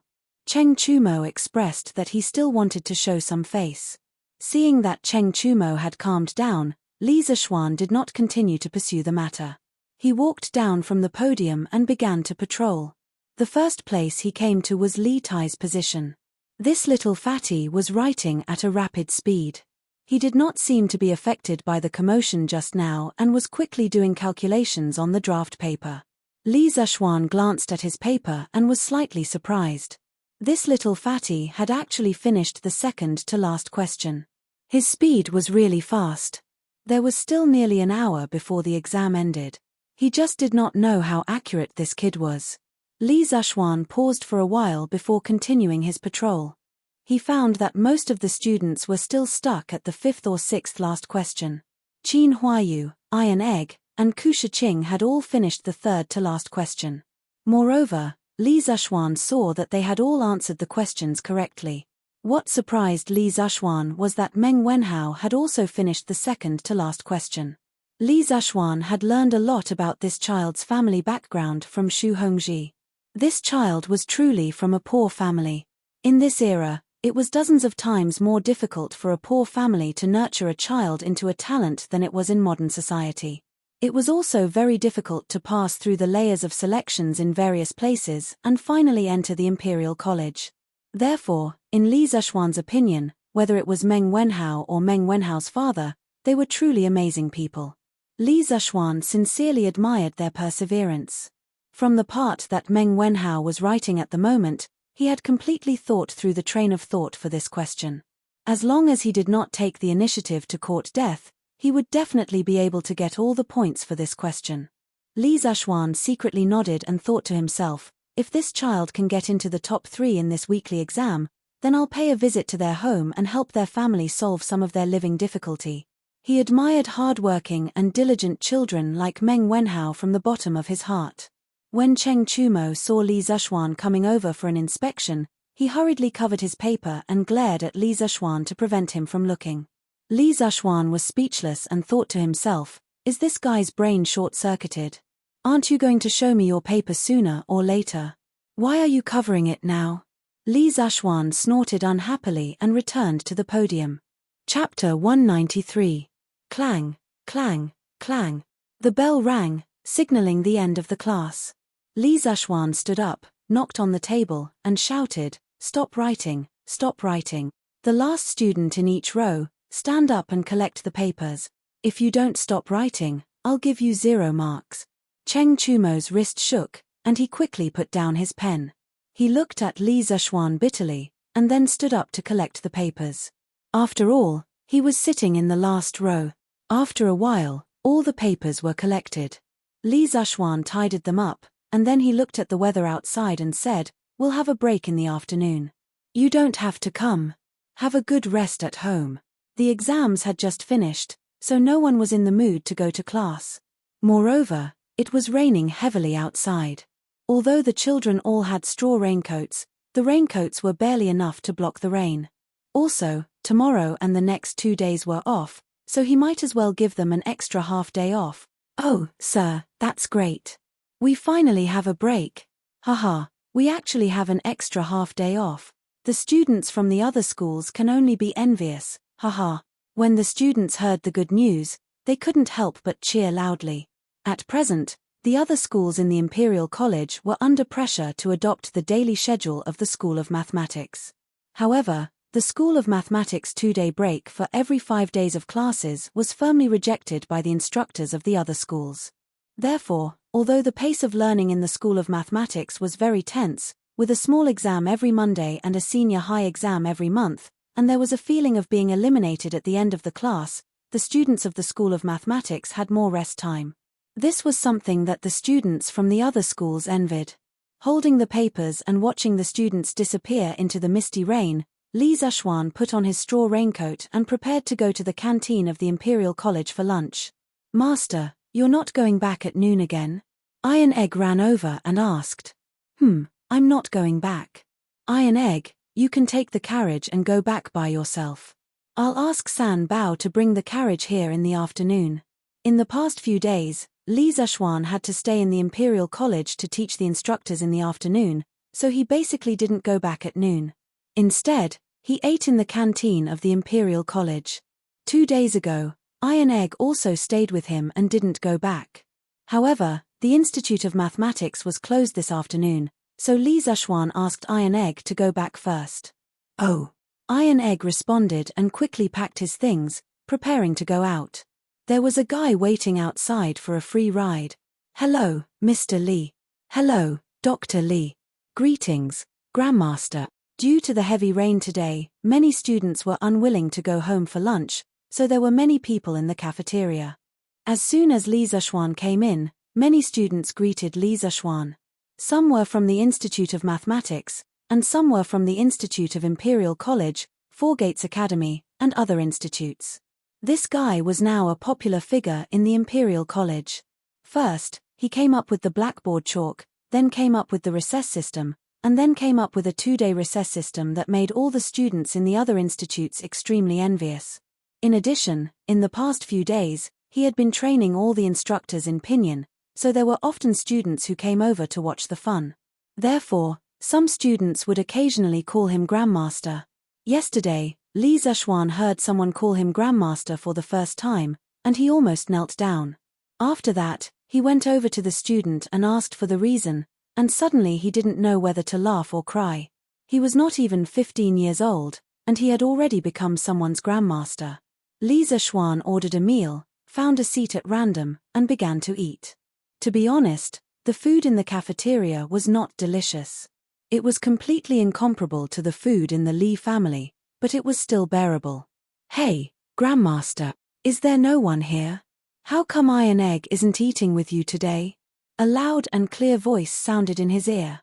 Li Zishuan raised his head and saw that it was the little bastard who first called him Grandmaster yesterday. His name was Sun Zifan, and Li Zishuan had almost been annoyed by Sun Zifan's name yesterday. This guy was a top student in the Imperial College, but he had only gotten in because of his father's relationship. His father's name was Sun Fujia, and he was an amazing person. During the 5th year of the Tang dynasty's Wuda era, he had obtained first place in the imperial examination and became the top scholar. He could be considered the first top scholar in China's history. After Li ascended the throne, he was bestowed with the title of Baron, living in Loran, and becoming a vice-chancellor of the Supreme Court. The Supreme Court was equivalent to the modern Supreme People's Court, and the vice-chancellor of the Supreme Court was equivalent to the vice-chancellor of the Supreme Court. It was a lower third-rank official, and there were usually 2 of them. Yuan Wendao, who had impeached Li Zishuan last time, was also a vice-chancellor of the Supreme Court. However, this guy was not as talented as Sun Fujia, so Sun Fujia was definitely more likely to be promoted to vice-chancellor of the Supreme Court. Li Zishuan lowered his head and continued to eat. He casually replied, "Yes, the Imperial College will be on holiday this afternoon," so Iron Egg went back. Sun Zifan had just sat down unceremoniously when he heard Li Zishuan's words. He immediately exclaimed, "Damn, why is the Imperial College on holiday early?" Sun Zifan immediately expressed that he could not accept the fact that the Imperial College was on holiday at the weekend. Li Zishuan pursed his lips. Sometimes, he really wondered if this unlucky kid was Sun Fujia's biological son. Logically speaking, since Sun Fujia could be the top scorer in the exam, even if his son's results were not top-notch, he should at least be polite, right? In the end, this guy was obviously the same as Cheng Chumo, a careless and rash person. However, he was much younger than Cheng Chumo, probably only in his teens. They just finished the exam this morning. I saw that they were working too hard, so it's not too much to give them half a day off, right? Even if Chancellor Kong knows about it, he can't say anything, Li Zishuan said faintly, but his words really attracted some hatred. "Ah, Mr. Li, how can you do this?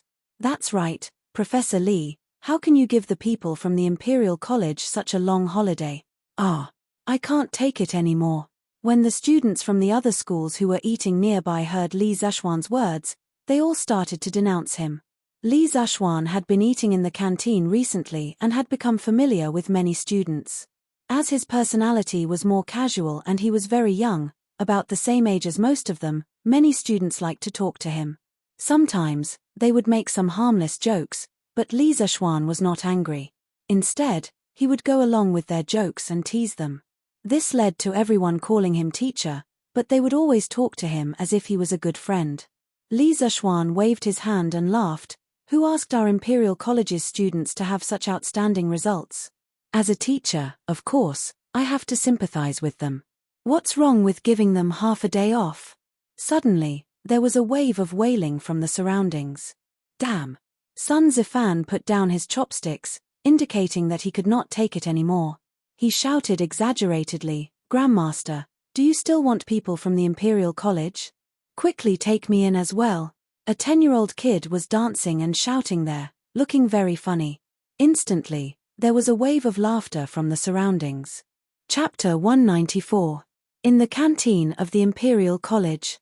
Hearing Sun Zifan's words, Li Zishuan put down his chopsticks, raised his head, and glanced at this joker.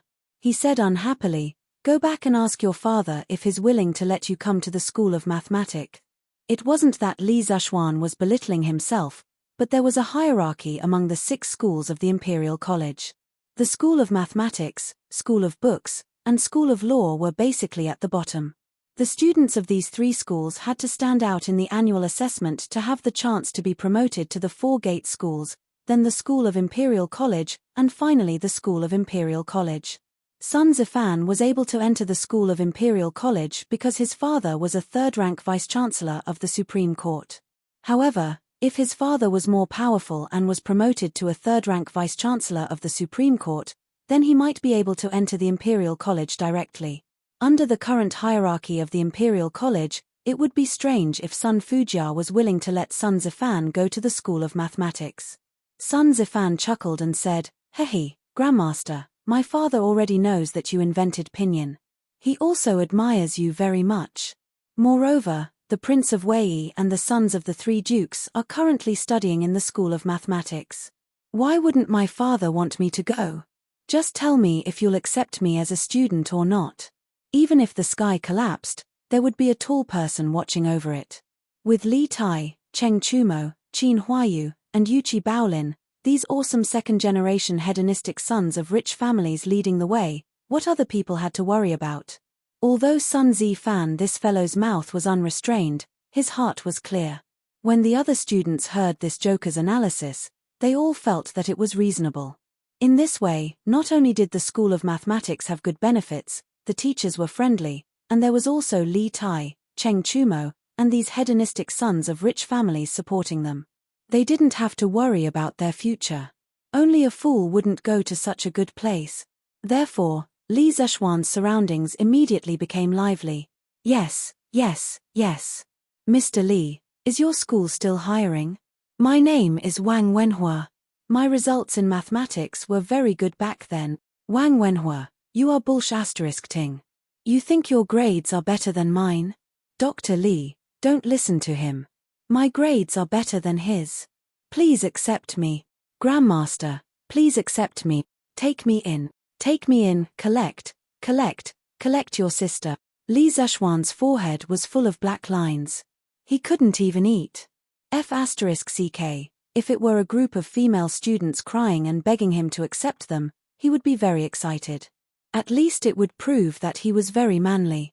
However, in front of him, there were some men clamoring for him to accept them.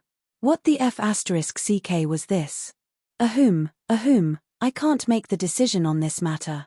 The rules of the directorate don't allow you to go wherever you want. You should go and talk to the Chancellor. Li Zeshuan hurriedly threw away the responsibility. If he really accepted them, he would offend a lot of people. When that time comes, how would he survive in the directorate? He might as well just throw the problem to Old Man Kong and let him have a headache. He originally thought that saying this would make Sun Zifan and the rest retreat. After all, as students, how many of them dared to meet the principal? However, he underestimated this fellow's character. When Sun Zifan heard that Li Zeshuan didn't explicitly reject him, his eyes instantly lit up. He smiled and said, "Fine, if Chancellor Kong agrees to change classes with me, Grandmaster, you have to accept me." In his eyes, his father was a lower-class third-rank official. The Chancellor of the Directorate was also lower-class third rank. What was there to be afraid of? He wasn't afraid, but that didn't mean that all the students weren't afraid. There were also some gutsy students who secretly left the crowd. These people mostly relied on their own hard work to rise up from the three academies of mathematics, history, and law. They didn't have any background, so they didn't dare to follow Sun Zifan. However, there were still a lot of second generations who followed Sun Zifan and echoed, "Yes, yes, yes. Zifan, I'll go with you to find Chancellor Kong." I'll go too. What's there to be afraid of? Let's go.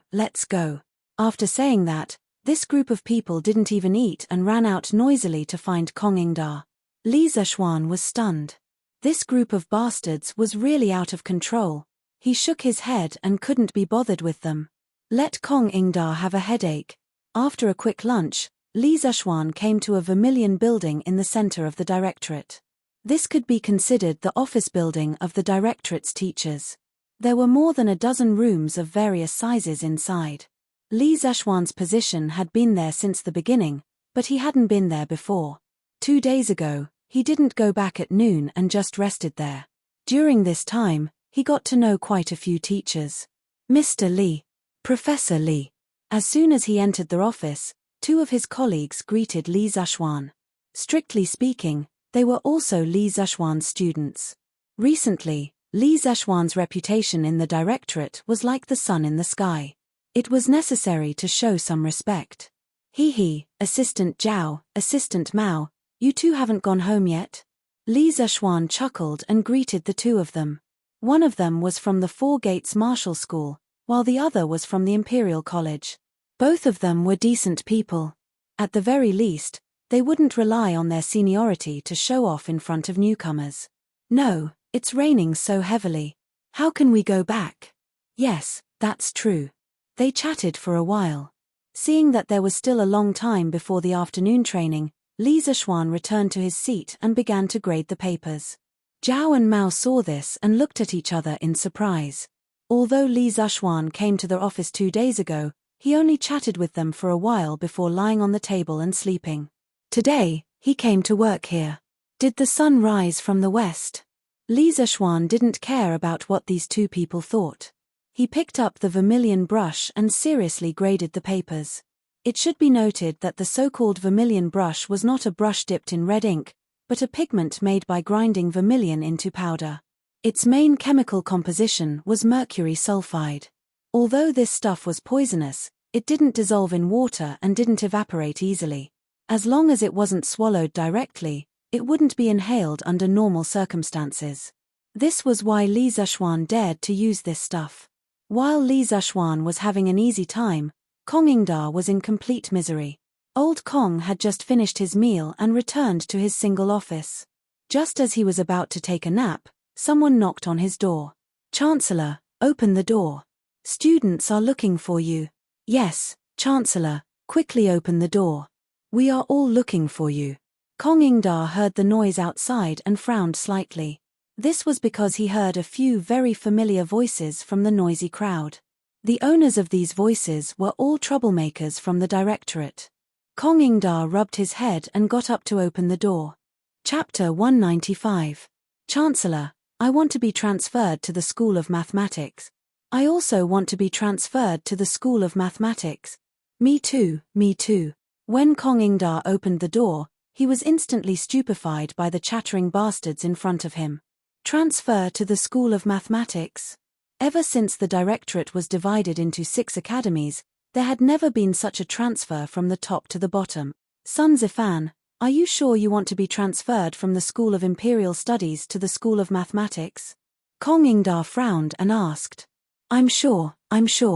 Chancellor, can you quickly transfer me to the School of Mathematics? Sun Zifan hurriedly nodded his head excitedly. What about you guys? Kong Yingda was in disbelief as he looked at the other students and asked. Chancellor, we all want to be transferred to the School of Mathematics. Kong Yingda was completely stupefied at this moment. He stared blankly for a moment before suddenly putting on a stern face and berating sternly, Sun Zifan, who instigated all of you to be transferred to the School of Mathematics? Sun Zifan said with a blank face, Chancellor, no one instigated us, we all did it willingly. Yes, we all did it willingly.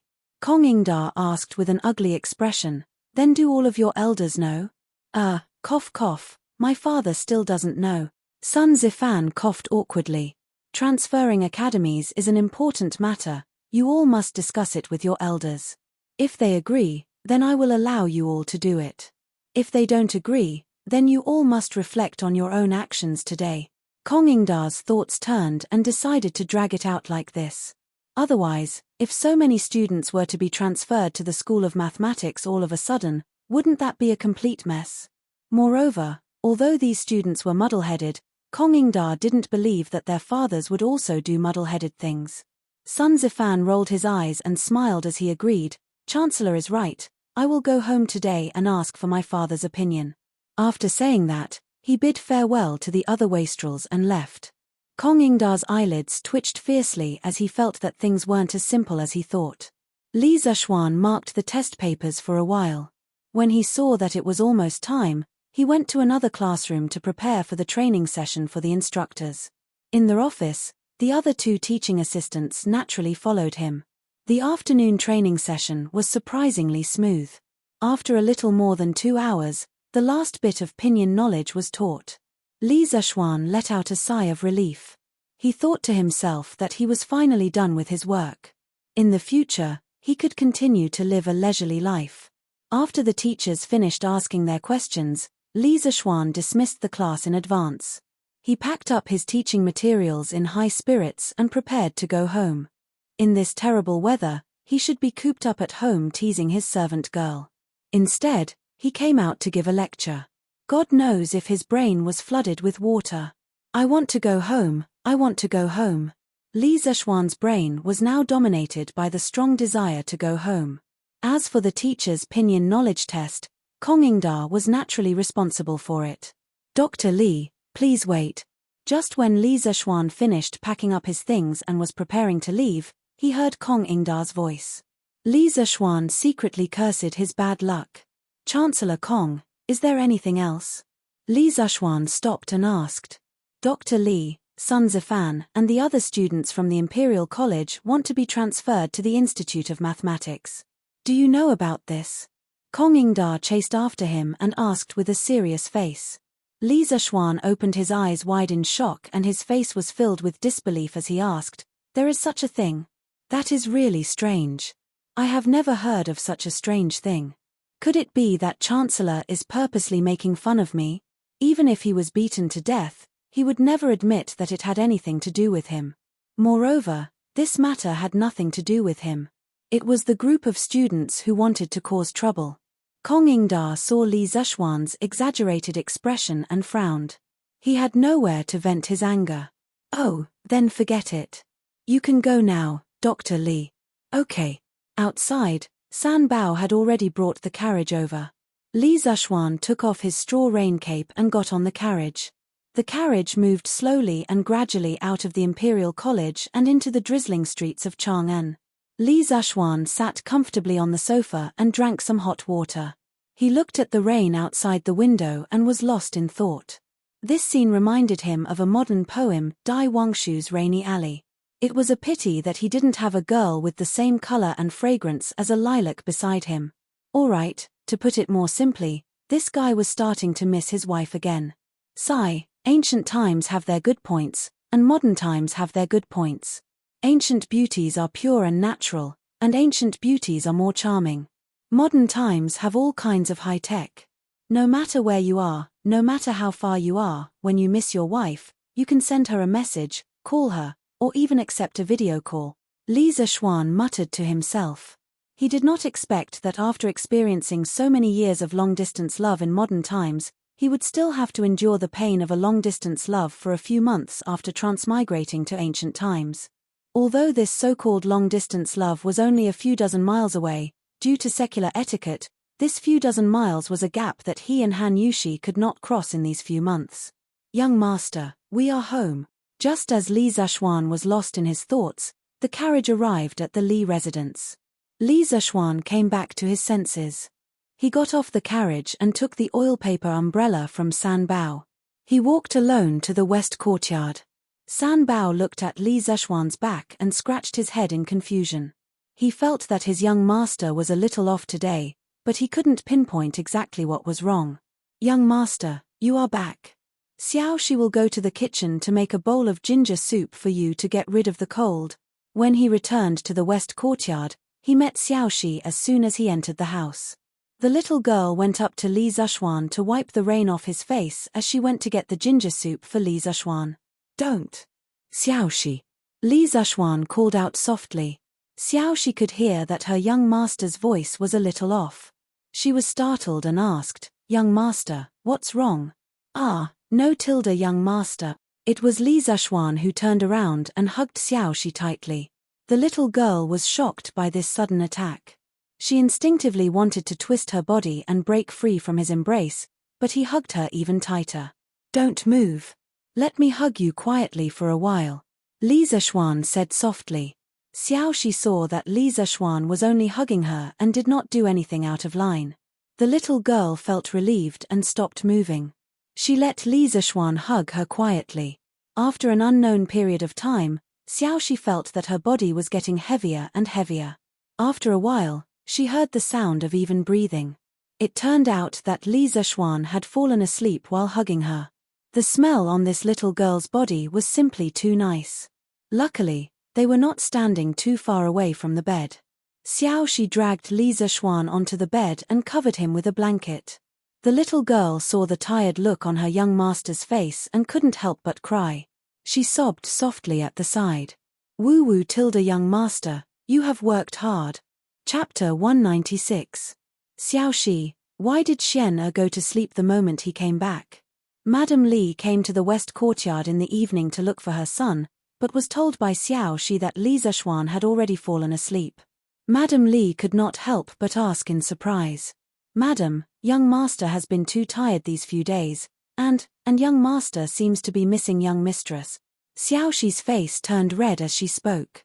Madame Li froze for a moment. Just as she wanted to ask Xiao Shi how she knew that Li Zishuan missed his wife, she saw Xiao Shi's flushed face. Madame Li instantly thought that something must have happened between her son and this servant girl. However, as a mother, she did not dare to say too much about this matter. In any case, her son would definitely not be at a disadvantage. At that moment, she shook her head, looked at Xiao Shi strangely, and left. At the same time, she thought that her son's wedding date should be set earlier so that she could hug her chubby grandson earlier. Madam, it's not what you think. When Xiao Shi saw Madame Li's strange gaze, she immediately came to a realization. She knew that Madame Li must have misunderstood, so she quickly explained. However, Madame Li was not going to listen to this explanation. Xian come. You didn't eat last night. Eat more today. In the morning, Li Zishuan was woken up by hunger. He only managed to make it in time to have breakfast with his mother. Yes. Thank you, mother, Li Zishuan said vaguely as he stuffed food into his mouth. You child, why are you being so courteous with me? My son has been working hard in the Imperial College these few days. Mother will make something good for you in the afternoon, Madame Li said with a smile. Yes. What else could Li Zishuan say? He could only nod his head happily. Xian your wedding date with Yushi has been set. Daoist Qingxian said that the 25th of next month is an auspicious day and is suitable for marriage. Your father, Han Li, and I are discussing. Although time is a little tight, with the manpower and resources of our Li family, we can definitely prepare it. Therefore, we have set your wedding date on the 25th of next month. Madame Li looked at her son and said kindly. Li Zishuan widened his eyes in surprise. After a moment, he reacted and said excitedly, Yes, this is great. Mother, I thought I would have to wait for at least 2 months. Haha, look at how anxious you are. Xian when you have a wife in the future, are you going to forget about mother? Mrs. Li couldn't help but tease her son when she saw that he couldn't wait to get married. How could I? Mother, don't worry, you will always be the most important person in my heart. Little rascal. Li Zishuan didn't have to go to school today, and after hearing such good news in the morning, he instantly forgot about the sadness in the rain yesterday afternoon. Now, he was in the mood to go out and have fun. However, there were only a few places he could go.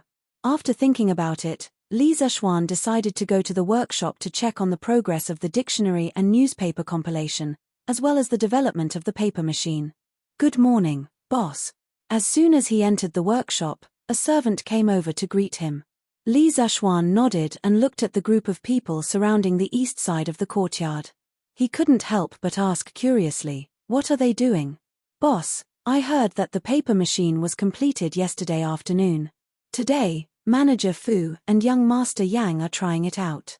The servant replied respectfully. Oh! Li Zishuan was delighted. With Yang Xiaoning involved in the development of the paper machine, the progress was indeed much faster. He was really lucky today. Go ahead, I'll go over there and take a look. Li Zishuan waved his hand and lifted his foot to walk over. Zhao Die, control the horse's speed. Zhong Xiaohua, go and fill the pulp pool. Guo Liu, go and lead the ox. As soon as he got close to the crowd, he heard Yang Xiaoning giving out orders like a marshal. Look, paper is coming out. The paper is so big, and the paper is coming out so fast. The thickness of the paper is also quite uniform. According to this speed, it will probably only take a few breaths of time for one cut of paper to come out, right? Generally, one cut of paper refers to 100 sheets. Yes, yes. As soon as Li Zishuan squeezed into the crowd, he saw a huge and cumbersome machine standing in the open space on the east side of the workshop. The monster-like machine, under the pull of the animal, made ka sounds of parts rubbing against each other. The paper was quickly coming out of the paper outlet. There were wooden shelves under the paper outlet. After the paper was sent to the shelves, the craftsman immediately took the paper to the side to dry it. Overall, the paper production efficiency was very high. Success. Great, we did it. Seeing that the paper machine could come out normally for 15 minutes, the group of craftsmen standing beside Yang Xiaoning couldn't help but cheer excitedly. God knows how much effort they had put in over the past few days. Xiaoning. Li Zishuan saw that their excitement was almost over and walked over. Xiao Xian, why are you here? Good morning, boss. Good morning, boss. Congratulations, this paper machine will be the cornerstone of our Tang dynasty's education industry in the future. The effort you have put in today will be enough to leave your names in history. In the future, every piece of paper used by the scholars of our Tang dynasty will be credited to you. All of you are good. Li Zishuan looked at the true technical backbone of the workshop in front of him. Among them, the older ones already had white hair, while the younger ones had just turned 20. As craftsmen, they lived at the bottom of society, but their creativity was comparable to a regular army. They deserved to be respected. Looking at them, Li Zishuan couldn't help but think of the scientists in his previous life who worked hard on the front lines of research. They also worked hard, but a lifetime of research couldn't even compare to the money a celebrity could earn from acting in a movie. At the thought of this, Li Zishuan couldn't help but shout. He felt injustice for the craftsmen. Oh Tilda, we are good. Li Zishuan's words made the craftsmen's blood boil. They worked overtime because Li Zishuan treated them extremely well in the workshop, so they wanted to repay him. They had never imagined that the thing they made would have such great meaning behind it. Thus, these craftsmen couldn't help but cheer. All the craftsmen who participated in the development of the paper machine will be rewarded with 2 strings of cash. Now, go back and have a good rest. Your health is your greatest asset. Li Zishuan looked at the craftsmen in front of him. Although most of them had excited expressions, the exhaustion in their eyes couldn't be concealed. Thus, he hurriedly had them go back and rest. Hearing that they would be rewarded with 2 strings of cash, the craftsmen who had just been satisfied on a spiritual level were now satisfied on a material level. They bowed and expressed their thanks. Thank you, boss. Thank you, young master. Li Zishuan hurriedly waved his hand and said, go and rest. Chapter 197. In the workshop of the Strange Interest Pavilion. The craftsmen dispersed.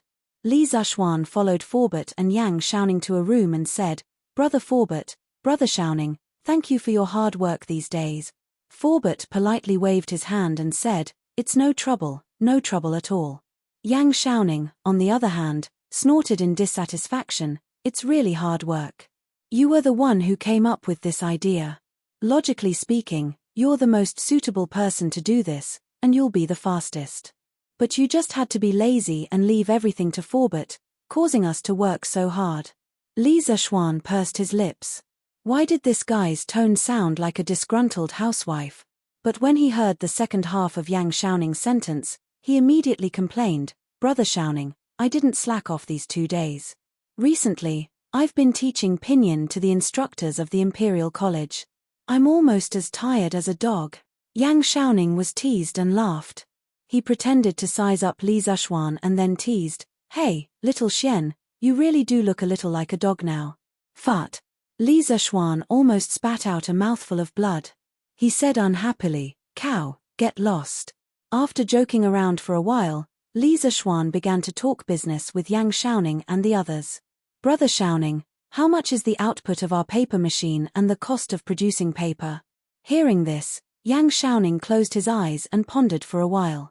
Then, he opened his eyes and said, according to my preliminary estimation, The paper production efficiency of a paper machine is about 30 to 40 times that of manual labor. Moreover, the paper produced by the paper machine has a uniform thickness and is more delicate. The quality seems to be better than the current Xian paper. Overall, the cost of our paper is about 20 copper coins per cut. As far as I know, the cost of paper for other paper mills in Chang'an is about 500 copper coins per cut. Moreover, their paper is still in short supply. When the time comes, not only will our paper be cheaper than theirs, but the quality will also be better. I believe that once our workshop starts producing at full capacity, the traditional Xian paper will be completely replaced by our paper. Hearing Yang Xiaoning's confident words, Li Zishuan was slightly surprised. He didn't expect that the paper production cost could be reduced to 1/25 of the original through the paper machine. It was really amazing. Marx said that if capital had 50% profit, it would risk everything. If it had 100% profit, it would dare to break all the laws of the world. If it had 300% profit, it would dare to commit any crime, even at the risk of being hanged. If Li Zishuan sold the paper from the workshop at the price of ordinary paper, he would earn more than 25 times the profit. This huge profit was enough to make anyone go crazy. The three people in the room gradually thought of this. The three of them were shocked by the high profit and their breathing became rapid. Li Zishuan shook his head and forced himself to wake up. The purpose of his paper machine wasn't to make money, but to let the poor be able to read. It wasn't that he was a saint or that there was something wrong with his brain. It was just that he had promised Ma Ju that he would let everyone in Tang be able to read. Li Zishuan had to do what he said. As for money, it was something that he couldn't earn in his lifetime. If he really wanted to make money, there were many ways. Brother Xiaoning, Forbert, our new paper can't be sold at an expensive price. My original intention of inventing the paper machine wasn't to make money. In my opinion, the price of the new paper should be set at 30 to 40 copper coins per cut. What do you think? Li Zishuan used 20% of his internal energy and said in a deep voice. Wealth moved people's hearts. In the face of such a huge profit, even Forbert and Yang Xiaoning almost lost their minds, let alone the others. Absolutely not. Young master, if you set the price like this, wouldn't you offend all the paper mills in the world? At that time, a large number of craftsmen will lose their jobs. Forbert had just been awakened by Li Zishuan's shout and heard Li Zishuan's shocking price. His heart trembled and he quickly dissuaded him. Yeah, Xiaoxian. If you set the price like this, it will be a devastating blow to the rice paper mills. Yang Xiaoning couldn't help but say. Li Zishuan frowned.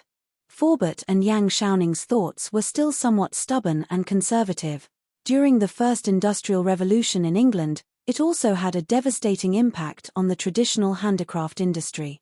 In the end, large machinery production replaced the inefficient handicraft industry, which also caused a large number of traditional craftsmen to lose their jobs. But didn't England survive in the end? Not only that, England also became the world's largest country after the First Industrial Revolution. Xiaoning, Forbert, in the future, our workshop will have batches and batches of new technology. At that time, do you still want us to adapt to the backward handicraft production of this era? The purpose of our development of new technology is to break the inefficient and backward technology of the current era. As the era progresses, so does technology. We should let people catch up and adapt to the pace of our new technology. Under the rolling wheel of the era, those who can't catch up with the new technology will be eliminated. In this era, there is no waiting, and there is no sympathy. Our Strange Taste Pavilion workshop must lead the new technology trend and promote the technological innovation of the entire Tang dynasty. Li Zishuan felt that he had to correct Yang Xiaoning and Forbert's thoughts. These two were the top technical backbone of the workshop. If their thoughts were shackled and they did things fearfully, it wouldn't be good for the development of the workshop. Good. Under the rolling wheel of the era, those who can't catch up with the new technology will be eliminated. Li Zishuan, I've underestimated you. Just when Forbert and Yang Xiaoning were still immersed in Li Zishuan's enlightening impromptu speech, Li Er's laughter came from outside the room. Li Zishuan was speechless. Why did the people of the old Li family like to eavesdrop on others? Last time, it was Li Chengqian. This time, it was Li himself. This father and son pair was really unique. After Li's laughter came, he pushed open the door and entered without any hesitation. Empress Zhongsun was accompanying him. In the room, Forbert and Yang Xiaoning finally reacted. Both of them were shocked and quickly bowed. Your humble subjects pay respects to your majesty. Your majesty. Your humble subjects pay respects to your majesty. Your majesty. Li Zhuan was helpless and could only follow suit. Although he hadn't seen Zhongsun before, this woman could wear a phoenix coronet and a red robe beside Li Zhuan. Moreover, Yang Xiaoning just said that this was the Empress. He, Li Zhuan, wasn't stupid. Li waved his hand and laughed. Haha, all rise. Li Zhuan, come here. I just heard you say that the cost of your new paper is only 20 copper coins. Is this true? Li Zhuan was speechless. Didn't you eavesdrop just now? Why are you still asking when you already know the answer? You're really too free. Your Majesty, this is only our initial estimate of the cost. However, the final result is not far off. Even though he was cursing crazily in his heart, Li Zhuan could only answer obediently. Chapter 198. Good. Good. With your cheap and high-quality paper and the upcoming pinyin version of the Tang Dynasty Dictionary, I estimate that in less than 5 years, the scholars of Tang Dynasty will spring up like bamboo shoots after the rain. This is a great achievement for the present and benefits for the future. Li sat at the head of the table with Zhongsun and couldn't help but praise. Zhongsun smiled and said, I congratulate your majesty. Hundreds of years ago, Qin Huang and Han Wu failed to achieve the great cause of educating the people. Now, your majesty is likely to achieve it. Haha, the Empress is right. Li was delighted and was very proud. Li Zhuan curled his lips.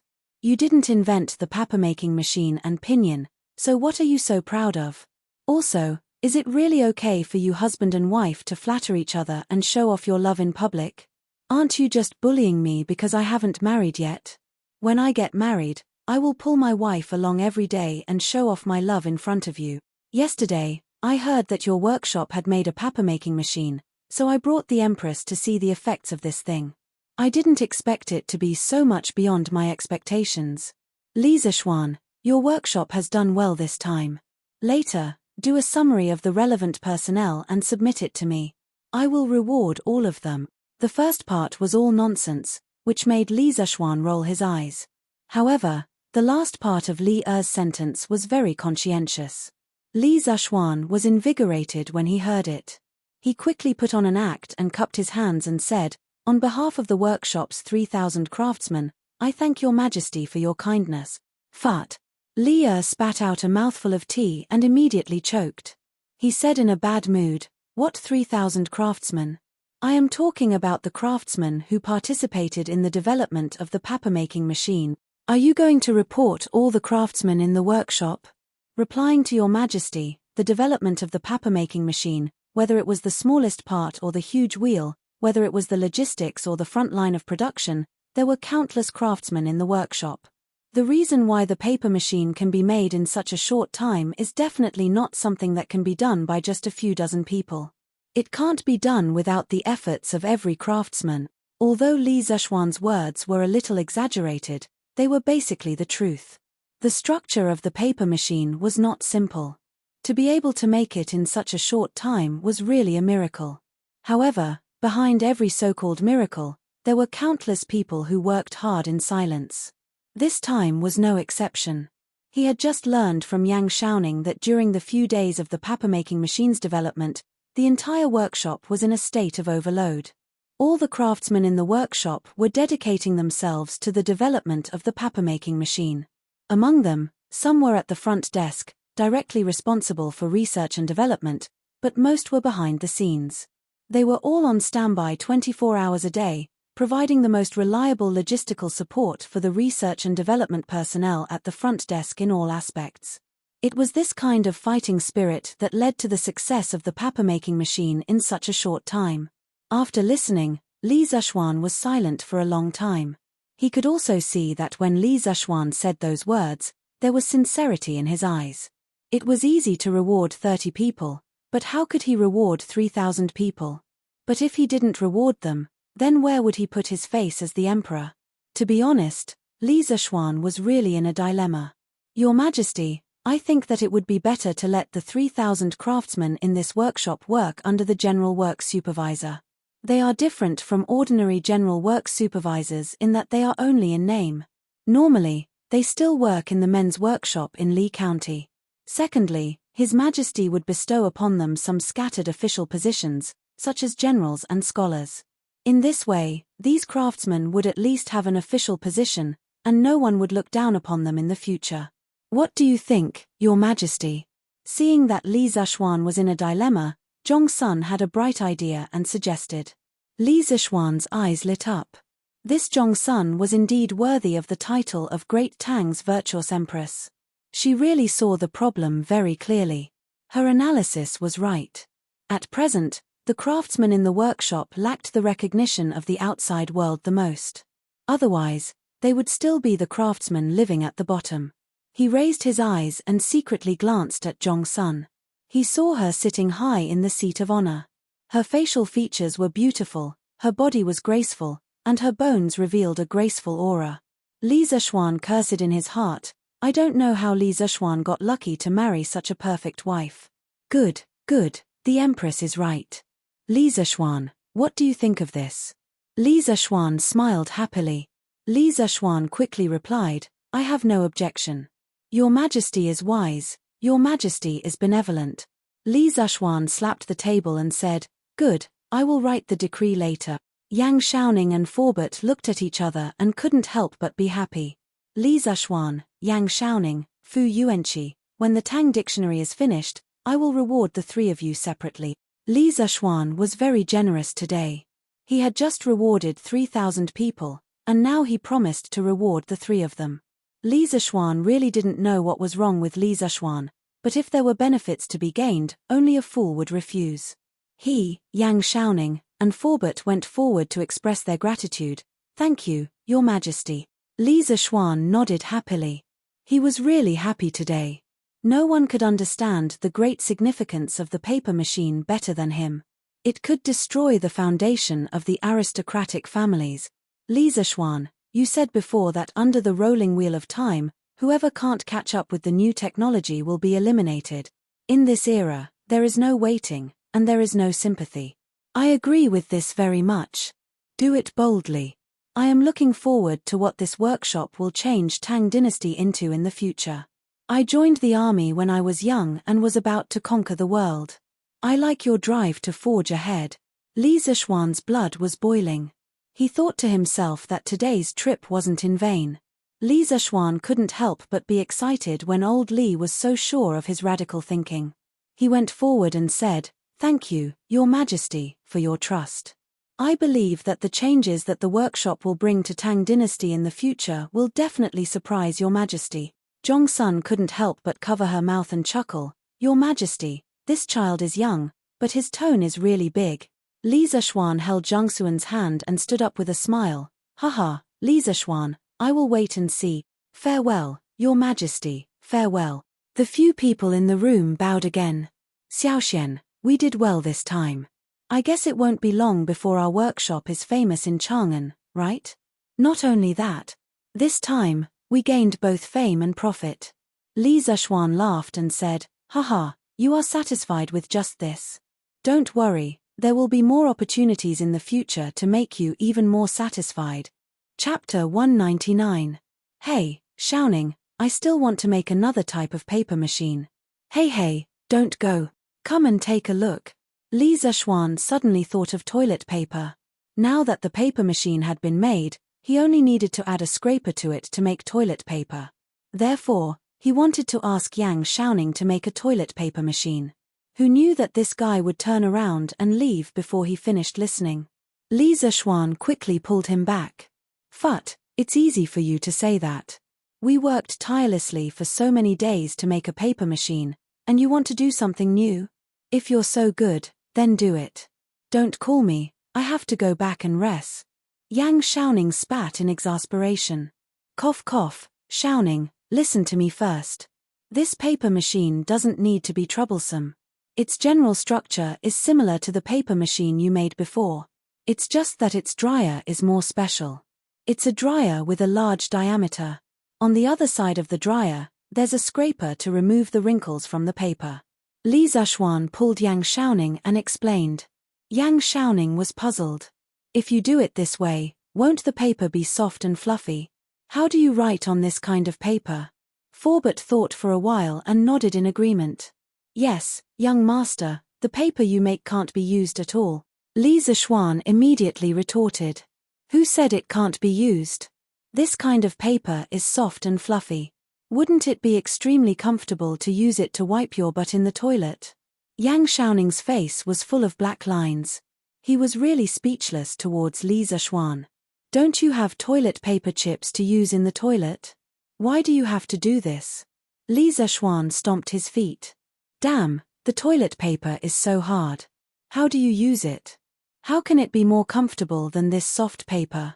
This was the most unacceptable thing for Li Zishuan after he transmigrated. He could live without a computer or a phone, but he couldn't live without toilet paper. Why the F***ck do you want me to use bamboo to wipe my butt? Then what do you usually use in the toilet, young master? Forbert couldn't help but ask. Cough cough, I asked someone to make the rice paper soft before using it. But this is really troublesome, Li Zishuan said after thinking for a while. Forbert and Yang Xiaoning suddenly felt a toothache. They really wanted to beat him up. What a waste. You brat, you're simply a refined scum. Yang Xiaoning couldn't help but point at Li Zishuan's nose and scold. Li Zishuan rubbed his nose and felt very helpless. Isn't it just wiping your ass with a piece of paper? It's so normal. Is there a need for that? In the end, Yang Xiaoning agreed to Li Zishuan's request. There was no other reason other than Li Zishuan saying that this thing could also make a lot of money. After reducing the cost of paper, Li Zishuan let out a sigh of relief. As long as paper could be mass-produced, many of his later plans could be carried out smoothly. Well, the most important thing was that the toilet paper problem was solved. He could finally see the most commonly used industrial product in ancient times. This made him feel a little closer. After leaving the room, Li Zishuan went to the back hall. He wanted to see how Ma Ju and the others were progressing. When he pushed the door open and entered, he saw that there was an earth-shattering change inside. Dozens of tables were arranged in the hall. Each table was piled with all kinds of information. Then, dozens of middle-aged scholars were bent over the tables, carefully checking and recording. These must be the scholars sent by Li Tai and Li Chengqian. Li Zishuan's arrival didn't cause any waves. Perhaps in these people's eyes, Li Zishuan wasn't as important as the documents in their hand. Lord Ju, you're here? Ma Ju quietly came up to greet him. Li Zishuan nodded and also said softly, Yes, Brother Ma, let's talk somewhere else. Everyone here was busy with their own things. Li Zishuan really didn't have the heart to break the silence. When they came to the next room, the two of them sat down. Li Zishuan asked, Brother Ma, how is the compilation of the dictionary going?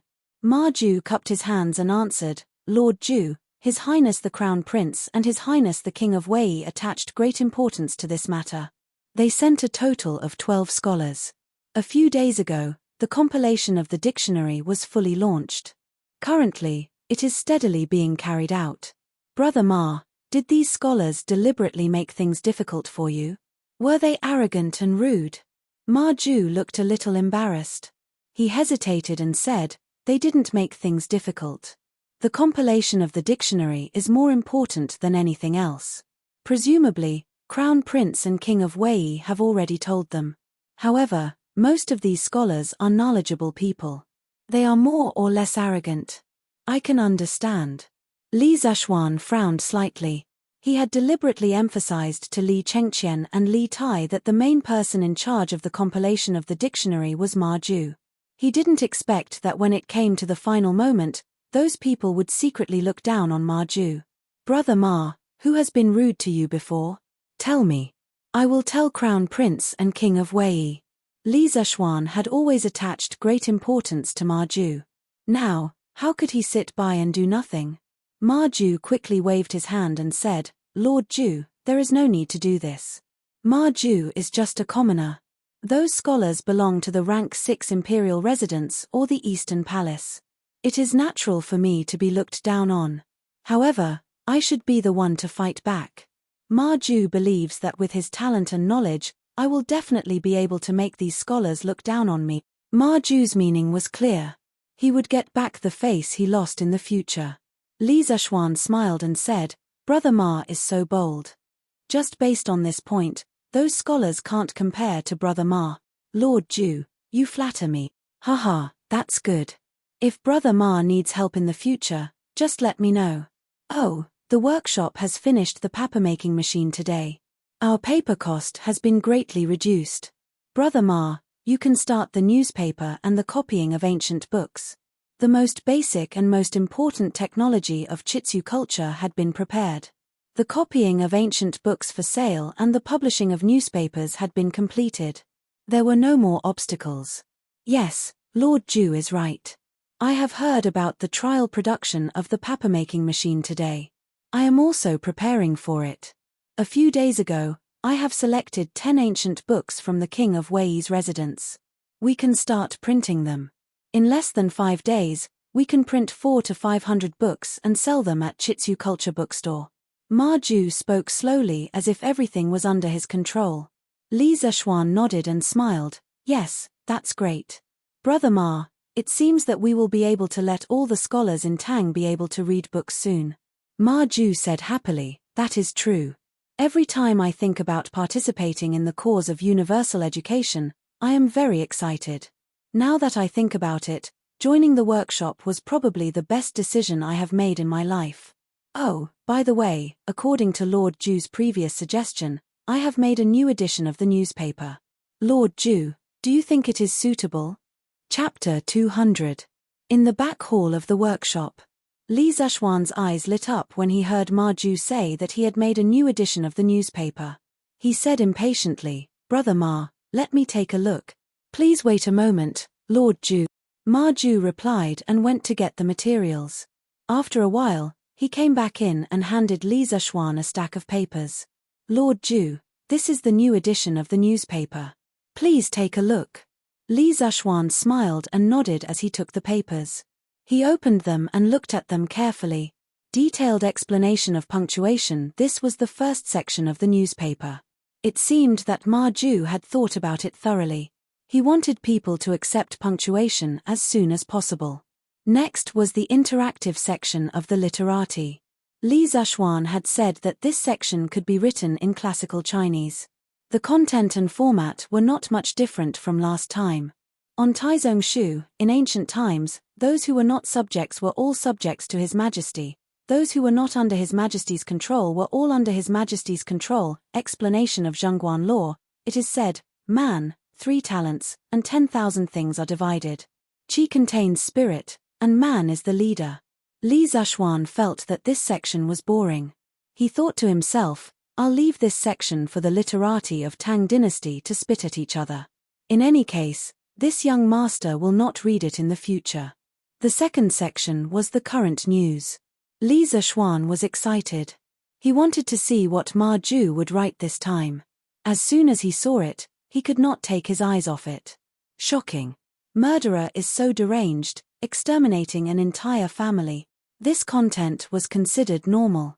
It only talked about a massacre that had just been solved in Xinfeng County not long ago. The process was quite complicated. As Ma Ju did not use classical Chinese this time, Li Zishuan was very interested. He carefully read the whole story. Next article. The drunken scholar met the courtesan of the brothel and did such a despicable thing. When Li Zishuan saw the title, he thought that the drunken scholar had used the alcohol to force himself on the brothel's top courtesan. But when he looked down, he immediately vomited blood. It turned out that the drunken scholar had drunk too much and had the urge to pee, so he had peed on the side of the road. Who knew that the brothel's top courtesan had seen him and scolded the scholar for being vulgar. As a result, the two had an argument, which finally alarmed the Chang and Marshal Marquis. Chang and Wu who rushed to the widow Zhao Zhuangyi's house in the middle of the night, and the reason was actually like this. Seeing this title, You will definitely think that Wu Hu went to the widow's house to have an affair, right? Li Zishuan also thought so at first, but in the end, it was not the case. Wu Hu only went to the widow's house to put out the fire, and from the beginning to the end, it was just a piece of news about a fire. Shocking.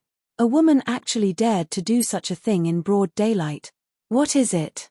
You must have thought it was something embarrassing, right? In the end, the woman's skill was just a bit better, and she met a thief on the street. She was not robbed by the thief, but instead captured the thief. Shocking. Shocking. Men will be silent, women will cry. All right, after reading up to this point, Li Zishuan was already immune to it. As expected, the content was just a notice that Chitsu culture was offering a large sum of money for a literary competition. Ma Ju was F***king trying to stir up trouble. After seeing the current news section, Li Zishuan was really shocked, and his mouth was wide open. At this moment, he really wanted to say to Ma Ju, "Brother 666666666, tomorrow please come to the UC shop department to work." Even if you beat him to death, he would never have thought that Ma Ju, who had received a traditional Confucian education, would be able to use the shocking words he had said last time, and so quickly learn how to use it. This was simply too much of a prank, okay? He wondered if Li would come and kill him if he knew that his future prime minister had been trained to such a state by him. How is it? How is it? Lord Ju? When Ma Ju saw that Li Zishuan had finished reading the current news section, he hurriedly asked with a face full of expectation.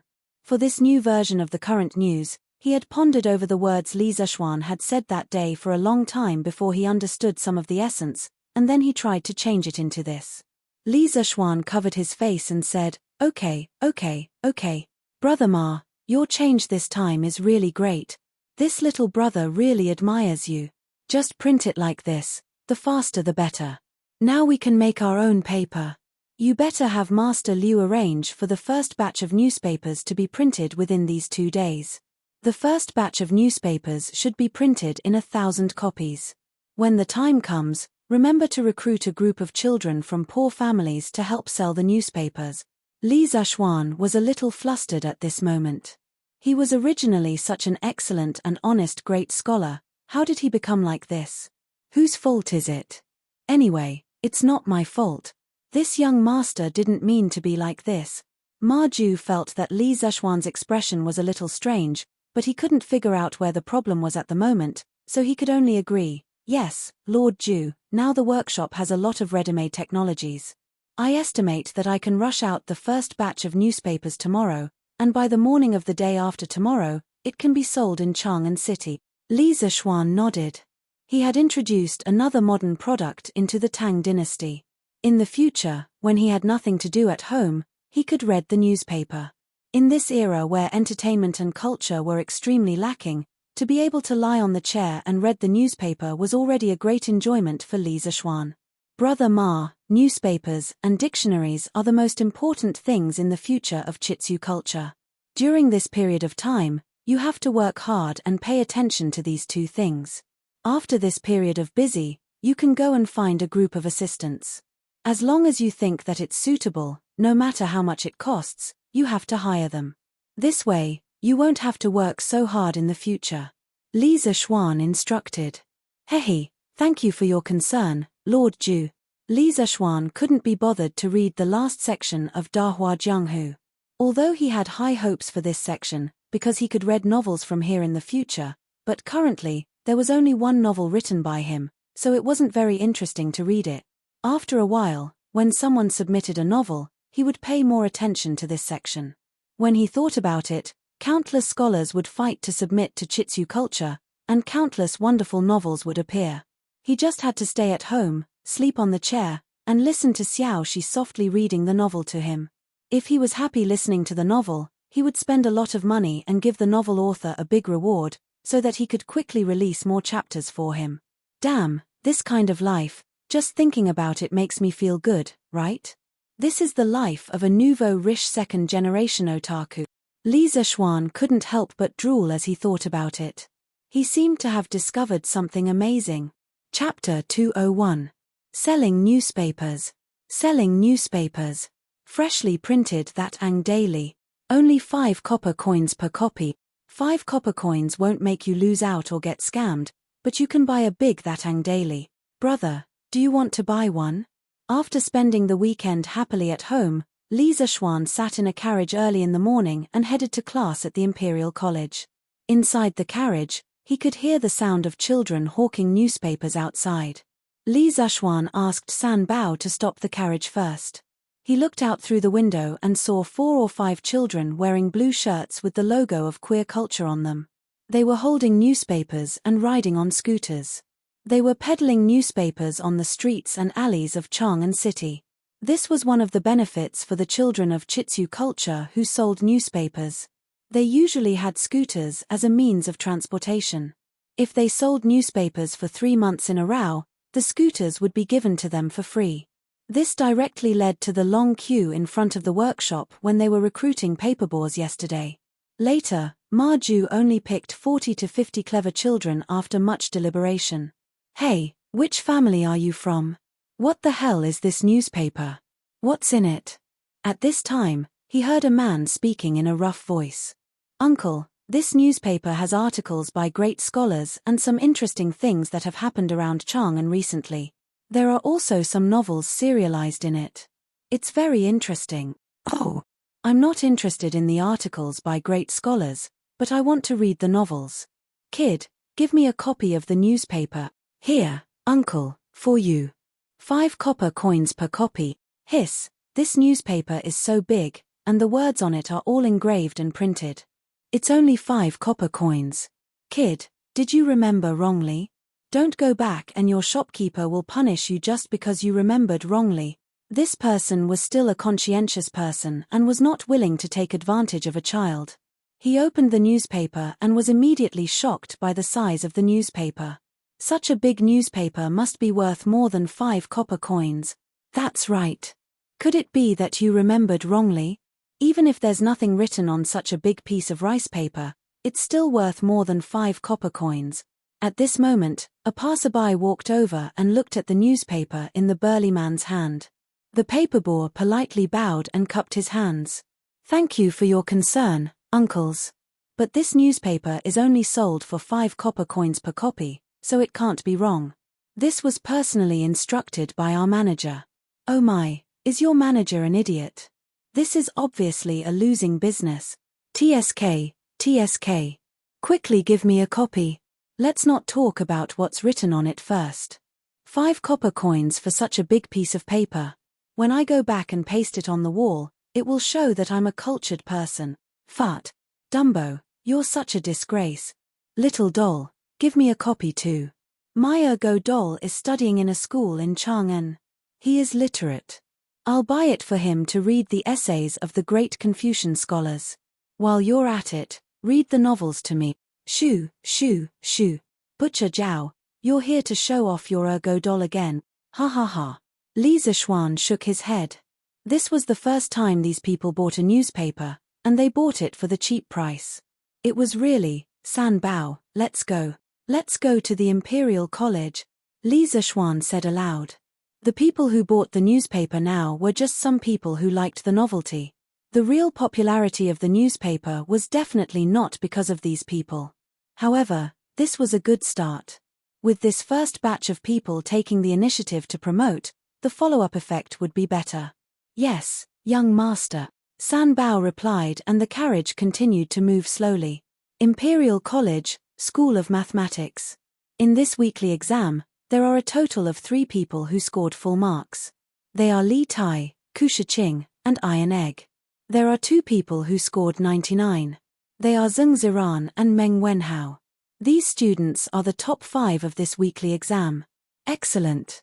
Everyone, give them a round of applause. Li Zishuan stood on the podium and looked at the report card in his hand and said. He felt that it was a pity for Meng Wenhao. This kid wrote a step that was slightly ambiguous in a proof question. Li Zishuan thought about it again and again and deducted 1 point from him. As a result, this unlucky kid would not be able to get into the top 3. Clap, clap, clap. The students in the classroom, regardless of what they were thinking, whether they were jealous or not, all of them applauded together with Li Zishuan. Although Meng Wenhao was a little annoyed, he had just looked at the paper that was handed out. There were indeed some small problems in that part of the paper. He was sincerely convinced by the deduction of 1 point. As for the last 5 of this weekly exam as the applause gradually stopped, Li Zishuan said loudly again. However, he deliberately paused for a moment and then looked at the back row. Cheng Chumo's chrysanthemum, no, his heart suddenly tightened. He then repeatedly winked at Li Zishuan, hinting him not to say it out loud. As for the last 5, I won't mention them today. You should know who they are. No, you should know who they are. Li Zishuan's heavy breathing almost scared Cheng Chumo to death. However, when he heard that Li Zishuan still did not mention his name, he could not help but feel a little happy. Here, this is the solution to the last question. Those who did it wrong, take a good look at it and clear your thoughts. You must make sure that you will not make a mistake the next time you encounter the same question. After a simple introduction of the results, Li Zishuan began to explain the test paper to them. The questions were relatively simple, so he explained them quickly. In less than 1 class, he had finished explaining. Damn, this is great. This novel is so F***king great. This brother is too good.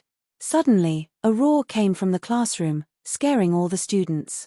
Li Zishuan was also a little startled, but then he became angry. He quickly found the source of the sound and shouted angrily, "What the hell? Wang Meng, stand up." Wang Meng suddenly shivered. In fact, after he shouted, he had already sobered up. Now that he heard Li Zishuan's angry voice, how could he not know that he had already eaten a pill? "Sir, I was wrong." Wang Meng's face was bitter, and his voice was trembling. Li Zishuan sneered, "Now you know you were wrong. What were you doing just now?" Wang Meng hesitated and did not dare to say anything. Li Zishuan sternly shouted, "What are you waiting for? Do you want to quit school?" Wang Meng did not dare to hesitate anymore. He quickly took out a piece of paper from under his seat and said anxiously, Don't, sir, I'll tell you. I was reading a novel just now.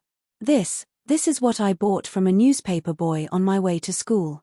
It said, it's called a newspaper. The other students looked at it curiously, wanting to know what kind of magical item this newspaper was. On the other hand, Li Zishuan's old face darkened. Of all his calculations, he did not expect that running a newspaper would make students addicted to novels and affect their studies. In modern times, bad students often did this in class. He did not expect to encounter it in ancient times as well. Wasn't this like shooting himself in the foot? Chapter 202. Inside the School of Mathematics. Li Zishuan's face turned from green to white, then from white to red. Wang Meng was so scared that his heart was trembling. He had never seen Li Zishuan so angry before. "Wang Meng, tell us how many points you got this time," Li Zishuan said with hatred. When Cheng Chumo heard this, he grinned and looked at Wang Meng with a gloating expression. Wang Meng replied weakly, "Sir, this time I got 66 points. Li Zishuan slammed the table and said angrily, "You only got 66 points and you didn't pay attention in class? If you can get full marks like Li Tai and Ku Shiqing, I won't criticize you even if you didn't pay attention. Are you serious?" At this moment, Li Tai's eyes lit up and he asked excitedly. Li Zishuan's face was filled with black lines. This bastard never knew how to give him any face. "Shut up. I'm talking about Wang Meng," Li Zishuan said angrily. Wang Meng couldn't be angry anymore. He said softly, "Sir, I was wrong. Is the novel good?" Li Zishuan asked fiercely. "Yes." Sir, it's not good. It's not good at all. It's not good at all. It's terrible. I was obsessed with it." Wang Meng was about to say that it was good, but he quickly changed his words. Li Zishuan nodded, but he suddenly realized that something was wrong. He was the one who wrote the novel. Wasn't Wang Meng scolding him by saying that?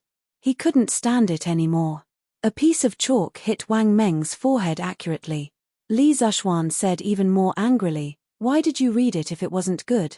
You'll be standing in class today." Feeling wronged, Wang Meng scratched his head and thought to himself, "I've already said so, is it wrong? What did Sir mean by that?" Haha. Wang Meng, what are you reading in class? Take it out and show it to me. During the break, Cheng Chumo saw that Li Zishuan wasn't in the classroom. He quickly went to Wang Meng and asked him for the newspaper. No, I won't be able to see it if I give it to you. Even though Wang Meng's legs hurt from standing for an entire class, his brain was still working fine. When he heard Cheng Chumo's words, he immediately reacted. He picked up the newspaper and hugged it tightly. Wang Meng, you're such a disloyal brat. I'm just looking at it. I don't want your newspaper. Take it out and show it to me. Cheng Chumo was so anxious that he scratched his ears and cheeks like a monkey. That's right, that's right. Wang Meng, why don't you take it out and let everyone have a look? We definitely won't take yours. If it's really good, we'll go and buy another set. Yuchi Baolin chimed in. That's right, that's right. Take it out and let us have a look. We're all classmates. Don't be so stingy. Li Tai, the little fatty, also brought some students over to join in the fun. At this moment, Wang Meng suddenly felt a lot of pressure.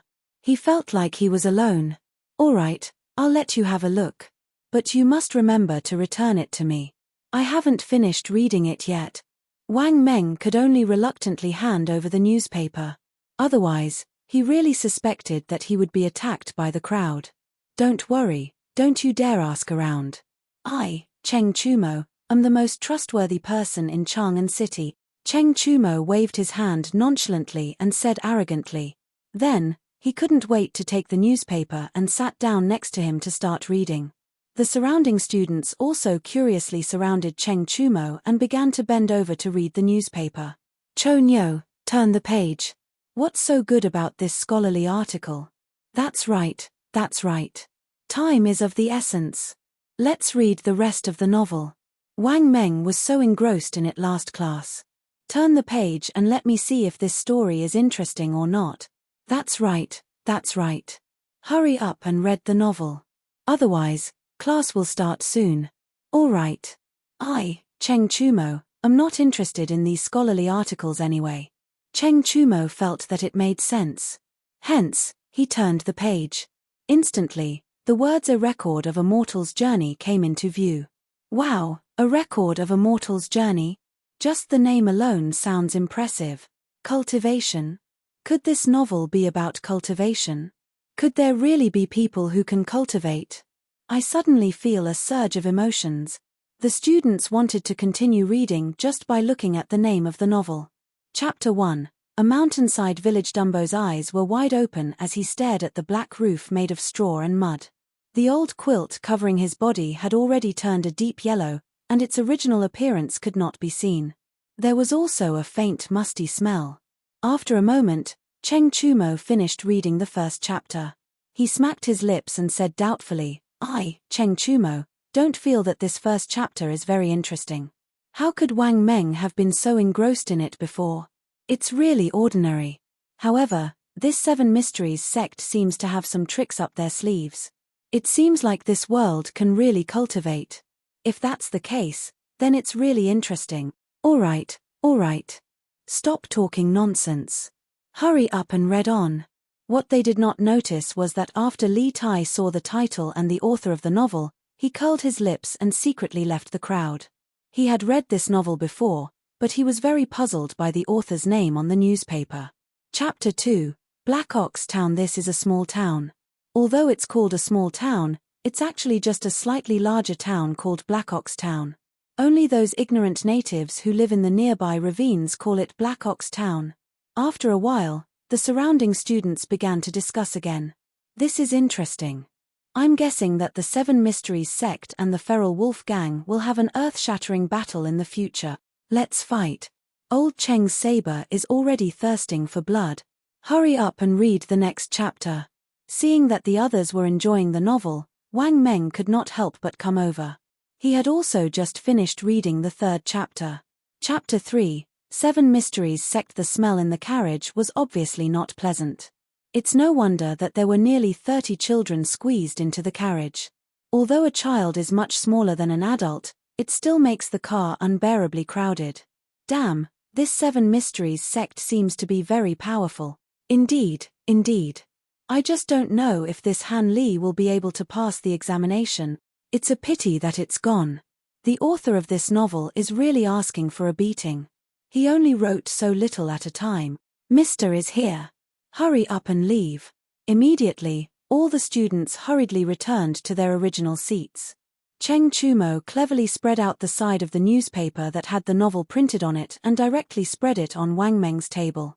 Then, he immediately slipped away. F***CK. Wang Meng looked at Cheng Chumo and then looked at Li Zishuan who had just entered. Immediately, he cursed Cheng Chumo countless times in his heart and hoped that Li Zishuan would stop messing with him. Chapter 203. Li Zishuan went to the outhouse during the break. When he came back, he saw a group of people crowding around the classroom. When he walked to the door, the group of little bastards scattered like birds. He had good eyesight and naturally saw that Cheng Chumo had tricked Wang Meng. However, he did not say anything this time. He only looked at Wang Meng indifferently and then continued with his lecture. Wang Meng hurriedly put away the newspaper and let out a big sigh of relief. He felt a little strange. He was not afraid of anything before, but when he faced Li Zishuan, he always felt an inexplicable fear in his heart. Imperial College Building. Damn, awesome, awesome. Zifan, quickly turn the page. In a corner of the building, a chubby little boy sat next to Sun Zifan. The two bastards had their arms around each other's shoulders and lowered their heads as if they were looking at something together. The little fatty couldn't help but urge in a low voice as he watched on. What's the hurry? I haven't finished yet. Wait a minute. Sun Zifan impatiently mumbled. Damn, damn, damn, the Seven Mysteries sect is awesome. I also want to cultivate. Is there any cultivation sect in Great Tang? Sun Zifan unhappily said, Kid, are you drunk? Aren't you afraid that your father will beat you to death when you go back? Ah, forget it. A moment later. That's it. Damn, it's over already. Sun Zifan could not help but shout. However, his voice was a little too loud, and Assistant Master Mao finally noticed the commotion. Sun Zifan, you don't sigh, what are you two doing? Assistant Master Mao was slightly angry and said in a deep voice. He always had a headache when it came to the students of the Imperial College. These bastards were used to being arrogant, and it was difficult to discipline them even in the Imperial College. Nothing. Teacher, you must have misheard. Sun Zifan quickly calmed down. Then, he stood up and said with a calm face. Yes, sir. We really didn't read the novel just now. No. I mean we didn't read the newspaper just now. No, you don't sigh was not as calm as Sun Zifan. His expression was slightly flustered, and in the end, he accidentally exposed himself. Sun Zifan could not help but spit out a mouthful of blood. Truly, one should not be afraid of a godlike opponent, but one should be afraid of a pig-like teammate. He glared fiercely at the scammer next to him, wishing he could strangle him to death. When Assistant Teaching Assistant Mao heard this, how could he not know that these two bastards must have been secretly causing trouble downstairs? He walked down from the podium. Yes, the podium. After the School of Mathematics introduced the blackboard chalk, the other schools introduced the podium one after another.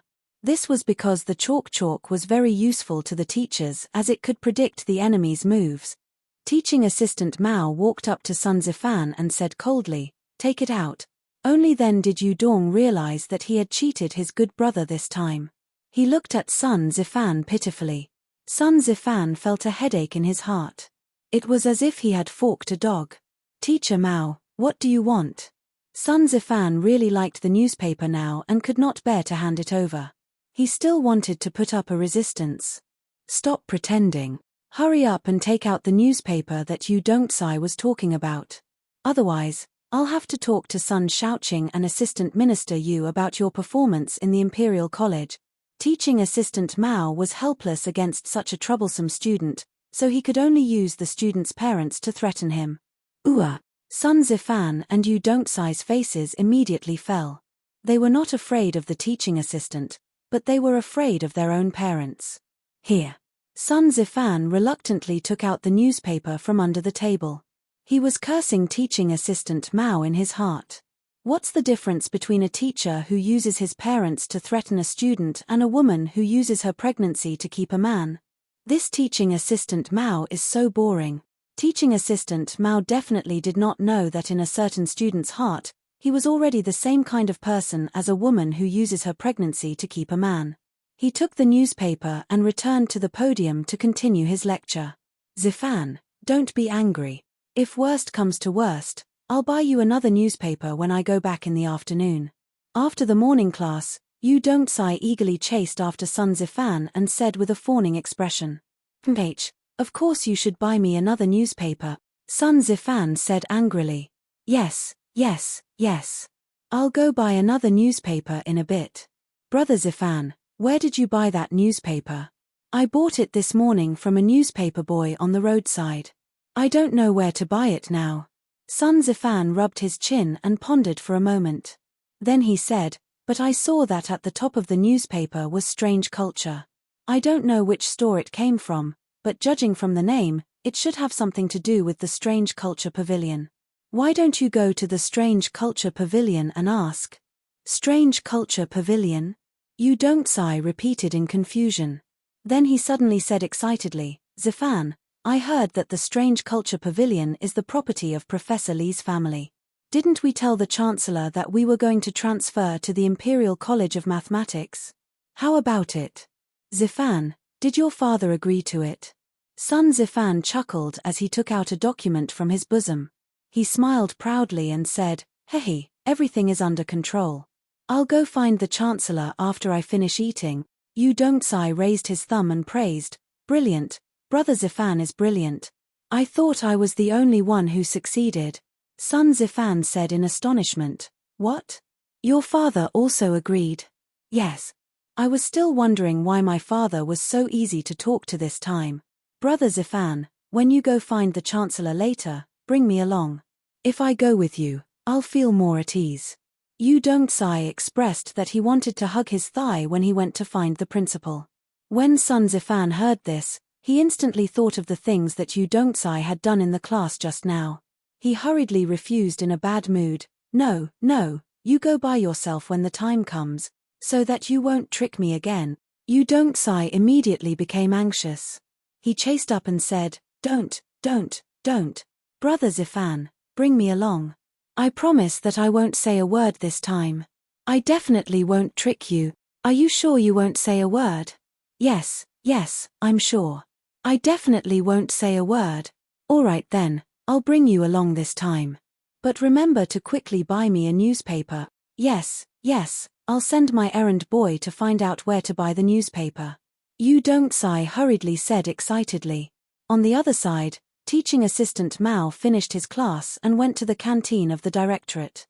He took a meal, went to a seat by the window, and began to eat. Suddenly, he caught a glimpse of the newspaper in his hand and his heart skipped a beat. He thought that it would be better to eat while reading what was written in the newspaper. It actually made his student so fascinated in class. But once he opened the newspaper, he couldn't stop reading. Chapter 204. In the dining hall. Teaching assistant Mao's eyes gleamed as he read the article titled Detailed Explanation of the Use of Punctuation Marks. TSK, this punctuation mark is quite novel. It seems very practical. I wonder who came up with it. Should I suggest to the Chancellor that we should popularize this punctuation mark? Teaching assistant Mao couldn't help but mutter to himself after reading the explanation of the punctuation marks. He couldn't help but stop eating. He had been teaching for many years, so he naturally understood how important punctuation marks were to a student's reading efficiency. This was why he wanted to popularize them. After sighing for a while, teaching assistant Mao continued reading. Interaction between scholars? What is this so-called newspaper trying to do? Are they trying to gather all the scholars of the Great Tang together for a debate? When teaching assistant Mao saw the words interaction between scholars, he was a little confused. His tilde on Taizong's commentaries. The person who wrote this article is quite bold, daring to talk about court politics. Marju. Who is Marju? This person is a little too arrogant. Unlike Wang Meng, Cheng Chumo, Sun Zifan, and Yu Dongcai, who had skipped over the other parts and directly read the novel, teaching assistant Mao was naturally very interested in the article on the meaning of the classics. But when he saw the title of the first article, he couldn't help but feel a toothache. Looking at the successes and failures of the past generations, the Li Shu rebelled and gathered together as bandits, and all the countries were destroyed. Although the rulers of the country wished to change their ways, none of them were safe. For those who practice politics and religion, when they are at the point of being able to practice it, it is useless to regret it as soon as an accident occurs. Thus, whenever the rulers of the country see the death of their predecessors, they know the cause of the loss of their politics and religion, but they do not know the loss of their own bodies. Thus, Yinju laughed at the death of Xie Jie, and Yuan Li laughed at the destruction of Yinju. At first, teaching assistant Mao thought that Ma Ju, a commoner, was being too impudent in discussing court politics, but as he read on, he immediately put away his contempt. His expression grew more and more solemn, and he couldn't help but murmur to himself. Since ancient times, the rise and fall of a country is not dependent on the accumulation of wealth, but on the happiness of the people. Taking recent events as an example, the Sui family stored the Luokou storehouse, and Limi used it. The eastern capital accumulated cloth and silk, and Wang Shichong occupied it. The western capital's treasury was also used by the state, and has not been used to this day. Xiongshi Luokou, Dongdu does not have grain or silk, that is, Shichong and Limi may not necessarily be able to gather the masses. But stockpiling is a common thing in a country. One must wait until one has excess strength before withdrawing it. If we take it by force, and use it to fund the bandits, it will be useless. Good. Unique insight. This person is a great talent, a great talent. Based on this article alone, we can see that Ma Ju's ability to govern the country is not inferior to some of the officials in the imperial court. When he reached the end of the article, teaching assistant Mao couldn't help but slap the table and laugh wildly. When a scholar comes across a good article, he is more excited than when he sees a beautiful woman. In history, Ma Ju, in the 11th year of Zhongguan era, wrote an article called Shong Taizong Shu and presented it to Li Er. The comprehensive mirror for aid in governance had a very high evaluation of this article, and it could be called the #1 article in public security policy since ancient times. Although some of Ma Ju's ideas had yet to reach the realm of Mahayana, it already contained many of his later political ideas. Therefore, this article could be considered an extremely rare masterpiece. How can such a great talent be unknown? Alas, there are so many talented people in the world who have been buried. It seems that this Thatang daily can also be used to discover talents, right? Teaching assistant Mao's interest in the newspaper was growing. He carefully smoothed out the wrinkles on the paper as if he were caressing a beautiful woman, and continued reading.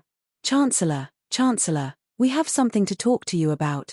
The miserable Kong Ingda was once again woken up by those little bastards during his lunch break. He went to open the door with a gloomy mood. What do you want? Anyone who was interrupted during their lunch break would be unhappy. Although Kong Ingda had read the books of sages, he also had 7 emotions and 6 desires. Therefore, there was some anger in his words. Chancellor, we are looking for you to change the school. Although Sun Zifan could see that Kong Ingda was unhappy, he wasn't afraid and still told him the purpose of his visit. Oh! Kong Ingda looked at these little bastards in confusion and asked with a frown, "Didn't I tell you before that you need to get your father's permission? Why are you here again today?" Sun Zifan restrained the complacency in his heart and smiled faintly. "Chancellor, we went home and got our father's permission before we came to look for you.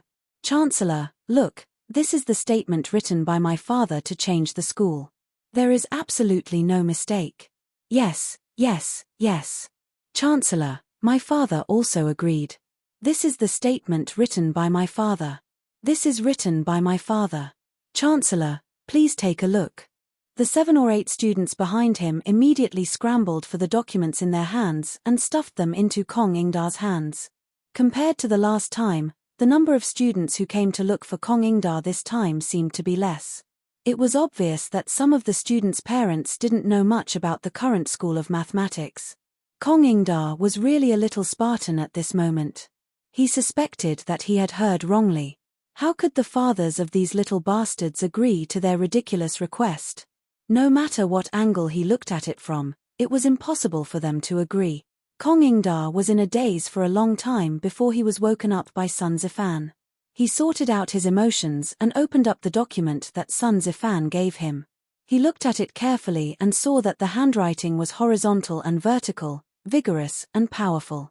This was indeed Sun Fujia's handwriting.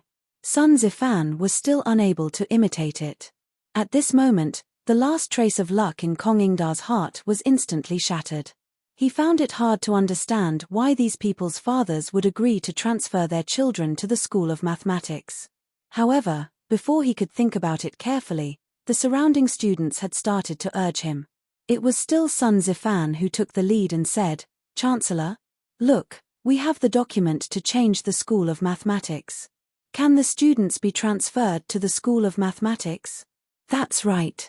Chancellor, you promised us before that as long as our fathers agree, you will let us transfer to the School of Mathematics."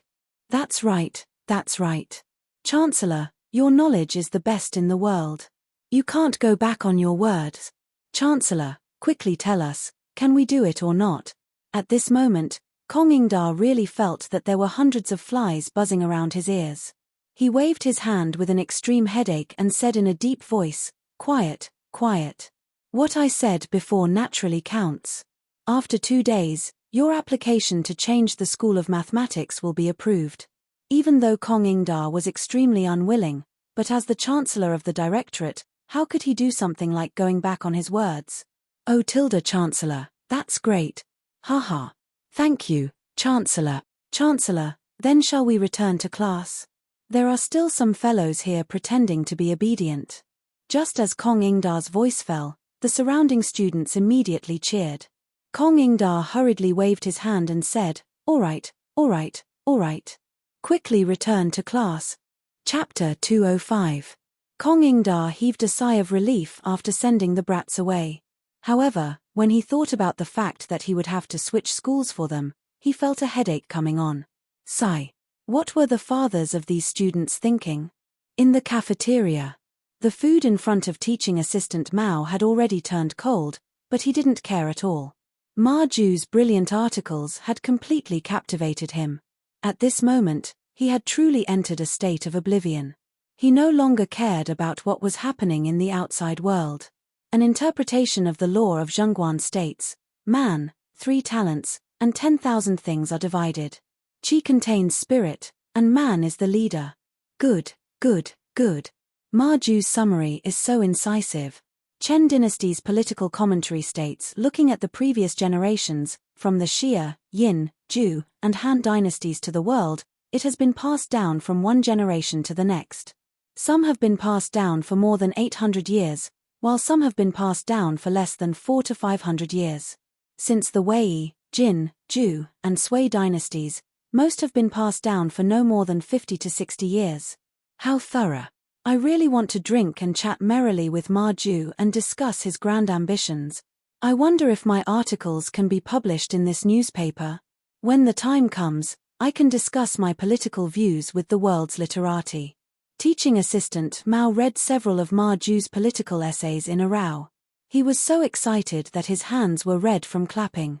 Of course, he was slapping the table. The servants next to him were scared witless. They were very worried that teaching assistant Mao would break the table.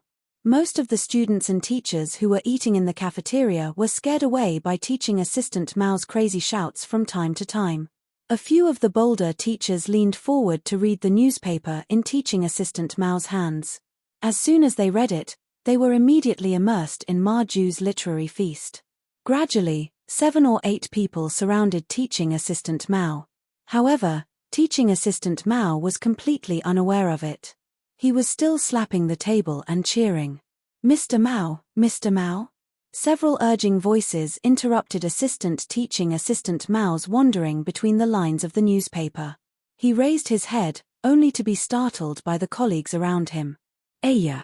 Dr. Wang, Dr. Zheng, Dr. Shu, teaching assistant Center, teaching assistant Zhao, teaching assistant Yuan, teaching assistant Chen, why are you all here?" The white-haired old man smiled gently and said, "Assistant Instructor Mao, such a masterpiece is like fine wine in a dark alley. For people like us who have been immersed in literature for years, it's extremely attractive. Another scholarly scholar also stroked his beard and said with a smile, Brother Y.A. Lun's words are true. This Ma Ju quotes from the classics, scrutinizes the past and present, and picks and delves into the complex. His essay is reasonable, not a word can be added, and not a word can be subtracted. Listening to it makes people feel comfortable and tireless. Even the ancient Su Qin, Zhong Yi, Zhong Jun, and Jiao Yi were like this. Gentlemen, it's past lunchtime for this cafeteria. It's time to close. The page boy at the side could not help but muster up his courage and ask. Oh, I'm sorry. Gentlemen, please follow me out. Teaching assistant Mao only just noticed the errand boy in the cafeteria. He hurriedly said with an apologetic expression. Although they were teachers and were a cut above the rest, teaching assistant Mao had always been well educated. He could not bully the errand boys. That's great. Let's talk about this that ang daily together. Wang Ya Lun nodded in agreement. With this old scholar's words, the other teachers did not dare to object. They all followed him out of the cafeteria. The page boy bowed and thanked them profusely. Eastern Palace. Illustrious Virtue Hall. Li Chengqian leaned against the couch, carefully reading the newspaper in his hand. Since he also had 20% shares in Chitsu culture, he knew a little about the newspaper. However, he did not know the details. Therefore, when he learned that the newspaper was officially released today, he specially sent someone to buy a copy and come back to read it. This Ma Ju's ability to conduct affairs is impeccable. He's even better than some of the scholars in my Eastern Palace. It was no wonder that Li Zishuan had been so confident in Ma Ju's abilities back in the workshop, sparing no effort to support Ma Ju. Now, it seemed that Ma Ju would be able to shock the world with a single feat, and he might even alarm Imperial Father. Should I recommend this person to my father? After reading Ma Ju's article, Li Chengqian fell into deep thought and could not help but murmur. After a while, he shook his head and decided to continue reading. Shocking. The culprit is actually so deranged as to exterminate an entire family. Oh, Great Tang's laws are strict. How can there be such an outlaw? Li Chengqian whispered doubtfully. After a while, he finished reading the article. Not bad. This county magistrate of Shinfeng County is quite quick-witted. The person who wrote this article is also not bad. The title is very attractive. Li Chengqian praised. But in an instant, he regretted what he had just said. Drunken scholar encounters brothel courtesan and actually does such unbearable things. Phut. What kind of title is this? How could such vulgar and unbearable content be published in this newspaper? Let me take a look. Half an hour later. Damn, this was written by Ma Ju? This is simply not right. It's not what I thought before. Even someone as calm as Li Chengqian could not help but curse after reading the content of this article. But when he read the other articles, he realized that he was too young. Chang and Marquis rushed to widow Zhao Zhuangyi's house in the middle of the night for this reason. Shocking. A woman actually does such things in broad daylight. Shocking. Men will be silent, women will cry. Phut, is this still the Ma Ju that I know? Is this still the Ma Ju that wrote so many beautiful articles before? Li Chengqian was about to vomit blood at this moment after encountering headlines one after another. But even though he knew that some of the headlines were a trap, Li Chengqian could not help but continue reading. He even had a faint trace of expectation in his heart. Perhaps this was let him abuse you 1,000 times, but you still treat him as your first love. Wasn't this a mortal's journey to immortality written by Xiao Xian? Why does it say Leather Knight? Li Chengqian had previously read the first 10 chapters of A Mortal's Journey to Immortality, so he was not very concerned about the latter part of the novel. He originally planned to put down the newspaper directly, but after inadvertently seeing the author's name under the title of the novel, he could not help but be stunned. He knew the author of this novel better than anyone else, but what the hell was this Leather Knight? After thinking for a long time, Li Chengqian could not figure out what Li Zishuan was up to. He put down the newspaper and prepared to take a lunch break. Chapter 206. Oh. We can finally transfer to the School of Mathematics. Brother Zifan, it's all thanks to you this time. In the future, we can also take 2 days off every 5 days. Inside the School of Imperial College. Yu Dongtsai patted son Zifan's shoulder excitedly and laughed. Haha, Dongtsai, do you think I went through so much trouble to transfer to the School of Mathematics just for this? Son Zifan laughed in a low voice. The little fatty's eyes suddenly lit up when he heard this. He sneakily approached son Zifan and asked, "Oh? Brother Zifan, do you have a deeper meaning?" Haha. Son Zifan laughed proudly and then said mysteriously, "Of course, Dongtsai, think about it carefully. Dr. Li taught Assistant Master Mao and the others before. Strictly speaking, we have to call him Grandmaster, right?" "Yes, that's right. Hehe, but after 2 days, when we are transferred to the School of Mathematics and Mathematics, Professor Li will become our master, and Assistant Lecturer Mao will become our senior brother. As for us, won't we become the other students' martial uncles?" "Aha," son Zifan said with a cheeky smile. Yu Dongtsai was stunned by his brother's strange way of thinking. But after thinking about it, he felt that this was indeed the case, so he quickly gave him a thumbs up and laughed. Yes, Brother Zifan's words are reasonable, very reasonable. Haha.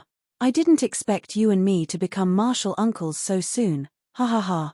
This wild laughter immediately attracted the attention of the other students in the school. Slap. Son Zifan slapped him hard and said angrily, "Are you stupid? Do you want everyone to hear you so loudly?" "Ah, sorry. But why hasn't Assistant Master Mao come today?" Yu Dongtsai rubbed the back of his head and then asked doubtfully. Son Zifan rolled his eyes and said, "How would I know? But I told you to buy a newspaper for me this afternoon. Did you buy it?" Yu Dongtsai hurriedly laughed and said, "Haha, Brother Zifan, don't worry. I've already sent my errand boy to the Strange Interest Pavilion to inquire about this newspaper. When the time comes, we'll definitely be able to buy it." In the pine forest to the east of the Imperial College, the 9 teachers from different academies sat on the stone benches in the forest, drinking and chatting merrily.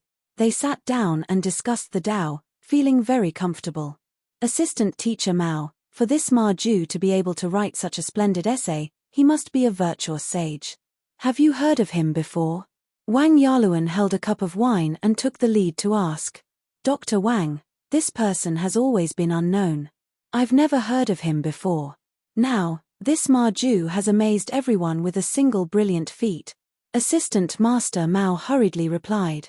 Wang Yaluan nodded, stroked his beard and said, "Well, I have a different opinion about some of this Ma Ju's points of view. I just don't know if I can write an essay and publish it in the Thatang Daily. When the time comes, I can debate with Ma Ju on the same stage." The other assistant teachers and professors also echoed, "Yes, it would be best if you can debate with Ma Ju on the same stage." Yes. Assistant Master Mao replied, "I also have the same idea, but I don't know how to publish it in the Thatang Daily. Why don't we read it together?" "That's a good idea." A moment later. Shocking. The murderer is so deranged that he killed the whole family. Why did this essay start to use vernacular? There's no literary talent at all. Indeed, it's really disappointing. But the content of this essay is very interesting. Well, maybe this Ma Ju deliberately used vernacular so that ordinary people can understand it. After the 9 teachers finished reading the first article, they couldn't help but discuss the huge change from classical to vernacular. Drunken scholar met the courtesan of the brothel and did such a despicable thing. Chang and Marquis rushed to widow Zhao Zhuangyi's house in the middle of the night for this reason. Shocking. A woman did such a thing in broad daylight. However, the following 3 pieces of news left everyone dumbfounded. I thought this Ma Ju was a refined person. I didn't expect him to be so vulgar. Yes, the titles of the following articles are exaggerated and vulgar. It's really a disgrace to the refined. As scholars, how can we be so shameless? It's really abominable. The voices were almost one-sided. Almost all of them condemned Ma Ju. Ma Ju had changed from a handsome and virtuous person to a refined scum that everyone condemned in speech and in writing. Only assistant coach Mao and Wang Yaluan didn't say anything. After the others finished criticizing, Wang Yaluan said with a smile, "I don't think so. As the saying goes, great vulgarity is great elegance. The difference between vulgarity and elegance is just a matter of thought. It depends on how you look at it. The wording of these few articles is not flowery. The entire article is written in plain language. This old man guesses that this section is mainly written for those who are barely literate and have not studied the meaning of poetry. If that is the case, these topics are really not ordinary. This Ma Ju is a true wise man. Why do you think so, Brother Yaluan? Yes, why are these titles extraordinary?" Wang Yaluan looked at Assistant Coach Mao and said with a faint smile, "Assistant Coach Mao, you seem to have some ideas. Why don't you tell us your opinion?" Assistant Coach Mao straightened his back and said in a deep voice, "I think Ma Ju wrote these titles on purpose. Professor Wang had previously said that these articles were written for the common people to read. Hence, these titles were even more pleasing to the common people and would make them even more interested in reading them. I think this is Ma Ju's cleverest part. He is elegant when he needs to be, and vulgar when he needs to be." Wang Yaluan clapped his hands and said with a smile, "Assistant Coach Mao is right. I think so too. Let's continue reading." Wang Yaluan was the most experienced person here. The others couldn't refute his words, so they continued reading. Shocking. Shocking. Men will fall silent, women will cry. Everyone was gradually getting used to these exaggerated titles, so they didn't make a fuss this time. However, when they saw the content, they were all shocked. Heh! That Ang Daily is collecting manuscripts from everyone. It's not limited to men or women, and the pay is very generous. This is a very novel idea. Dr. Wang, do you want to send your masterpiece to this strange culture to try? That's right. Professor Wang, your essay on the Confucian classics is flawless. Wang Yaluan was quite tempted when he heard this. He didn't care much about the pay from Kiki culture, but who didn't want their essays to be read by the world? My fellow colleagues are right. Please excuse me for a moment. I'll go write an article and debate with Ma Ju. After that, he cupped his hands and left hurriedly with the others. Chapter 207. Excuse me for a moment. I almost forgot that I still have to teach the students. Assistant Lecturer Mao exclaimed when he saw the time. After bidding farewell to everyone, he hurried to the Imperial College. While he was in a hurry, an idea popped up in his mind. Since that Ang Daily is offering a high price for everyone's essays, should I give it a try? Unlike Wang Yaluan, who was well off, Assistant Lecturer Mao's salary was relatively low. If his essay was accepted, he could become famous and earn money to support his family. Wouldn't that be perfect? With that in mind, Assistant Lecturer Mao quickened his pace. "Good morning, sir." Assistant Lecturer Mao had almost doubled the usual 30-minute journey. He stood on the podium and coughed dryly. "Ahem. Sir, I was delayed by something earlier. In the afternoon, everyone will study by themselves and revise what I explained this morning." Assistant Lecturer Mao's mind was elsewhere. He cleverly copied Li Zhuan's lazy trick and told the students to study by themselves. Although the students were puzzled, they did not ask too much and could only obey obediently.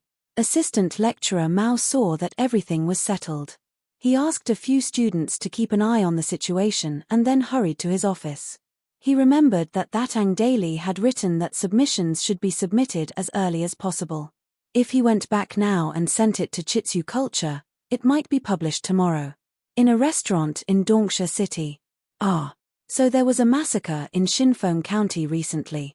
No wonder I saw so many officials when I went to my child's second aunt's house last time. That's right. This family is so pitiful. Big Dog Wang, what are you talking about? Why don't I understand? Haha, Zhao Laroa, didn't you read today's newspaper? What newspaper? Here. That's the one. This morning, there were children hawking this all over the capital. Didn't you buy one? Oh my, it's such a big piece of paper with so many words. I can't afford it. What's written on it? Is it as good as what you said? Haha, Zhao Laroa, you're wrong this time. This newspaper isn't expensive. It only costs 5 copper coins. How is it? Are you surprised? Haha, let me tell you, the things written in the newspaper are really King interesting. For example, let me read to you. Drunken scholar encounters brothel's top courtesan and actually commits such a despicable act. What do you think? Do you want to see it? The eyes of the man named Zhao are immediately lit up. He hurriedly nodded like a chick pecking at rice and said with a lewd smile, "Yes, yes, yes. Brother Diego, quickly tell me what happened next." Seeing Zhao Laro's anxious face, Wang Diego's vanity was greatly satisfied. He smiled proudly and said, "Hey, then let me tell you. 2 days ago, a drunken scholar wandered into Peace Square. As Wang Diego spoke, more and more people gathered around the table. The newcomers didn't know what Wang Diego was talking about. After asking, they understood that it was an interesting story from that Ang daily. After getting to the bottom of it, they were naturally surprised by the low price of that Ang daily. They all secretly made up their minds that if they met a child selling newspapers tomorrow, they would definitely buy a copy. It would be stupid not to buy such an interesting and cheap newspaper. This interesting phenomenon was rapidly spreading to all parts of Chang'an. The novel thing called newspapers was also quietly entering the lives of the people of Tang Empire. "Brother Ma, how's the sales of today's newspaper?" Li Zishuan went straight to the workshop after class. He went to the back hall and found Ma Ju. "Lord Ju, you're here." Ma Ju first bowed to Li Zishuan. Then he said with a flushed face, "This morning, the sales of the newspaper weren't good. After all, it was just launched. Many people still don't know what a newspaper is. Those who were willing to spend money to buy it at that time were mostly greedy for the cheap price of the newspaper, not because of the content of the newspaper. Therefore, in one morning, only less than 400 copies of the newspaper were sold. However, when it was close to noon, a few groups of people suddenly came. They all seemed to be from rich and powerful families. Each of them bought dozens of copies, and they seemed to already know the content of the newspaper. Before Lord Ju came, all the newspapers today were sold out. The more Ma Ju spoke, the more excited he became. He was indeed excited. First of all, the good sales of the newspaper were an affirmation of his hard work. Second of all, in the first edition of the newspaper, there were many proud works that he had been brewing for a long time. Now, they were widely praised in Chang'an. His political views and ambitions would be read by countless people. He was very likely to become famous in one fell swoop. Li Zishuan looked at the excited Ma Ju and smiled meaningfully. "Haha, now that Brother Ma is going to become a big celebrity in Chang'an, it won't be long before the officials in the imperial court know that there is such a talented and virtuous person among the people. At that time, maybe His Majesty will also be alarmed. Brother Ma's day of meteoric success will not be far away." Haha. Li Zishuan was right. Gold would shine no matter where it was. If Li knew about Ma Ju, this kind of genius, he would definitely spare no effort to recruit him. According to the historical records, in the 5th year of Zhengguan, Li requested that every official in the imperial court write an article about the gains and losses of the current political situation. At that time, Ma Ju was only a follower of Chang He. This person was very important. He was a trusted aide of Taizong. That year, when the Xuanwu Gate was changed, Chang He was the one who guarded the Xuanwu Gate. Chang He was a military general and did not know how to write. When he saw that the emperor wanted him to write an article, he could not help but feel anxious. When Ma Ju heard this news, he wanted to repay the emperor's kindness and took the initiative to write the article for Chang He. Chang He was very happy and let Ma Ju write it for him. A few days later, Chang He presented the article that Ma Ju had written about the current political situation to Li.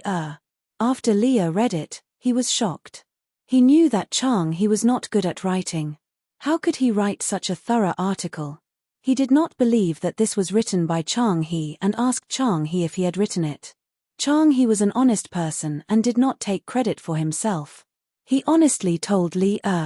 When Li heard that there was such a genius under Chang He was very happy and immediately wanted to meet this genius. He did what he thought and ordered someone to call Ma Ju over from Chang He's residence. However, he did not expect that Ma Ju would be so arrogant. The attendant that was sent over came back alone.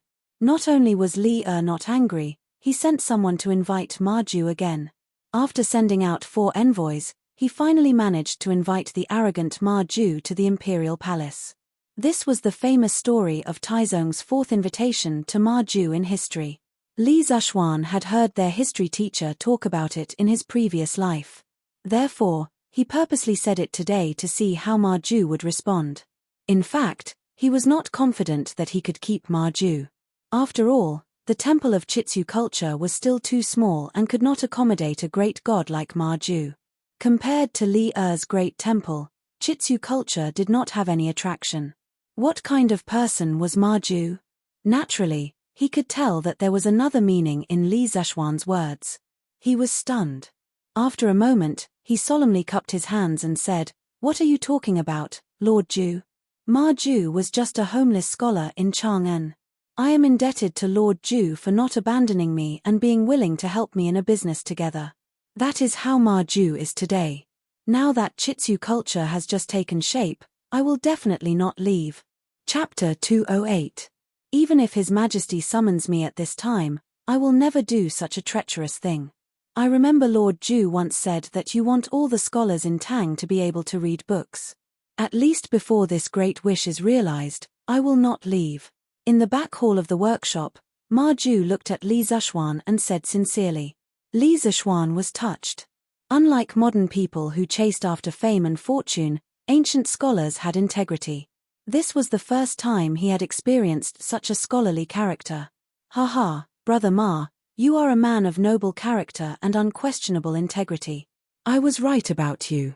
But don't worry, Brother Ma, the scale of quirk culture will become bigger and bigger in the future. It will not bury your talent. Moreover, Brother Ma's future will not be bad if you work in quirk culture.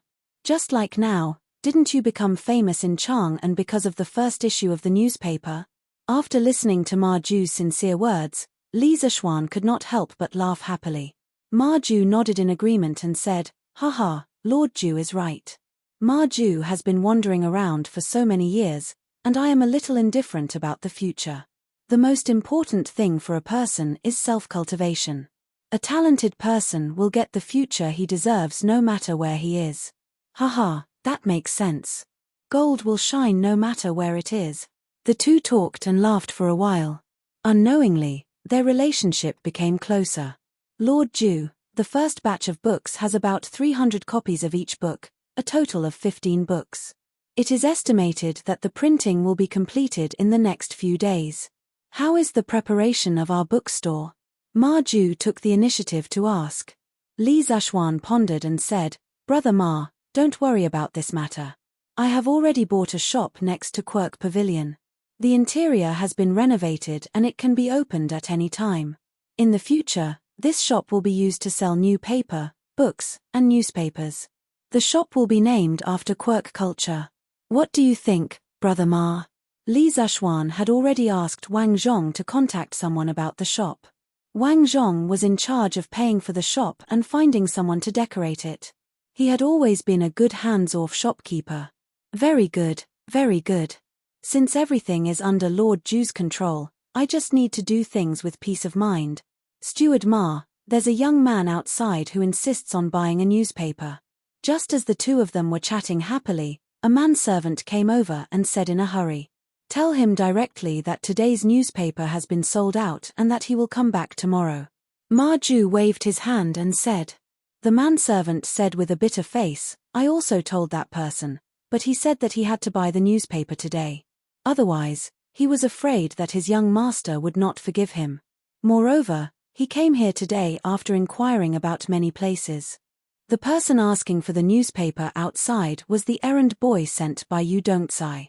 After this unlucky fellow was sent out by his young master, he asked around and finally found the curious pavilion workshop. In the end, he was told that the newspaper was sold out. Thinking that she would definitely be punished by her young master if she went back like this, the little attendant made a scene at the entrance of the workshop, unwilling to leave. Li Zhuan saw an open newspaper on the table. Ma Ju must have read it himself, so he said, "Here, take this and send that person away." "Yes, boss." The manservant took the newspaper and hurriedly left. Li Zishuan looked at Ma Ju and said, "Brother Ma, go and get someone to print more newspapers. From tomorrow onwards, the number of newspapers printed will gradually increase. I estimate that the demand for newspapers will increase. What Lord Ju said makes sense. I also have the same intention." Li Zishuan nodded and said, "Well, Brother Ma, how are the preparations for the layout of the second issue of the newspaper?" After all, the newspaper had just been published. Li Zishuan felt that there would be relatively few people submitting articles today, so he asked this question. Ma Ju smiled confidently and said, "Don't worry, Lord Ju. I have already prepared the content of the second issue. Even if no one comes to submit articles today, I will still be able to fill the newspaper." Li Zishuan felt a little relieved. Ma Ju's work was indeed reassuring. There were some things that he did not need to instruct at all. Ma Ju had already taken the initiative to do it. "Nan Feng, come here." In an old house in Yang Lane, Wang Yaluan called for the servant to come over. "Hey, master, you called for me." A servant in green ran over quickly and bowed. Wang Yaluan handed over a stack of papers and said, "Nan Feng, help me send these papers to the editorial department of Quirk Culture in the East City. Tell them that I want to submit articles." "Yes, master." Nan Feng took the papers and was about to go out. Suddenly, he paused and hesitated carefully. "Master, where is the editorial department of Quirk Culture? I have never heard of it." Wang Yaluan stroked his beard and smiled. "Haha, according to the newspaper, it should be inside the workshop of Quirk Pavilion in Arnie Lane. You should be able to find it if you look carefully." Although Nan Feng did not know what a newspaper was, he still knew about the workshop of Quirk Pavilion that had been popular in Chang'an recently. "Yes, master, don't worry.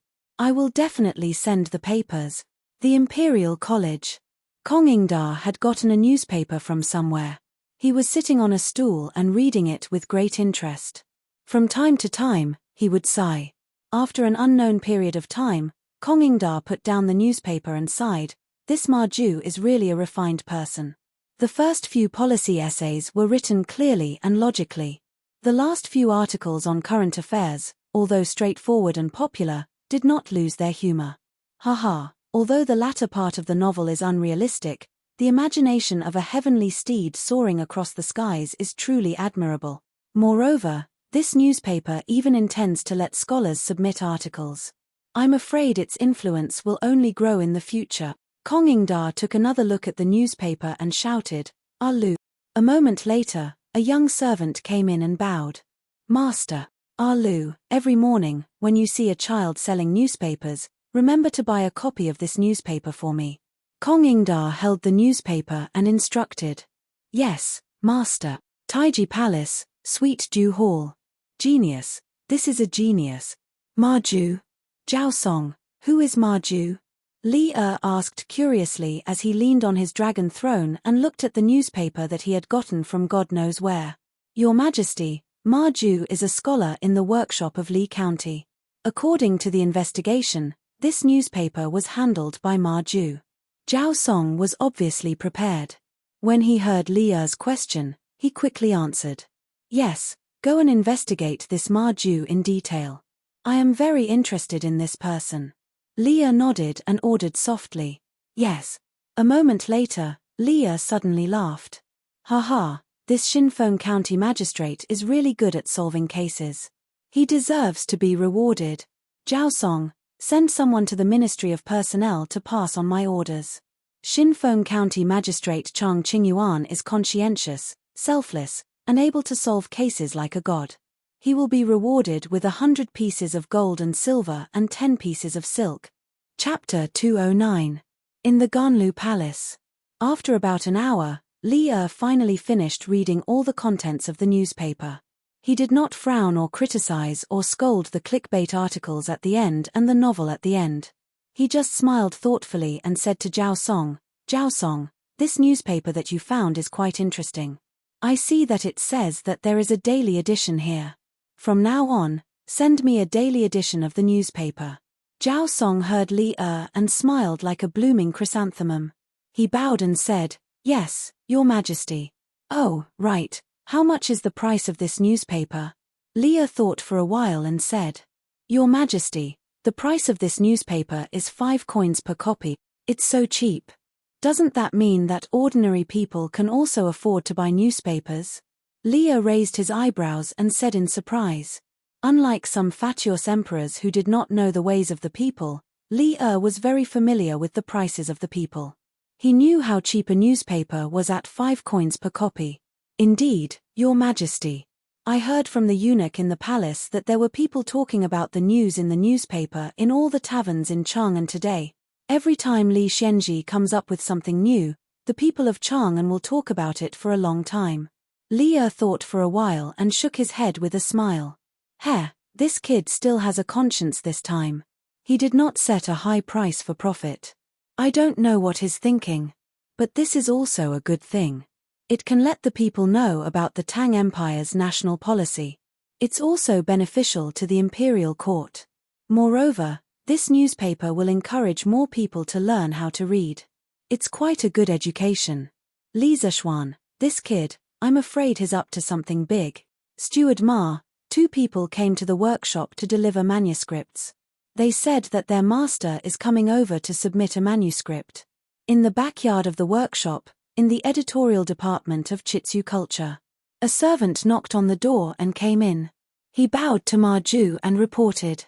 Ma Ju's eyes flashed with a trace of surprise.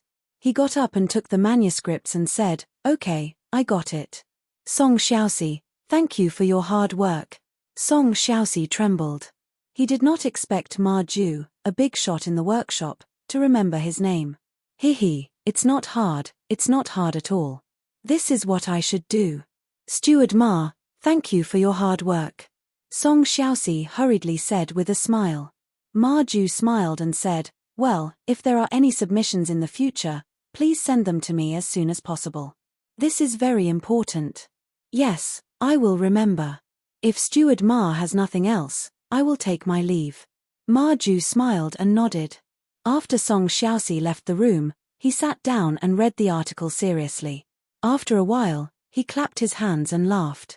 Good article, good article. It seems that tomorrow's newspaper needs to be changed. With that, he took the manuscript and hurried out to the printing department of the workshop. The next morning, with the beating of the morning drum in the bell tower, the city of Chang'an, which had been asleep all night, was awakened. The pedestrians and peddlers who had woken up early also walked out of the shop and began a tiring day of running around. Selling newspapers. Fresh out of the Tang Dynasty Daily, today's headline was, Bloodwind Stockade is heartless enough to kidnap innocent girls. Li County's man is enraged by a beauty, draws his sword and challenges Baimang Mountain alone. If you want to know what will happen, you only need to pay 5 coins. Early in the morning, a newspaper boy on a skateboard wandered around the streets of Chang'an. The crisp sound of selling newspapers woke up the people who had just woken up and were still in a daze. The passers-by saw that these children were all neat and tidy and were very cute. Moreover, the story from the newspaper boy was really interesting. The most important thing was that the newspaper was not expensive. Many people had already bought the newspaper yesterday and the content was really interesting. Therefore, the passers-by who woke up early all took out 5 copper coins to buy the newspaper. Hey, kid, wait, give me a copy of the newspaper. Give me a copy too. Give me a copy. Unlike the desolate sales situation yesterday morning, after a day of accumulation, many people knew that the content of the newspaper was really interesting. As soon as the newspaper boy came out, he was surrounded by many people. Don't worry, everyone has one. Auntie, you haven't paid yet. Uncle, don't worry, here's your change. Don't push, everyone must have one. The newspaper boy had never experienced such a scene and was a little flustered. However, these people still had some quality. Under the advice of the newspaper boy's young voice, although they did not manage to be orderly, at least there was no stampede. After a quarter of an hour, the crowd in front of the newspaper boy finally dispersed. He breathed a sigh of relief and was secretly happy. According to today's situation, he would definitely be able to sell a lot of newspapers. When the time came, he would get a lot of money. According to Li Zishuan's suggestion, Ma Ju set the daily salary for these newspaper boys according to the number of newspapers they sold every day. For every 5 newspapers sold, they would get a commission of 1 coin. It was not that Li Zishuan was stingy, but for these children, earning a dozen coins a day was really a lot. Moreover, with the current price of the newspaper, the workshop was not making money. Now, they were making a loss. First, they had to build the reputation of the newspaper and then think about making money. After Li Zishuan finished his breakfast, he sat in the carriage on the way to the Imperial College. Just as he stepped out of the door, he heard the newspaper boy's advertisement for selling newspapers. He almost vomited blood. Ma Ju was the one who came up with the advertising message for the newsboy. The message was changed every day. Yesterday, he was only concerned about the progress of the layout of today's newspaper and did not look at the content. In his opinion, since he used Ma Ju, he should not doubt the people he used and not use the people he suspected. He should try his best to delegate as much power as possible. Of course, one could also say that he was lazy. Who knew that he would put himself in the headlines by delegating power? This Ma Ju was King up trouble. How could an employee mess with his boss like this? San Bao, go and buy a newspaper for me. Li Zishuan's face was full of black lines as he shouted outside. Yes, young master. San Bao stopped the carriage outside and quickly went to buy a newspaper and handed it in. Li Zishuan opened the newspaper and began to read it seriously. After a while, he touched his chin and muttered with a smug face, "Am I really that handsome? Not bad, not bad. This Ma Ju's writing style is really good. TSK, this psychological description is so accurate. It deeply and vividly shows the anxiety of an infatuated man to save the woman he loves. TSK, this description of the action is so handsome. Haha, Ma Ju, well done. When I go to the workshop, I will give you a raise." Li Zishuan was originally unhappy that his subordinate had made the headlines. However, when he saw Ma Ju's wonderful description in the newspaper, the discomfort in his heart was immediately forgotten. Anyway, this news was not written by him, so there was no suspicion of him praising himself. At most, it could be considered as him praising himself. Iron Egg heard his master's shameless words and quickly lowered his head to cover his face. He could not help but snicker. Chapter 210. You brat, what are you laughing at? Am I not handsome and powerful? In the carriage, Li Zishuan saw Iron Egg covering his face with his hands, as if he was ashamed to be associated with him. Li Zishuan slapped the table and snorted. No, of course you are powerful. Iron Egg quickly waved his hand to deny it. Here, take a look at it. Actually, this newspaper is very well written. Iron Egg was speechless. Young master, the newspaper you wanted, I have bought it for you. On Vermilion Bird Avenue, a young boy in green held the latest newspaper and excitedly rushed to the front of a black carriage. A chubby little hand immediately stretched out from the carriage, and then a hurried voice was heard. Quick, bring it to me. Under the urging of the carriage owner, the newspaper was quickly dragged into the carriage. The person in the carriage was Yu Dongcai. The little fatty was holding a piece of pastry in his hand a moment ago. After he received the newspaper, he immediately stuffed the pastry into his mouth, and then eagerly opened the newspaper and jumped directly to the novel section at the end. This guy was not interested in reading the previous articles. He bought the newspaper to read the legend of a mortal's journey to immortality. Yu Dongcai did not directly look at the content. He first glanced at the few chapters that were available today. When he realized that it was still 3 chapters, he felt a little disappointed. However, these feelings of disappointment were quickly washed away by the wonderful plot. On the other streets, the hot sales of the newspaper continued. Many of the newspaper boys entered the more crowded streets and began to peddle their wares, but they were surrounded by people. Quick, give me a newspaper. Give me 5 copies. Why do you need so many? I am buying for my young master and young mistress. Why do you care? The newspaper boys happily sold the newspapers and received money while looking at the decreasing number of newspapers in their hands, secretly anxious. Before dawn, the newspaper boys everywhere had already sold out. At 4:45, The second issue of that Ang daily was sold out. Uncles, aunts, brothers, and sisters, I am very sorry. Today's newspaper is sold out. Please buy more tomorrow. A newspaper boy shouted when he saw that there were still 20 to 30 people in front of him who wanted to buy the newspaper. Ah! It's sold out so quickly? Yeah, it was sold out as soon as I got here. It's over. I didn't manage to buy the newspaper. I'll be punished when I get home. Little kid, go back and ask your shopkeeper to print more newspapers. That's right. There were still some smart people in the crowd. The paperboy also felt that what they said was reasonable. He quickly excused himself and ran to the workshop on his scooter. Strange Interest Pavilion Workshop. Steward Ma, bad news, bad news. Song Xiaoxi rushed over anxiously. Ma Ju's expression suddenly changed. He quickly got up and asked, "What's wrong? What happened?" When Song Xiaoxi saw Ma Ju's expression, he knew that Ma Ju had misunderstood. He quickly explained, "Steward Ma, it's not a bad thing. Today's newspapers have all been sold out. The newsboys have all returned." Ma Ju breathed a sigh of relief, but then exclaimed, "What? They were sold out so quickly? We printed 5,000 copies today, but they were indeed sold out. A lot of people didn't manage to buy them, but they were still clamoring to buy them.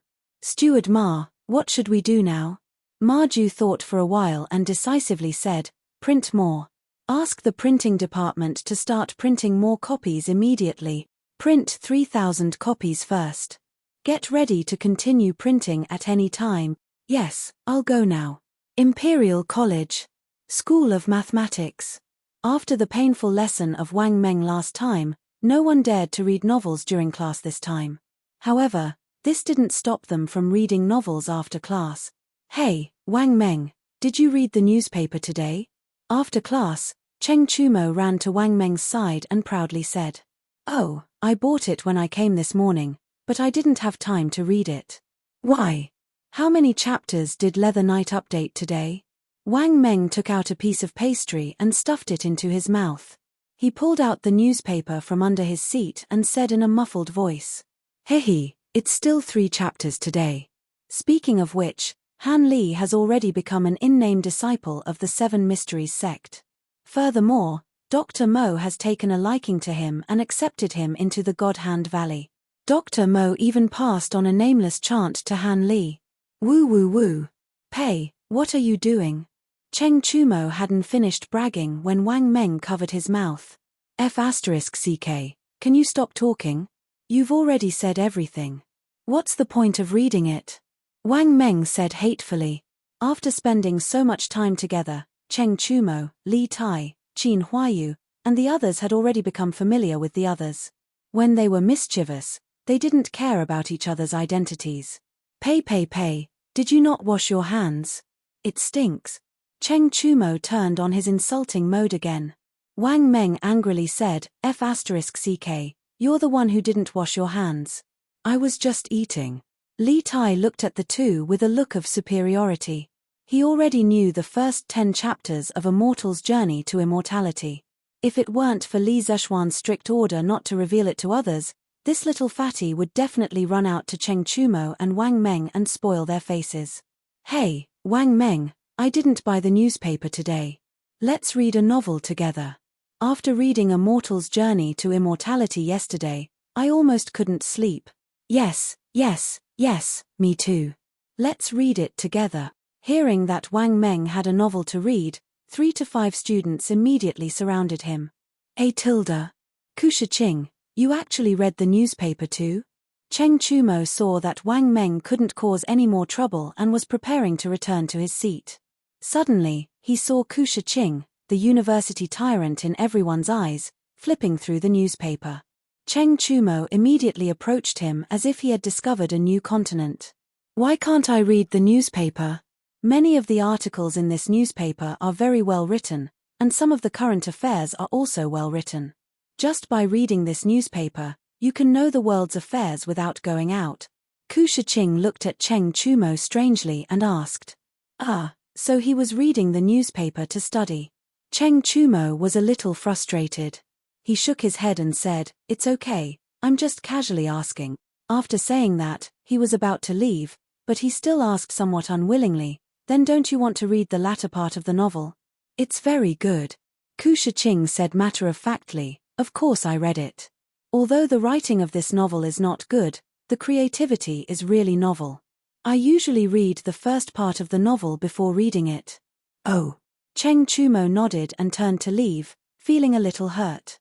Suddenly, Meng Wenhao's voice came from behind him. "Hey, Chumo, can you lend me your newspaper?" Meng Wenhao said somewhat embarrassedly. 5 copper coins for a newspaper was very cheap for others, but for Meng Wenhao, he was still somewhat reluctant to buy it. Now that everyone was saying that the content in the newspaper was very interesting, he also couldn't help but want to read it. Cheng Chumo looked at him and then nodded. "Okay, no problem, I'll give it to you." Thank you. Imperial College Teaching Room. During the break between classes. "Hey, Zifan, did you read the newspaper today?" Yes, I read it. It's very interesting, but it's a pity that there are only 3 chapters. I really want to catch this Leather Knight and make him write a few more chapters." Sun Zifan's face first had a look of reminiscence, but then a look of hatred appeared on his face. "Yeah, this person is really hateful.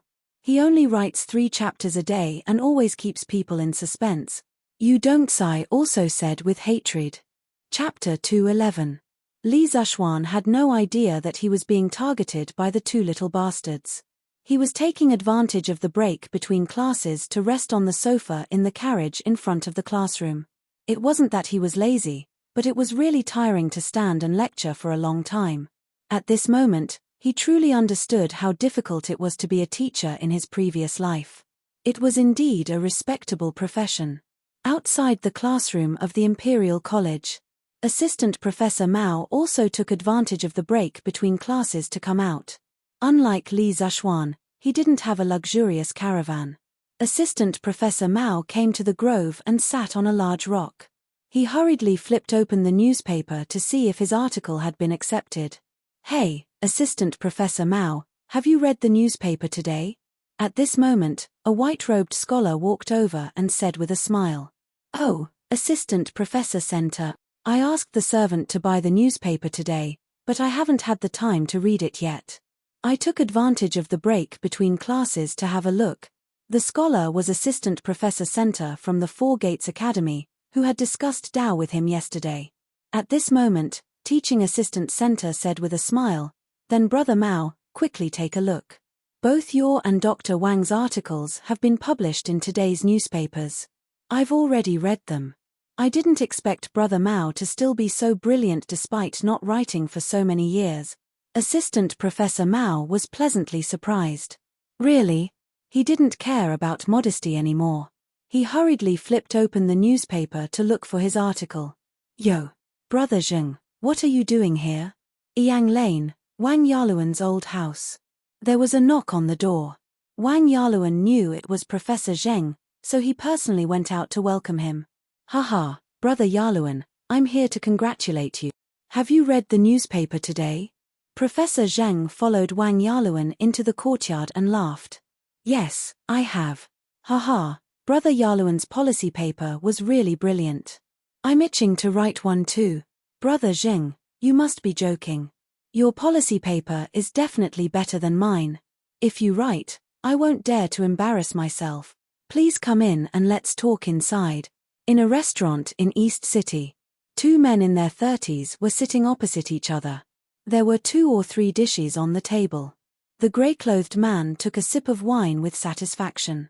Then, he looked at his companion and proudly said, "Hey, Wang Dachui, have you read today's newspaper?" Wang Dachui stuffed a mouthful of food into his mouth and said in a muffled voice, "Not yet." "What's so nice about it?" "Hey, you're wrong. Do you know that the Bloodwind Stockade was wiped out by the Imperial Court's army a while ago?" "I know. I saw those bandits at Yenxing Gate that day." "Then do you know why these mountain bandits were suddenly exterminated after occupying Mount Mang for so many years?" "I don't know about that. I was also wondering earlier. Aren't those mountain bandits quite famous on the Greenwood Path? How did they get wiped out all of a sudden?" "Haha, That's the headline of today's newspaper. It said that the Bloodwind Stockade abducted innocent girls. A man from Lee County was so angry that he drew his sword and challenged Mount Mang alone. Let me tell you, the process was King brilliant. Wang Dachui's eyes lit up and he immediately became interested. He hurriedly said, "Hey, then Brother Zhao, quickly tell me about it. What's the point of talking about it?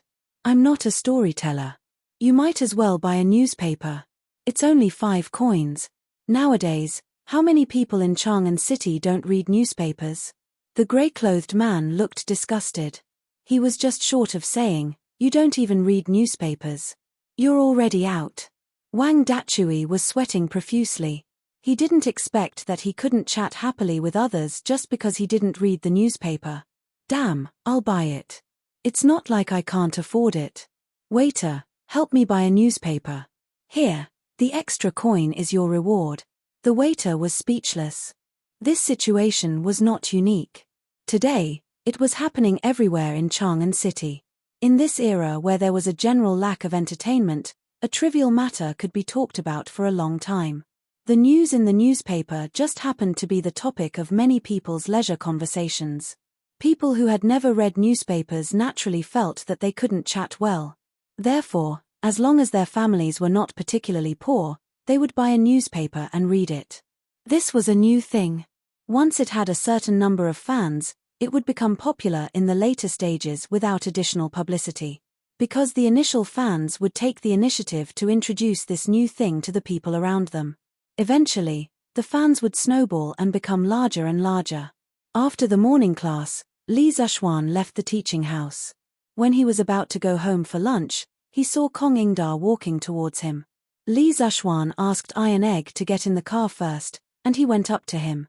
"Chancellor Kong, you're looking for me?" This old man usually didn't come over. Once he did, something must have happened. As for whether it was a good thing or a bad thing, Li Zishuan secretly calculated in his heart. It seemed that the probability of something bad happening was higher. It's not a big deal." Kong Ingda looked around, paused, and said in a low voice, "I've read today's newspaper. Generally speaking, it's not bad. However, I still want to say one more thing. Young people should be more humble. You must not be arrogant and boast about yourself." After Kong Ingda finished speaking, he patted Li Zishuan and left directly. He didn't give Li Zishuan a chance to explain. In his opinion, the facts were right in front of him. There was no need to explain. "Hey, it's not like that." Li Zishuan was stunned by Kong Ingda's strange words. When he came back to his senses, Kong Ingda had already disappeared. This old man Li Zishuan grumbled under his breath for a while, then stopped caring about this matter. If others misunderstood, then let them misunderstand. Imperial Palace, West Court. "Your Majesty, is this the newspaper? I've heard many people talking about this newspaper these 2 days." Zhong Sun couldn't help but ask when she saw Li flipping through the newspaper while eating. It's the newspaper. Guanyin maid, come and take a look." Li put down his chopsticks and hugged Zhong Sun. He sniffed her body fragrance, then pointed at the newspaper headline and laughed. "Look, this newspaper was created by Li Zishuan. But now this brat is here boasting about himself. How shameless." Zhong Sun curiously leaned forward. After a moment, she covered her mouth and laughed. "This child, haha, isn't he shameless? Your Majesty, this style of writing, I'm afraid it doesn't match Li Zishuan's style." Zhong Sun had seen Li Zishuan's memorial before, so she had some doubts. Li laughed and said, "Of course this article wasn't written by that brat himself. If he really did that, wouldn't he be shameless to the extreme? I reckon that Li Zishuan must have forced Ma Ju to write it." "That brat. Your Majesty, who is this Ma Ju?" Li said warmly, "This Ma Ju, he." Chapter 212. Han Village. "Yushi, this is the newspaper that I asked Old Hu to bring back from Chang'an." Han Lijing walked in from outside and handed a newspaper to Han Yushi. Then, he smiled. Han Yushi quickly took it and said happily, "Thank you, father. Haha, take a look. What's written in today's newspaper?" "Okay." Han Yushi responded softly and began to read the newspaper carefully. Today's headline came into view: Blood-Wind Stockade abducted a good girl. Lee County's man was furious for a beauty. He drew his sword and challenged Baimang Mountain alone. Han Yushi's expression couldn't help but be startled. The soul-stirring life and death rescue half a month ago reappeared in her mind once again. The corners of her eyes flashed with tears not long after. Yushi, what's wrong with you? Han Lijing saw that his daughter's expression was not right. She looked like she was about to cry, so he quickly asked. No, nothing, father. Today's newspaper is very interesting. I want to take it back to my room and read it carefully. Han Yushi immediately realized that she had lost her composure. She quickly wiped the corner of her eyes and forced a smile. Although Han Lijing felt that something was wrong, he was a father. He was always separated from his daughter's inner world. Some things were not good to ask in detail. He could only nod and say, okay, you go. Yushi, if you have anything unhappy, you can go to Qin's mansion in Chang'an to talk to your adoptive mother. Although you can't see Xiaoxian before you get married, you can still go to your adoptive mother's house. Ever since the marriage between the Han and Li families was confirmed, Han Lijing changed the way he addressed Li Zishuan from young master to little Xian. It wasn't because he was arrogant, but because he was considering his daughter's life after marriage. If he continued to call Li Zishuan young master, it would unknowingly lower his daughter's status. Okay, thank you, father. I'll go back to my room first. Han Yushi's heart was warm. She stood up and said. Han Lijing nodded. In the room, Han Yushi picked up the newspaper again and continued to read the headline. Although she had experienced all of this personally, she had experienced it from her own perspective. This news article was written entirely from Li Zishuan's perspective. One afternoon, Ma Ju asked Li Zishuan about the details of what had happened in Bloodwind Stockade. At that time, Li Zishuan had nothing to do, so he told him about it. However, he did not expect that Ma Ju would write it into a news report. Han Yushi's gaze flowed between the lines. At this moment, she truly understood the hardships Li Zishuan had gone through to rescue her. That kind of helplessness and despair, that kind of hysterical madness, once again touched Han Yushi's heart. In the eyes of others, these descriptions might be a little exaggerated, but to Han Yushi, who had personally experienced the kidnapping incident, everything was so real.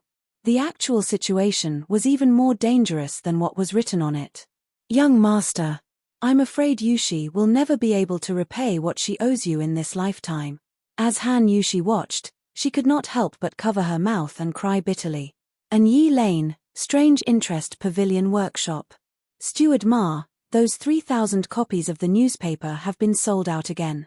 Do you want to continue to print more?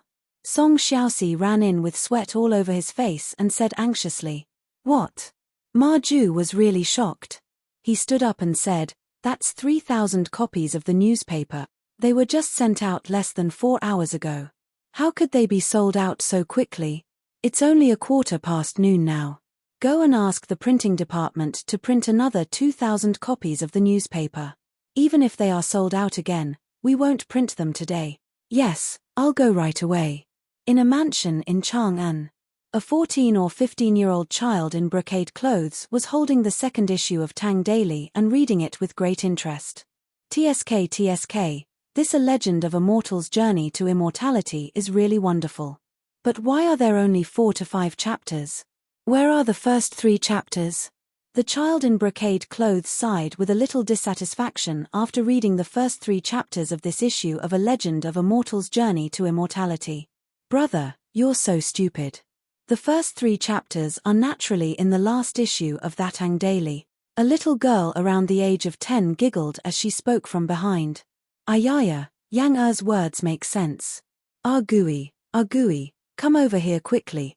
The child in brocade clothes was suddenly enlightened. He slapped his thigh and shouted loudly. Young master, why did you call for Argui? Go and buy me a copy of the last issue of that Tang Daily. Argui had obviously heard of the newspaper before. When he heard his child's request, he immediately looked troubled. Young master, this newsboy only sells today's newspaper. I'm afraid there's no place to sell the last issue's newspaper. The little girl named Yang giggled and said, Argui, you're so stupid. Don't you know how to buy from someone who bought the last issue of the newspaper? Yes, yes, yes. You're so stupid. Yang is much smarter than you. The child in brocade clothes agreed. Argui wiped the sweat off his forehead and bowed. Thank you for your advice, Miss Young Master. Argui will go and buy the newspaper now. Go, go. The child in brocade clothes waved his hand anxiously. West City, in the open space next to the Drunken Immortal restaurant. A middle-aged scholar dressed in wrinkled white clothes was sitting in front of a long table. There were dozens of people of all shapes and sizes sitting in the open space. There were men and women, old and young. The middle-aged scholar slapped the table and loudly said, "Let's go." That Han Li, who tried his best, did not pass the Seven Mysteries sect's entrance trial. In the blink of an eye, he reached the top of the cliff. In front of him, there were 6 children sitting cross-legged and resting. Wu Yang was talking to an old man in his 50s, who was wearing a dark blue robe and had his hands clasped behind his back. Hall leader Yu and enforcer Wang were standing beside him. There were also several people standing beside them. The audience below was listening to the story with great interest while drinking the herbal tea bought from the Drunken Immortal restaurant. They were very satisfied. The crowd around them was also growing larger and larger. Shopkeeper, do you want me to drive this poor scholar away? The storyteller actually dared to talk about our Drunken Immortal restaurant. How hateful. In front of the Drunken Immortal restaurant, a young servant said to shopkeeper Liu, who was listening to the story. Pa, drive your ass. Shopkeeper Liu unhappily slapped the back of the young servant's head and angrily said, "Didn't you see how much tea this he Tiezui brought to our Drunken Immortal restaurant? Although tea is not as expensive as wine, many a little makes a mickle. No matter how small a mosquito is, it's still meat. Yes, yes, yes. Shopkeeper Liu is wise. Go, go, go, go, go brew me another pot of tea. This story is quite interesting." Shopkeeper Liu waved his hand and comfortably sat back on the stool, leisurely listening to the story. Gradually, he Tiezui's 6th chapter of the Legend of a Mortal's Journey to Immortality came to an end. During Dr. Mo's time in the Seven Mysteries sect, although the disciples have never seen his skills and do not know the strength of his martial arts, he has used his brilliant medical skills to save the lives of many disciples. Therefore, although he is often expressionless and rarely speaks, he is still respected by the disciples of the Seven Mysteries sect. Dear guests, today's story has come to an end. This he Tiezui's life is not easy. If you have money, come and support me. If you don't have money, come and support me. That's it. That's right, it's too fast. I haven't heard enough yet. Be content. Today, he Tiezui told 6 chapters in one go. The first 3 chapters of the Legend of a Mortal's Journey to Immortality are already very difficult to read.